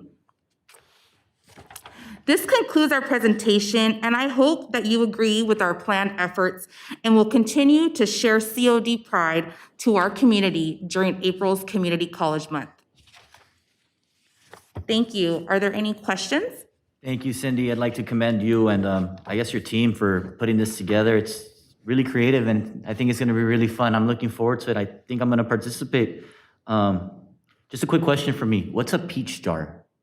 A peach jar is actually used within our local Desert Sands Unified School District. It's a newsletter system that works with all of our local parents and communities. So it's already a used platform for newsletters for the local area. So we will be using that platform as well. Okay, cool. Any other questions from the board? I just have a comment. I just wanted to remind you that the foundation is also offering campus tours of the community college. So if we can also encourage that as well. Of course. And that if people want to come and take tours, to please contact the foundation. So maybe you could add that to the packet. And really, I'm so pleased that we're doing this recognition of the community college and the value of a community college education. I'm a product of the community college. My late husband was as well, and ended up teaching here for 30 years. Yes. So thank you. Thank you. It's been really exciting planning this event and really building partnerships within our own community college organization. There are so many wonderful services and organizations that are here to serve students. So it's been wonderful to develop these partnerships and really show the community that Community College of the Desert, we are here for you. I Thank just you. wanted to say Oh, yeah. thank you as well. Thank you for the goodies. Yes, thank you. I'm like a big kid. I had to look in there, but I just want to say thank you for that. I think it's amazing. And since you're pitching your committee, Aurora, I'm going to pitch mine. Okay. You know, it'd be also great to just let the students know that we do have that beautiful street fair. Yes. That has great food. So come hungry, leave happy. There is great food at the street fair. I agree. Yes, so, I mean, just, for them to know that COD is more than just, educational institute. It's, community, it's so much more. And I'm really just so happy to see folks like yourself in the roles that you're in and, knowing that you're doing all this for the students. I'm a product of COD as well. I think we all are. So just wanted to say thank you to you and, go Capricorns. Thank you. Okay. I wanted to thank you for doing this, and I know this was kind of last minute, but, at least we'll have our foot in the door for next year, and we'll have a great start, because this is phenomenal, and I've got the calendar. That's what I dug out for. Great. So, yeah, I'm glad you're doing this, and this is wonderful. I love the fact we're going to be sharing the student stories, because they are so important for the community to hear how we're changing lives every day. Yes. Every day that students come here. And I thank you so much. And I apologize. My phone it's my time to go home from work. It just doesn't understand. So I'm sorry. I apologize for that. But thank you so much for putting this together. And it looks like it's going to be a blast. And I It can't will. wait for it to start. So thank you. Thank you so much. Thank you, Cindy. Okay, moving on to future agenda items. 19.01, Student Trustee Olson. None at this time, Mr. Chair. Trustee Gonzalez. I don't know if we've seen it before, but would it be possible to get enrollment numbers and the different courses, just so that we're able to see what the interest is from our community? By program? Yes. Oh, yes. Okay. That would be good to look at. And I just wanted to make a quick comment, Mr. Chair. I know that, folks in the audience are listening may say, why do you guys keep, rehashing the past or, asking for this, to continue this conversation? But I think the public deserves to know. And I know I still, there's things that I didn't know. And I just think that, the community deserves to hear the history or the origin as it's been stated. And, speaking candidly, there's as we all know, a political action, group out there that I'm still wondering, if they're registered, but, that leadership, the funders that are casting all of this incorrect doubt, on all of our efforts and all of the amazing people that we see here that come up all the time to speak. And I just think that we need to do our due diligence, and that, the college is undertaking, all of this that's going on, all the promises that were made and whatnot. So just want to, move forward and fulfill the educational needs that exist in the West and East Valley. But it needs to be done in a very well thought out process, based on information and data. So I just wanted to make that statement. Thank you, Mr. Chair. Definitely. Thank you, Trustee Gonzalez. Trustee Yant. I know our president is busy, but I wonder if she could give us some information on what Michael Goddard said this morning about our participation with the Ukraine and Russia, not only investments, but if we might have any students from the Ukraine and what we can do to give them assistance. May I? Trustee Yant, as was mentioned, we have the adjunct faculty member who coaches tennis, and we have one student that we have identified. So we have extended our support. Is that student getting support, or can we get other support to that student? I've requested that for that student to inform us what type of support is needed, and we definitely could work on that. I'd be happy to help as well for that. Thank you. Thank you for that.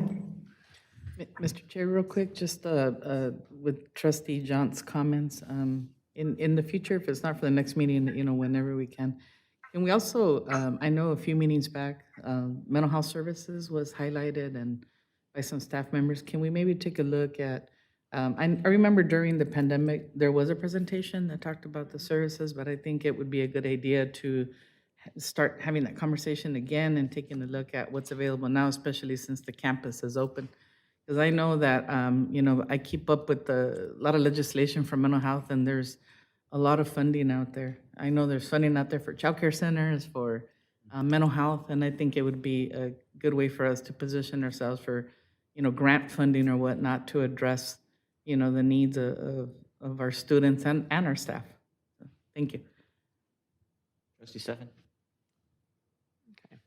Couple of things. Well, first off, as I said in my report, we have a wonderful CalWorks program here at College of the Desert.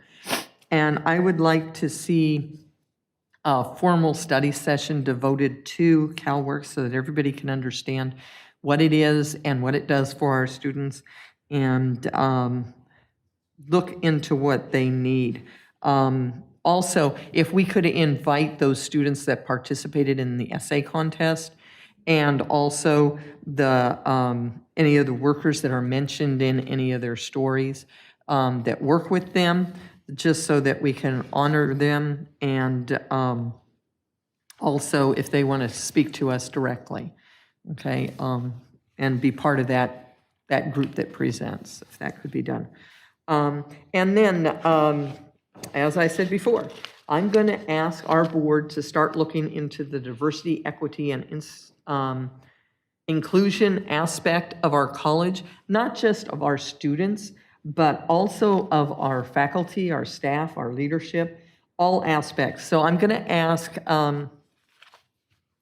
Dr. Martinez, this is the part he probably won't like me for, but I'm going to ask through our president to please have him put together some statistics. I'd like to see, or some data. I'd like to see what the makeup is of each of our communities, what the makeup is of the students that come from those communities, what the makeup is of the faculty overall, and how it relates, how they all relate and interact.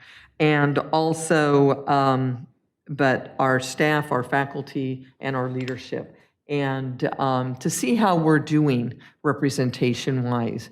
And then later on, I'm going to ask us to take the next step. Once we have the data, I think we'll be able to take the next step, which is to look at the hard questions. What are we doing to recruit? What are we missing out there? Why aren't we able to make things be reflective of our community and are proportionally reflective of our community? And are we able to retain the individuals that we have? That's a big, big, big component, because if people come and maybe we think we're including them, but we're, as one person termed it, using them or making them feel like they're being used because they're the minority, then we're not including them. They don't feel like they belong, they're not a part of it, and they will leave us. And we need to keep great people, and we need to have a diverse group that is representative of our community. So that's what I'm looking for, and I know it won't happen tomorrow, but in the near future would be nice, sometime in the near future. And but to have us start looking at that and asking the tough questions so that we can make movement forward on that plan. Thank you. Thank you, Trustee Stefan, and none for me this month. Before we recess to closed session, as we close our board meeting today, I would like to take a moment to pay tribute to Donna Jean Darby, who passed away on February 28, 2022. She will be missed immensely by College of the Desert and the College of the Desert Foundation. Donna Jean was a generous and involved member of our college family who was deeply engaged in the causes she cherished. Donna Jean's many contributions to the college included serving as president of the foundation from 2013 to 2015 and as president of the Academic Angels from 2008 to 2010. She was named a Citizen of Distinction by College of the Desert Foundation in 2015. Donna Jean set the standard for what it meant to be passionate about education. She was an educator herself, teaching English in Fort Wayne, Indiana, and later Chattanooga, Tennessee. A mother of 2 daughters, she raised her family side by side with her husband, Keith, to whom she was married for nearly 65 years. Over many decades, Donna Jean's philanthropic work and volunteerism gathered momentum. She made a considerable mark here at the Coachella Valley after moving to the area in the late 1990s. Some of the many organizations and causes she embraced and supported included the McCallum Theater, the Palm Desert Art and Public Places Commission, and the board at Palm Valley Country Club. Donna Jean received many accolades for her devotion to philanthropic causes, and College of the Desert was a lucky recipient of her public service. Please join me in a moment of silence as we close the meeting in her memory.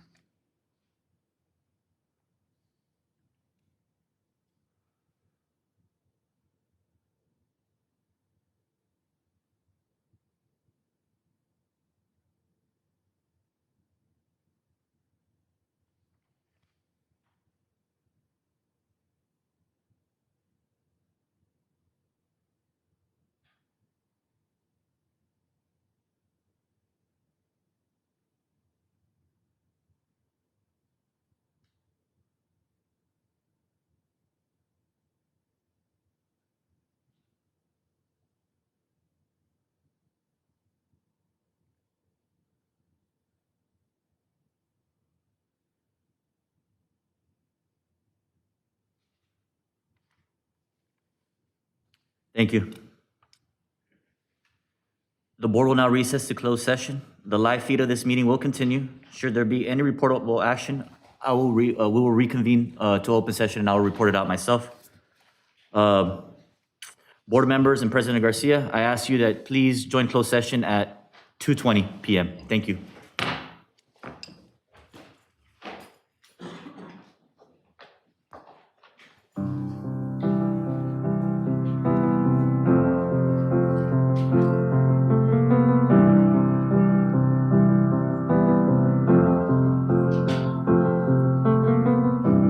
Imagine there's no heaven. See as if you try. No hell below us. Above us only sky. Imagine all the people living for today. Imagine there's no countries. It isn't hard to do. Nothing to kill.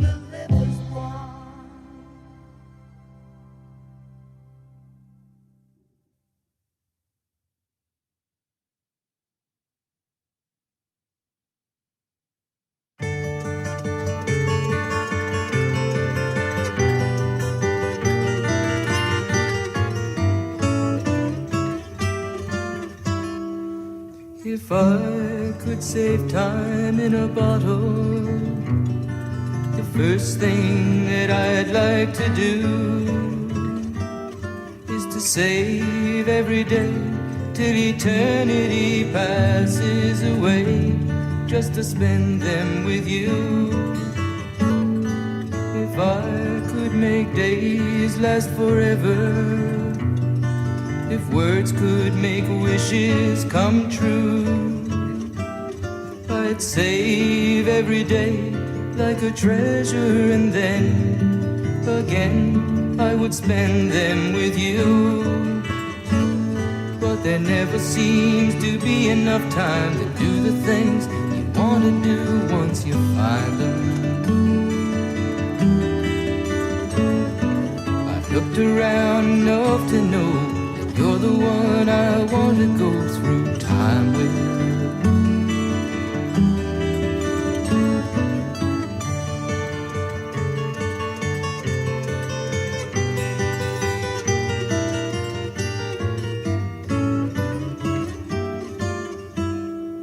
If I had a box just for wishes and dreams that had never come true, the box would be empty except for the memory of how they were answered by you. But there never seems to be enough time to do the things you want to do once you find them. I've looked around enough to know you're the one I want to go through time with.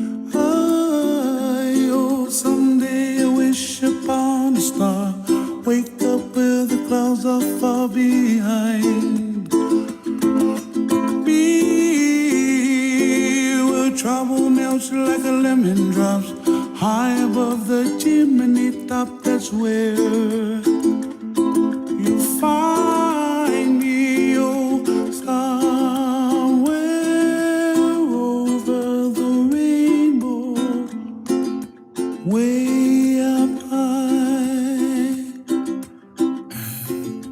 The dreams that you dare to, why, oh why can't I?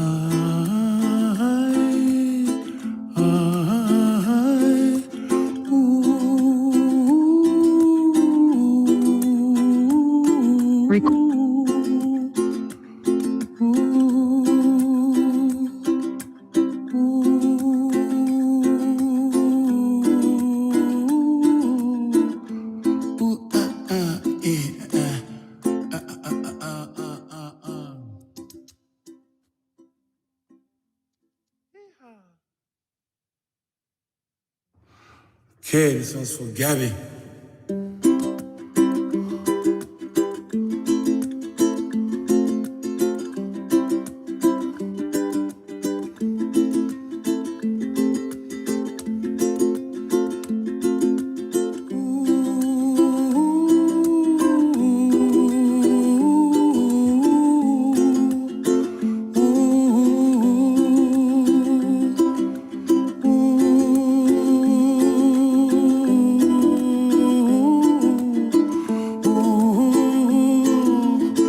Ooh, somewhere over the rainbow, way up high,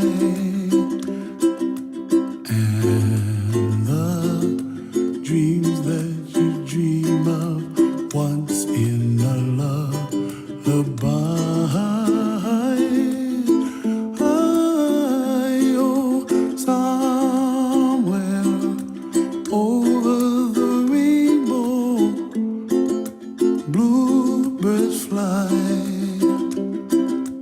and the dreams that you dream of, dreams really do come true. Ooh, someday you wish upon a star, wake up where the clouds are far behind. Be where trouble melts like lemon drops, high above the chimney top. That's where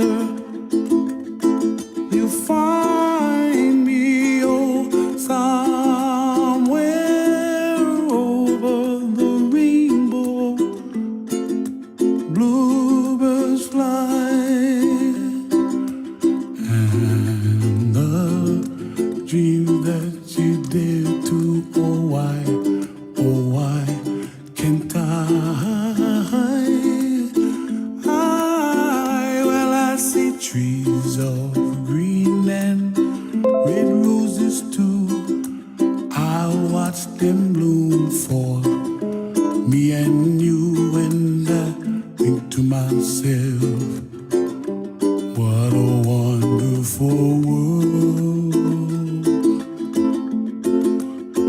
Well, I see skies of blue and I see clouds of white and the brightness of day. I like the dark and I think to myself, what a wonderful world. The colors of the rainbow, so pretty in the sky, are also on the faces of people passing by. I see friends shaking hands, singing, how do you do? They really say, I love you. I hear babies cry and I watch them grow. They'll learn much more than we'll know, and I think to myself, what a wonderful world. Someday I wish upon a star, wake up where the clouds are far behind. Be where trouble melts like a lemon drops, high above the chimney top. That's where you find me.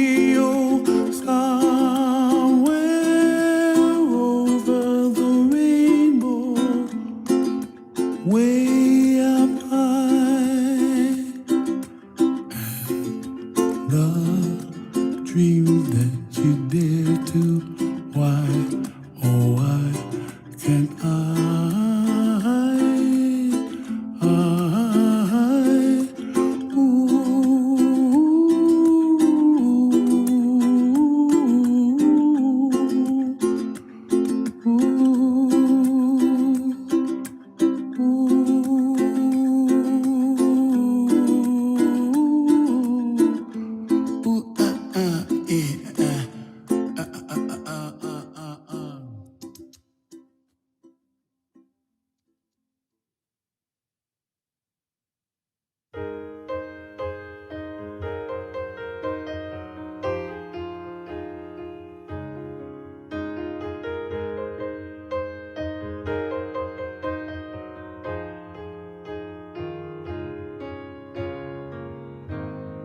You are so beautiful.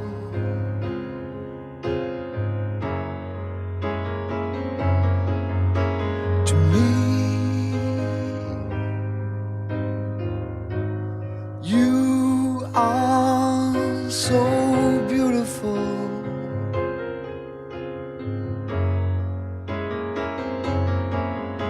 To me, can't you see?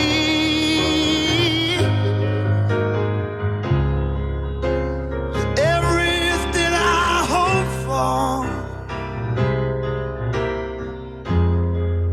you're everything I need. You are so beautiful to me. You are so beautiful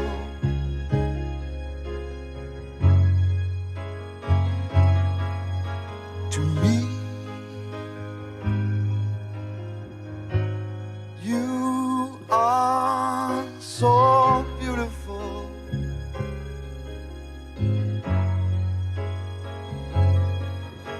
to me. Can't you see?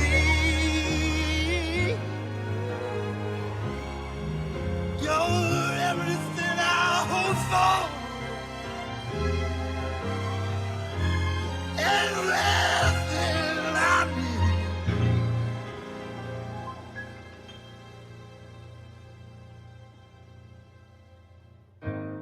You are so beautiful to me.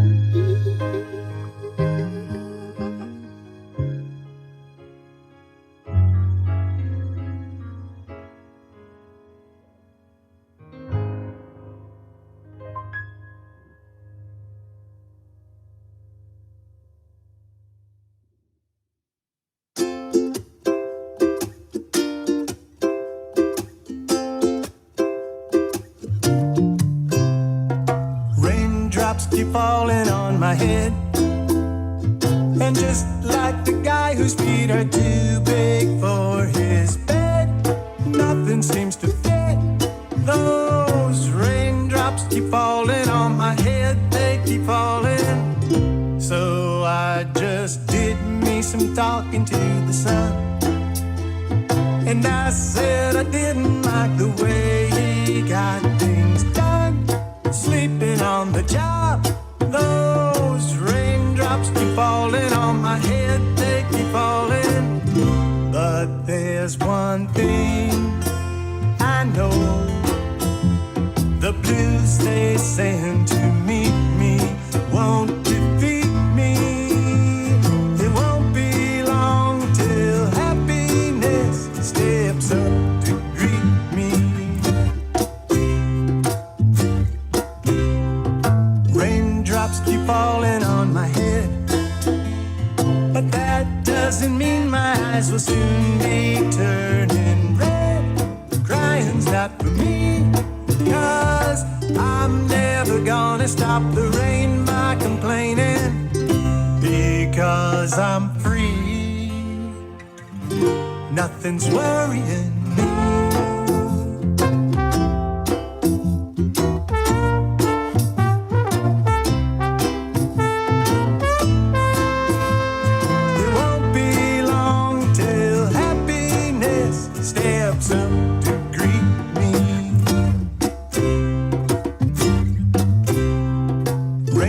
raindrops keep falling on my head. But that doesn't mean my eyes will soon be turning red. Crying's not for me, 'cause I'm never gonna stop the rain by complaining, because I'm free. Nothing's worrying me. 1, 2, 1, 2, 3, 4.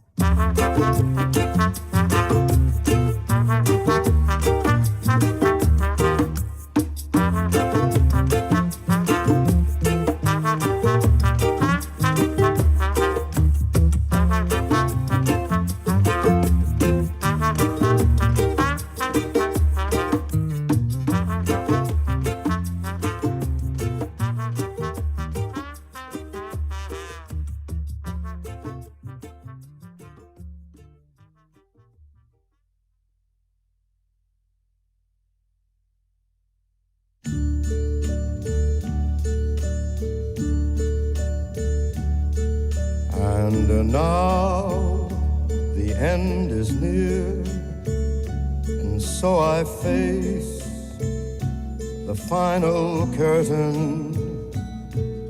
My friend, I'll say it clear, I'll state my case, of which I'm certain. I've lived a life that's full. I traveled each and every highway, and more, much more than this. I did it my way. Regrets, I've had a few, but then again,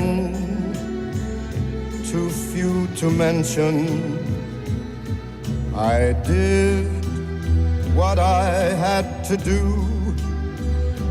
and saw it through without exemption. I planned each charted course, each careful step along the byway.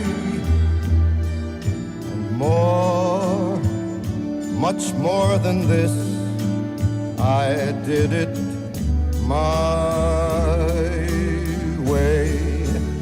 Yes, there were times, I'm sure you knew, when I bit off more than I could chew. But through it all, when there was doubt, it out. I faced it all, and I stood tall and did it my way. I've loved, I've laughed and cried, I've had my fill, my share of losing. And now, as tears subside, I find it all so amusing to think I did all that. And may I say, not in a shy way, oh no, not me. I did it my way. For what is a man? What has he got? If not himself, then he has not to say the things he truly feels, and not the words of one who kneels. The record shows I took the blows and did it my way.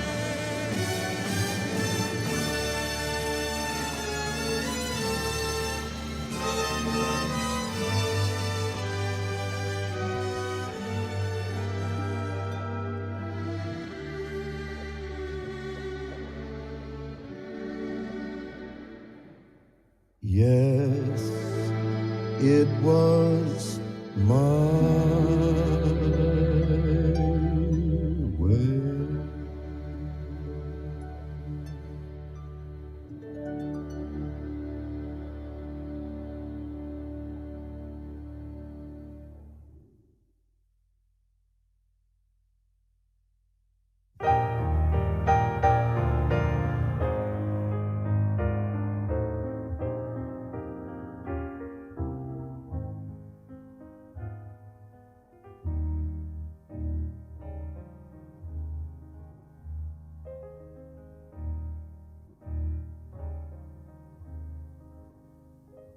When you're weary, feeling small, when tears are in your eyes, I will dry them all.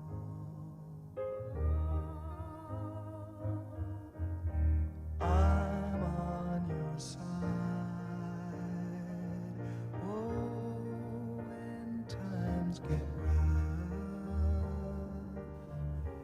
and friends just can't be found, like a bridge over troubled water, I will lay me down. Like a bridge over troubled water, I will lay me down.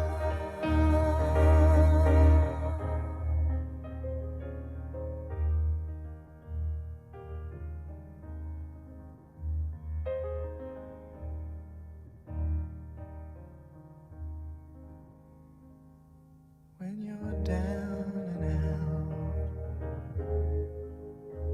when you're on the street, when evening falls so hard, I will comfort you.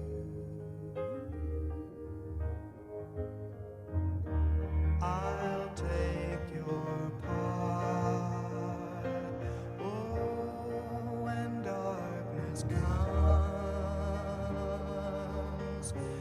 and pain is all around, like a bridge over troubled water, I will lay me down. Like a bridge over troubled water, I will lay me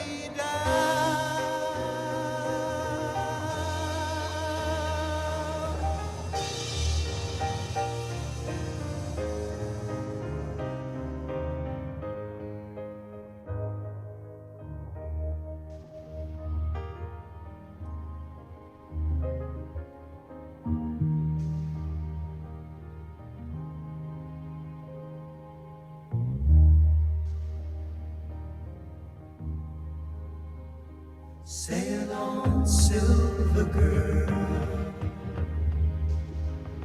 sail on by. Your time has come to shine. All your dreams are on their way. See how they shine.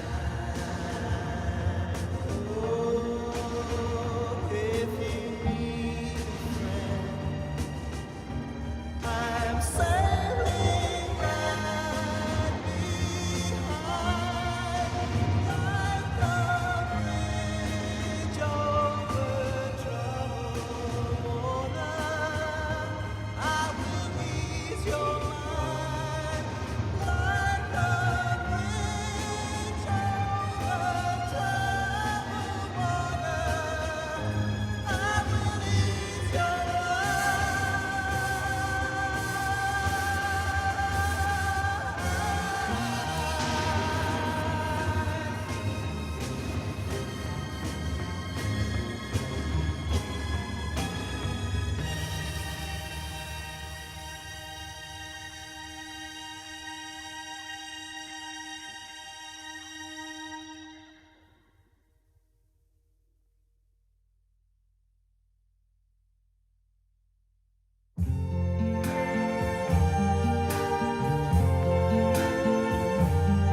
I see trees of green, red roses too. I see them bloom for me and you.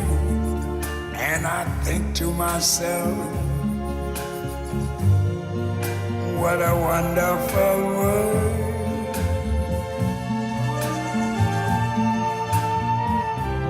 I see skies of blue and clouds of white, the bright blessed day, the dark sacred night.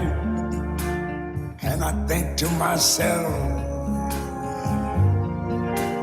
what a wonderful world.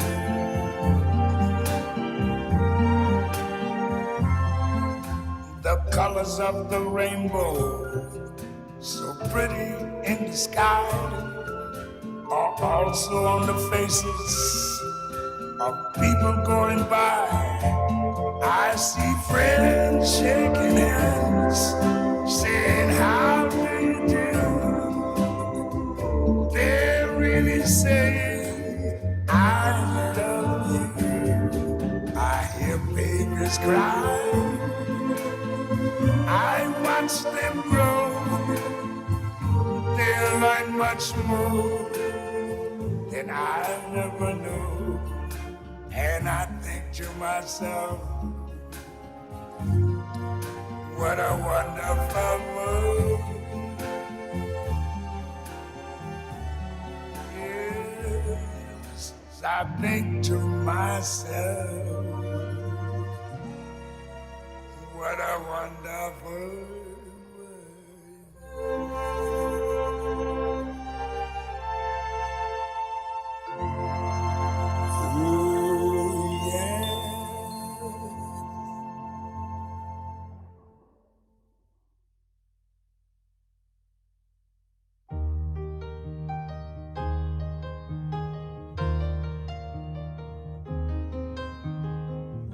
It's a little bit funny, this feeling inside. I'm not one of those who can easily hide. I don't have much money, but boy, if I did, I'd buy a big house where we both could live. If I was a sculptor, but then again, no, or a man who makes potions in a traveling show. I know it's not much, but it's the best I can do. My gift is my song, and this one's for you. And you can tell everybody this is your song. It may be quite simple, but now that it's done, I hope you don't mind, I hope you don't mind that I put down in the words how wonderful life is while you're in the world.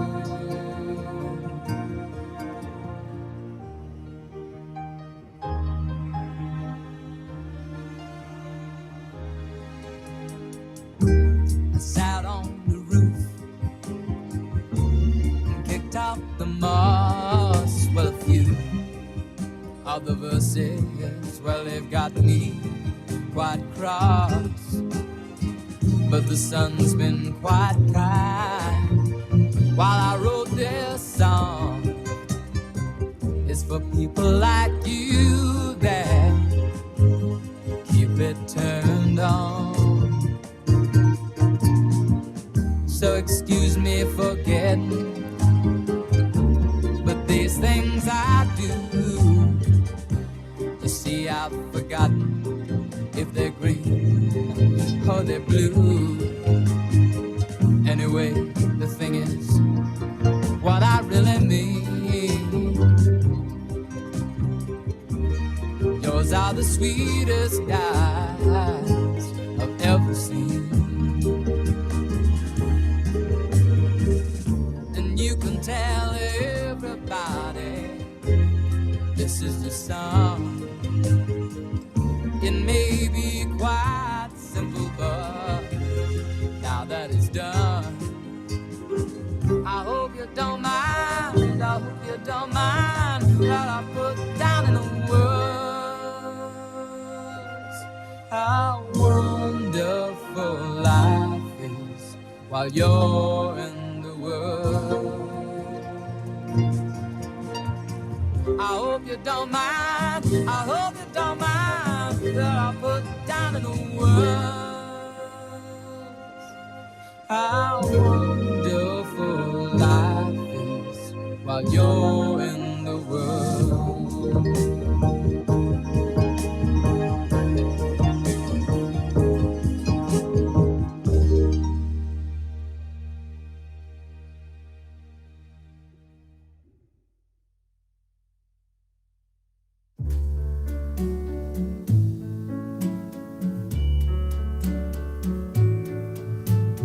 Wise men say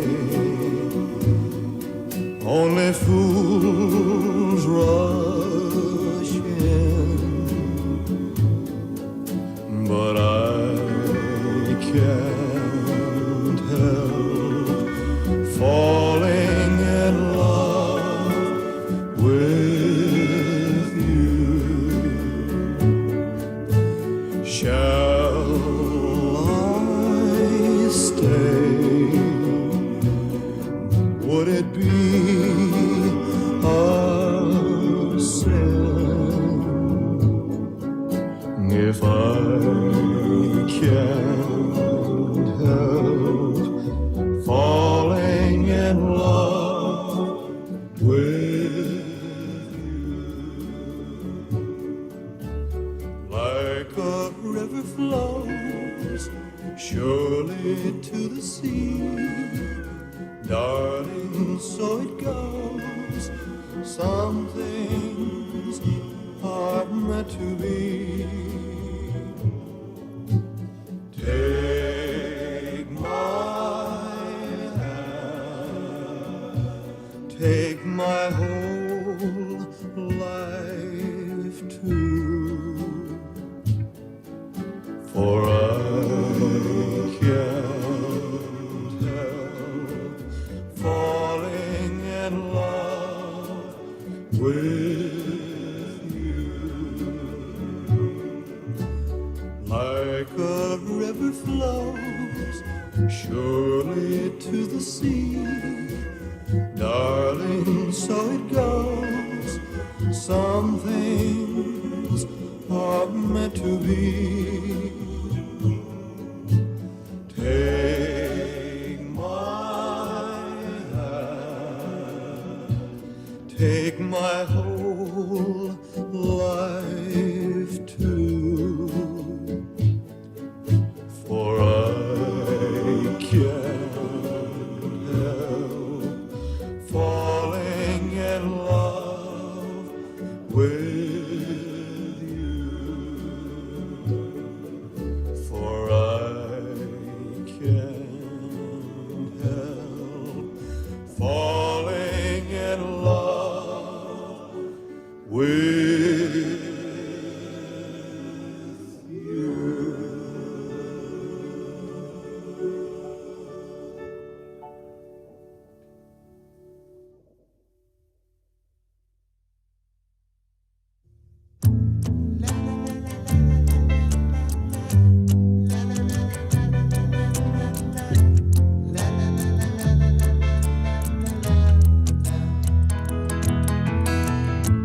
Now that I've lost everything to you, you say you wanna start something new, and it's breaking my heart you're leaving.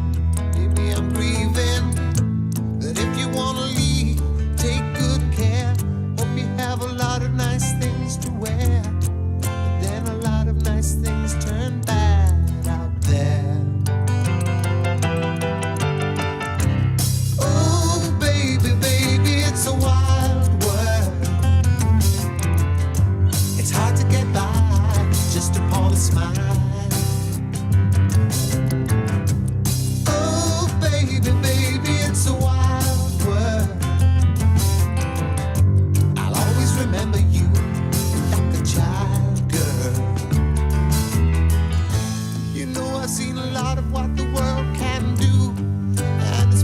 my heart in two, because I never want to see you sad, girl. Don't be a bad girl, but if you want to leave, take good care. Hope you make a lot of nice friends out there, but just remember there's a lot of bad and beware. Beware. Oh, baby, baby, it's a wild world. It's hard to get by just upon a smile. Oh, baby, baby, it's a wild world. And I'll always remember you like a child, girl.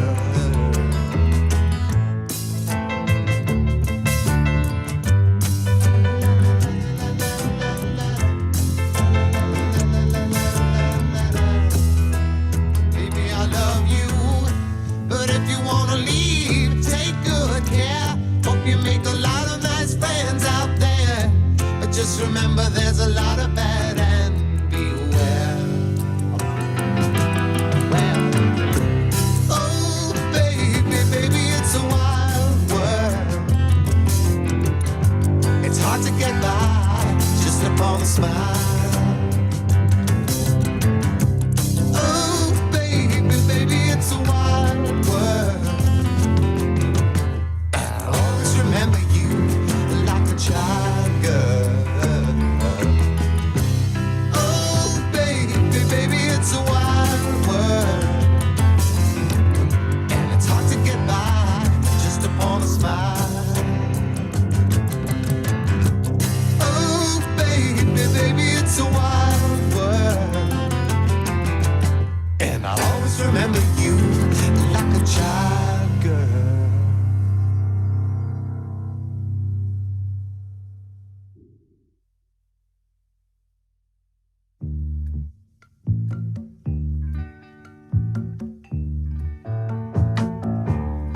I can see clearly now the rain is gone.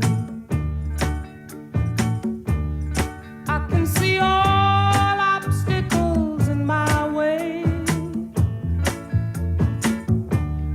Gone are the dark clouds that had me blind. It's gonna be a bright, bright, bright, sunshiny day. It's gonna be a bright, bright, bright, sunshiny day. I think I can make it now. The pain is gone. All of the bad feelings have disappeared. Here is that rainbow I've been praying for.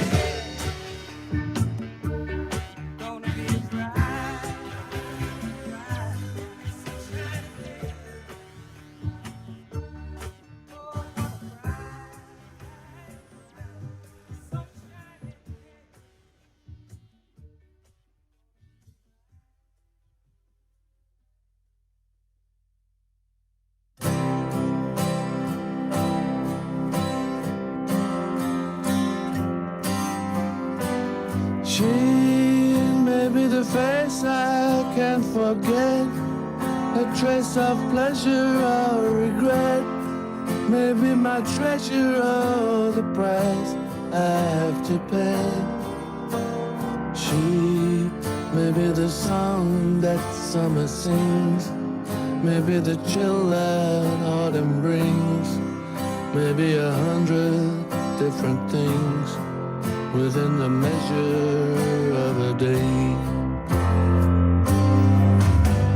She may be the beauty or the beast, maybe the famine or the feast, may turn each day into a heaven or a hell. She may be the mirror of my dream, a smile reflected in a stream. She may not be what she may seem inside her shell. She who always seems so happy, the clown's eyes are private and so proud. No one's allowed to see them when they cry. She may be the love that cannot hope to last, may come to me from shadows of the past that I remember till the day I die. She may be the reason I survive, the why and wherefore I'm alive, the one I'll care for through the rough and rainy years. Me, I'll take her laughter and her tears and make them all my souvenirs. For where she goes, I got to be. The meaning of my life is she.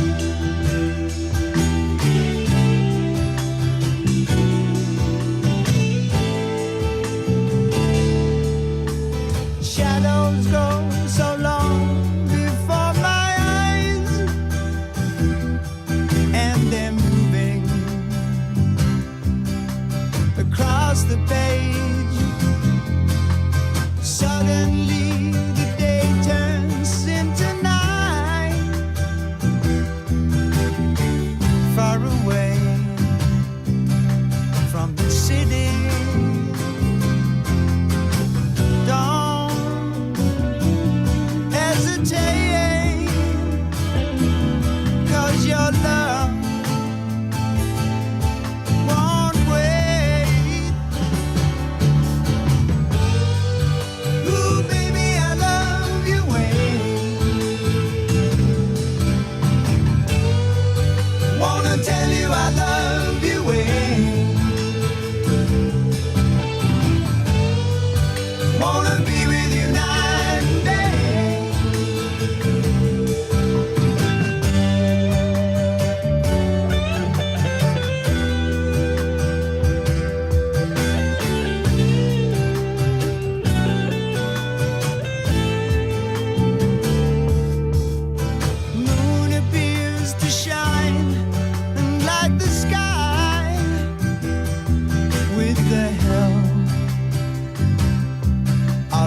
some firefly.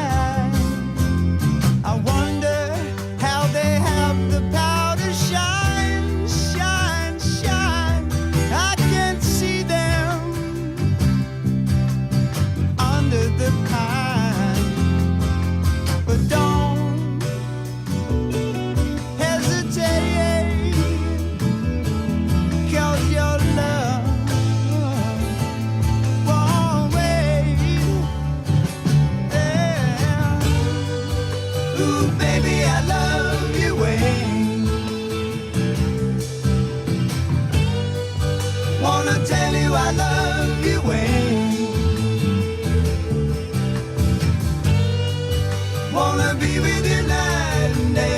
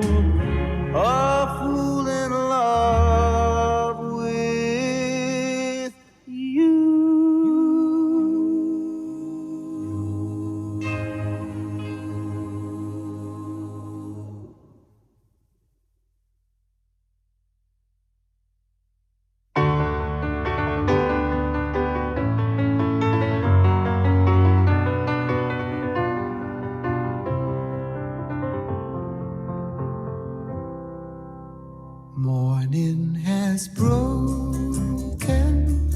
like the first morning. Blackbird has spoken like the first bird. Praise for the singing, praise for the morning, praise for them springing fresh from the world.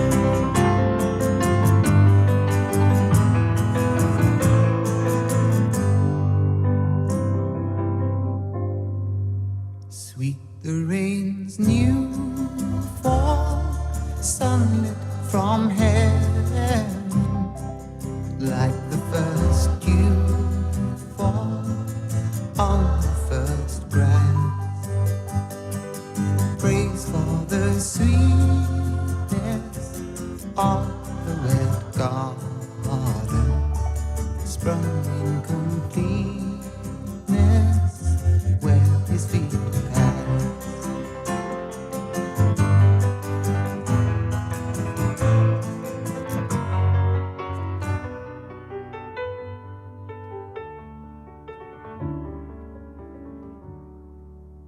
Mine is the sunlight, mine is the morning, born of the one light Eden saw play. Praise with elation, praise every morning, God's recreation of the new day.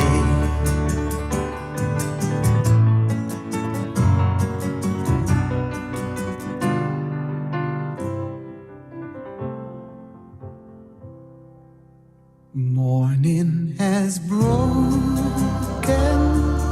like the first morning. Blackbird has spoken like the first bird. Praise for the singing, praise for the morning, praise for them springing fresh from the world.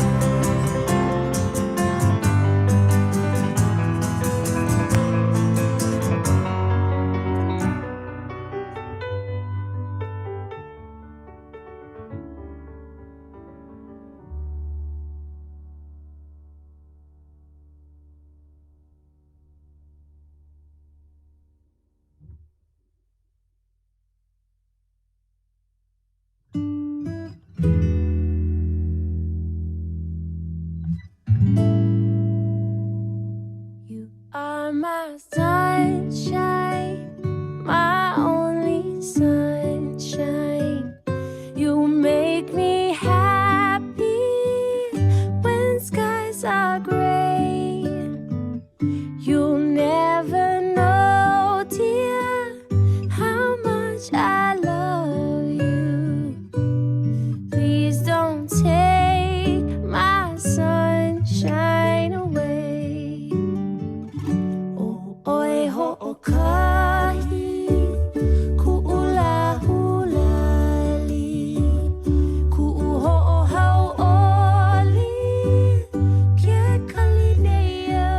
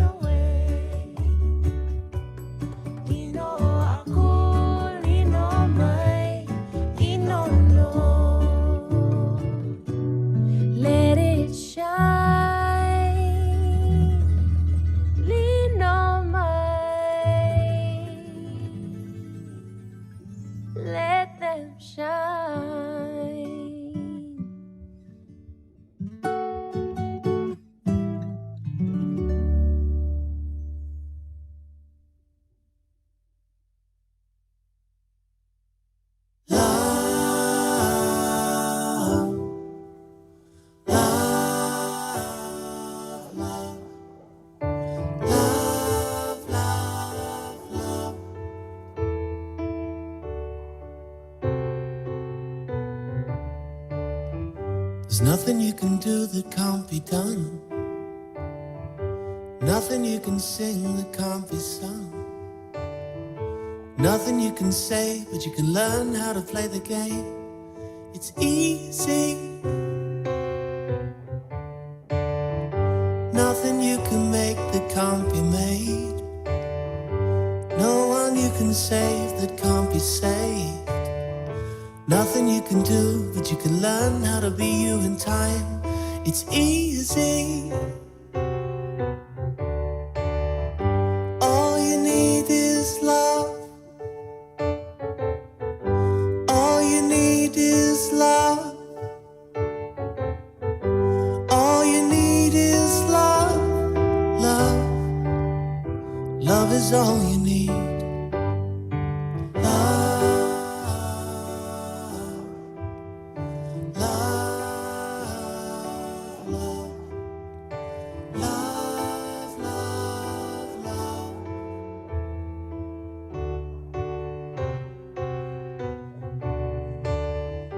There's nothing you can know that isn't known.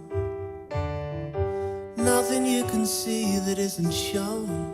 There's nowhere you can be that isn't where you're meant to be. It's easy. All you need is love. All you need is love. All you need is love. Love. Love is all you need. All you need is love. All you need is love. All you need is love. Love. Love is all you need. All you need is love. Love. Love is all you need. All you need is love. Love. Love is all you need.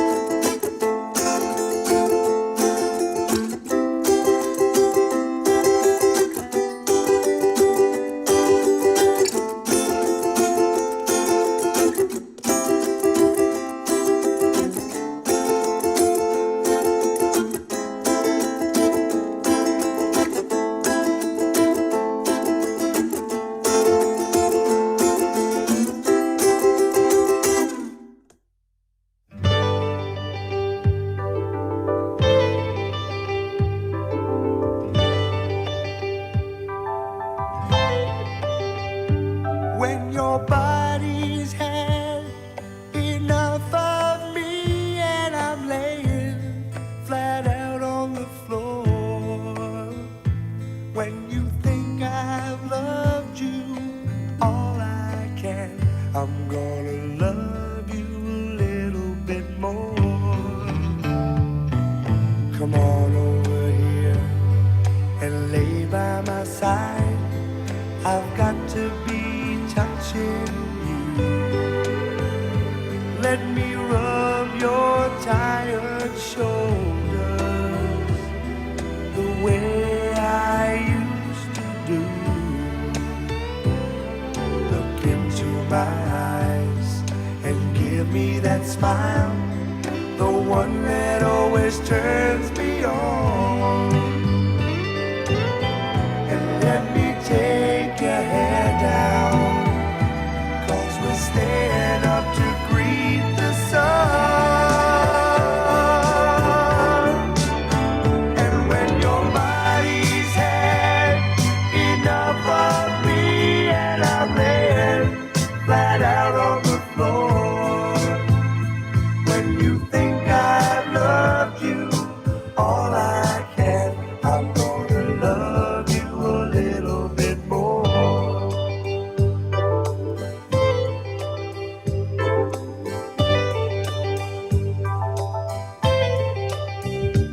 Got to say a few things that have been on my mind, and you know where my mind has been. I guess I learned my lesson,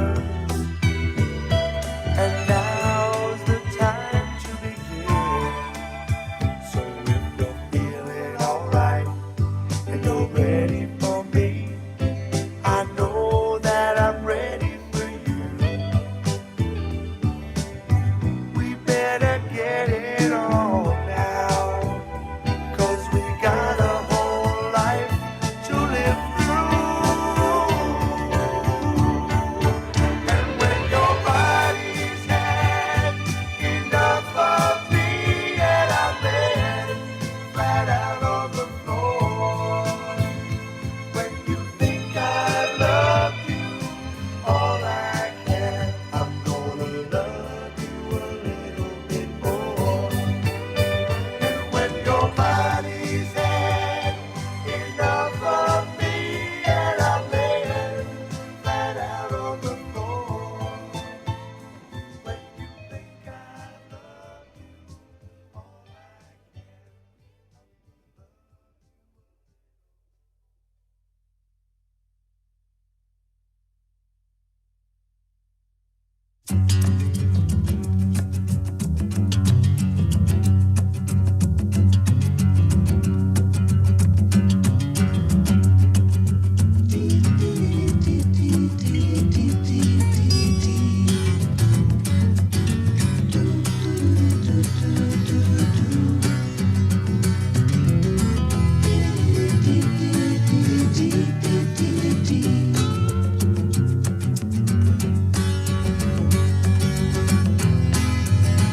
And here's to you, Mrs. Robinson.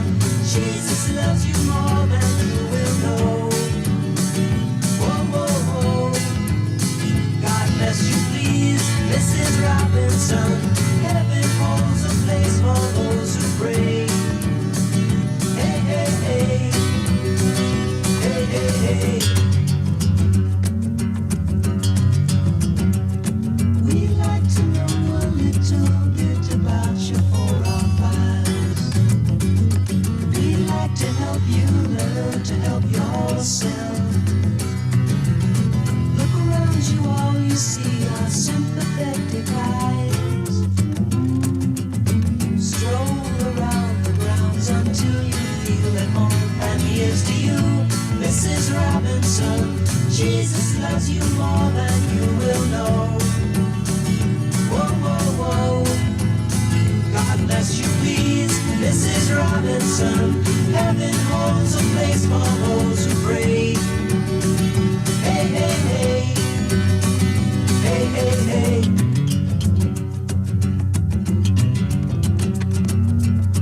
Hide it in a hiding place where no one ever goes.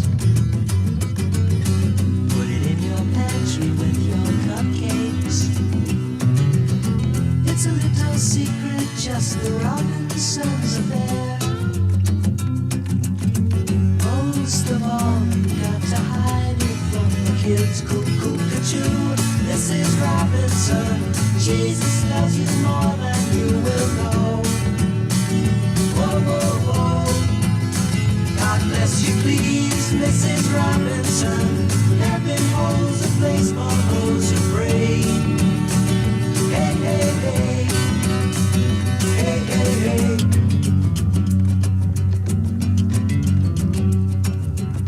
Sitting on a sofa on a Sunday afternoon, going to the candidates' debate. Laugh about it, shout about it when you've got to choose. Every way you look at it, you lose. Where have you gone, Joe DiMaggio? A nation turns its lonely eyes to you. What's that you say, Mrs. Robinson? Joe to Joe has left and gone away. Hey, hey, hey. Hey, hey, hey.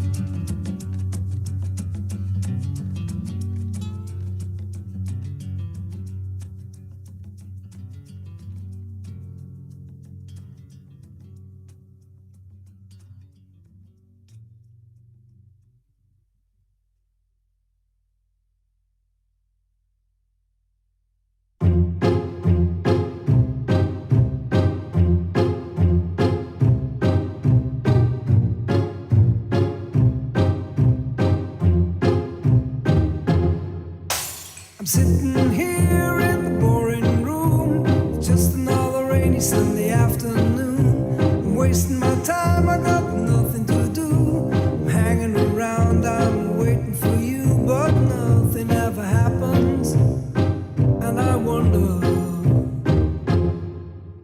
I'm driving around in my car. I'm driving too fast, I'm driving too far. I'd like to change my point of view.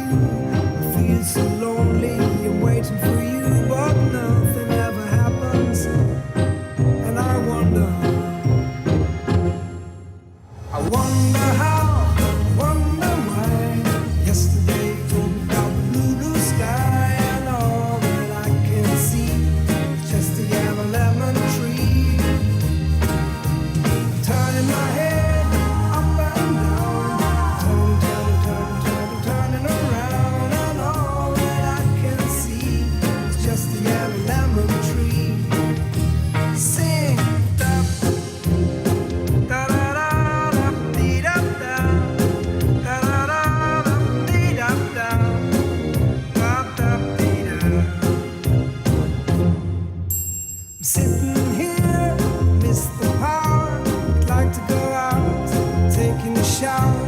There's a heavy cloud inside my head. I feel so tired, put myself into bed where nothing ever happens. And I wonder, isolation is not good for me.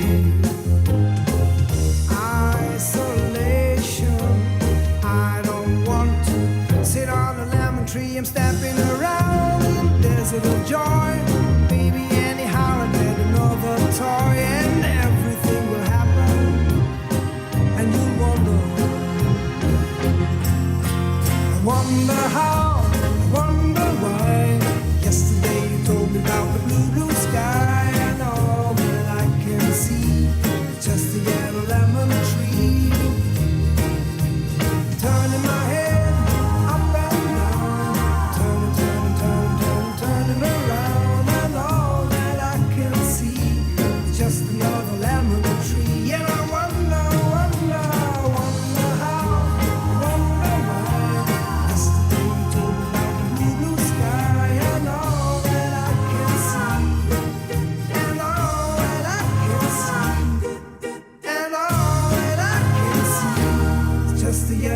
almond tree.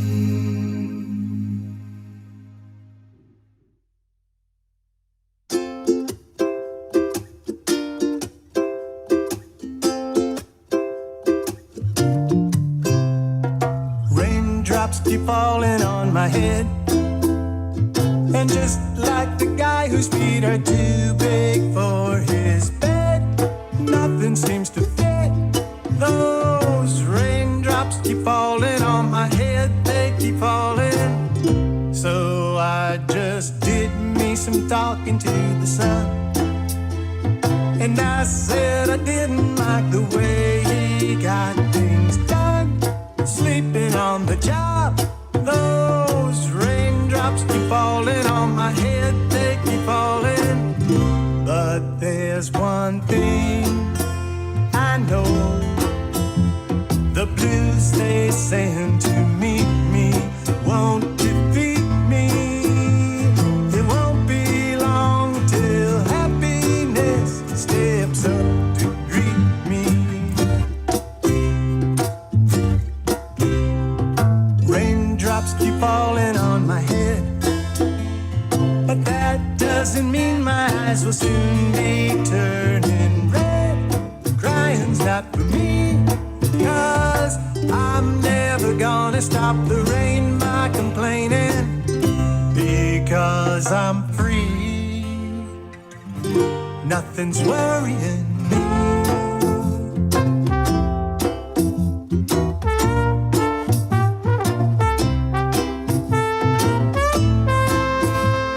It won't be long till happiness steps up to greet me. Raindrops keep falling on my head, but that doesn't mean my eyes will soon be turning red. Crying's not for me, 'cause I'm never gonna stop the rain by complaining, because I'm free.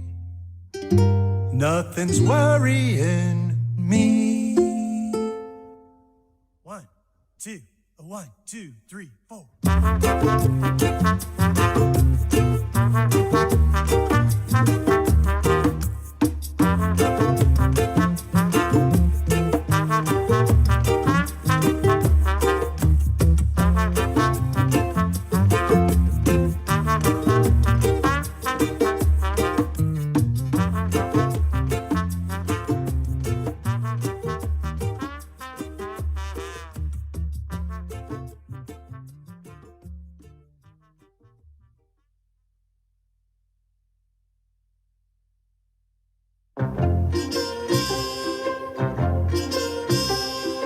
Raindrops keep falling on my head, and just like the guy whose feet are too big for his bed, nothing seems to fit.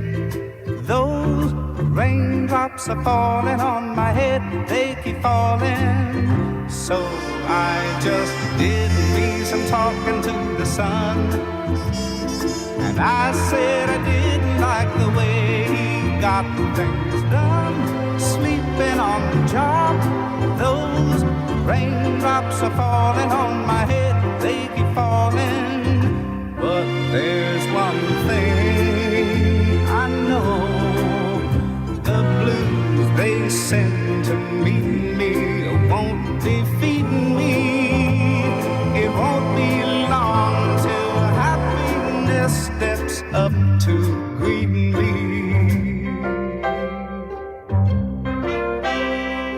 Raindrops keep falling on my head, but that doesn't mean my eyes will soon be turning red. Crying's not for me, 'cause I'm never gonna stop the rain by complaining, because I'm free. Nothing's worrying me.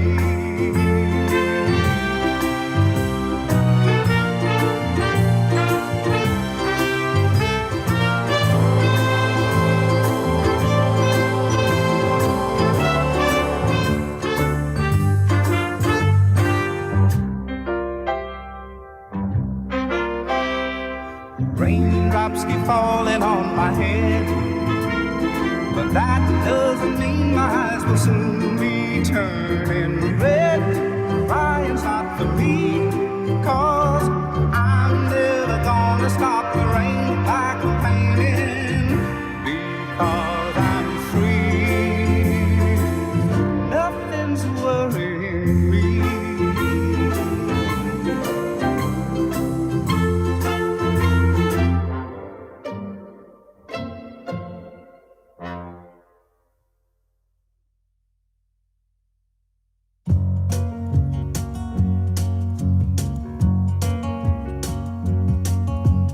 Riding on the city of New Orleans,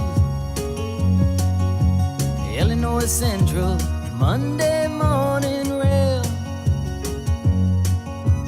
15 cars and 15 restless riders, 3 conductors, 25 sacks of mail. All along the southbound Odyssey, the train pulls out at Kankakee and rolls along past houses, farms, and fields, passing trains that have no name, and freight yards full of old black men, and the graveyards of the rusted automobiles. Good morning, America, how are you? Said, don't you know me? I'm your native son. I'm the train they call the city of New Orleans. I'll be gone 500 miles when the day is done.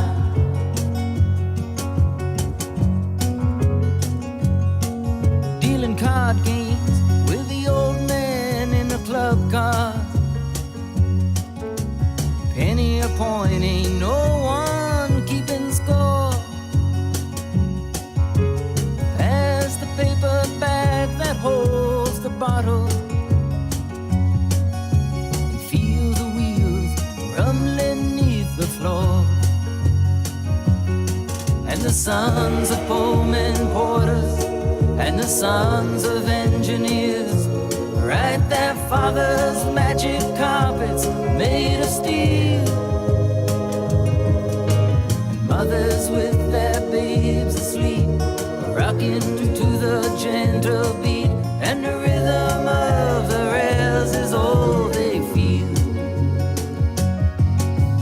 Good morning, America, how are you?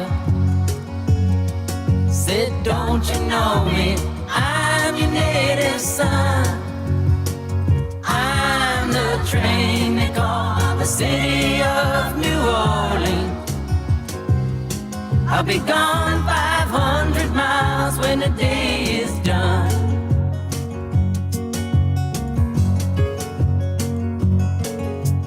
Nighttime on the city of New Orleans, changing cars in Memphis, Tennessee. Halfway home, and we'll be there by morning. Through the Mississippi darkness, rolling down to the sea. But all the towns and people seem to fade into a bad dream, and the steel rail still ain't heard the news. The conductor sings his songs again, the passengers will please refrain. This train got to disappear in railroad blues. Good night, America, how are you? Said, don't you know me? I'm your native son. I'm the train they call the city of New Orleans. I'll be gone 500 miles when the day is done.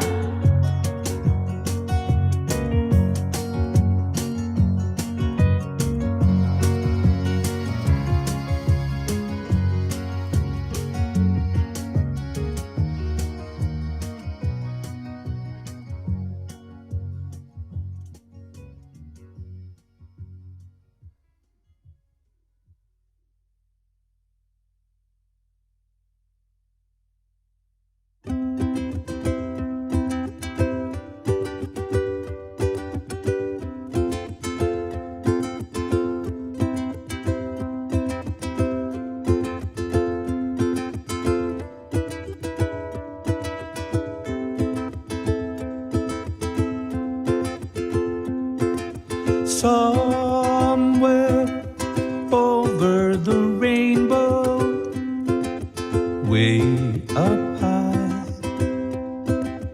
and the dreams that we dreamed of once in a lullaby. Oh, somewhere over the rainbow, bluebirds fly, and the dreams that we dreamed of, dreams really do come true. Someday I wish upon a star, wake up where the clouds are far behind me, where trouble melts like lemon drops, high above the chimney top. That's where you find me. Oh, somewhere over the rainbow, bluebirds fly, and the dreams that we dare to, oh why can I? Well, I see trees of green and I see red roses too. I'll watch them bloom for me and you, and I think to myself, what a wonderful world.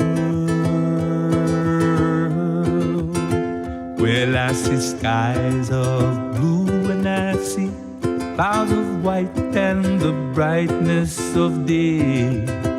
I like the dark and I think to myself, what a wonderful world. The colors of the rainbow, so pretty in the sky, are also on the faces of people passing by. I see friends shaking hands, singing, how do you do? They're really saying, I love you. And I hear babies cry and I watch them grow. They'll learn much more than we all know. And I think to myself, what a wonderful world.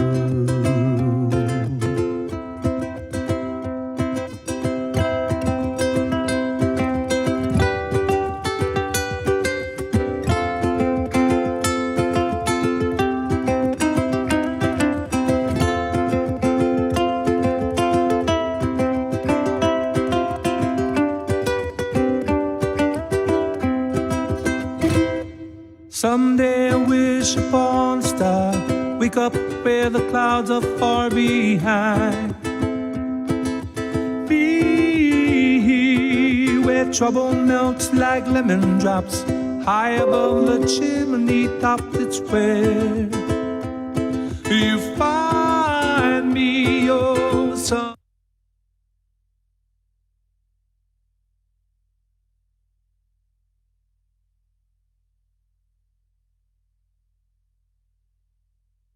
to open session at 3:50 and report that there was no reportable action taken in closed session. That'll conclude today's meeting. I want to thank staff and faculty for bearing with us today. It was a long meeting. Thank you, and we'll see you next month. I'd like to close this meeting at 3:50.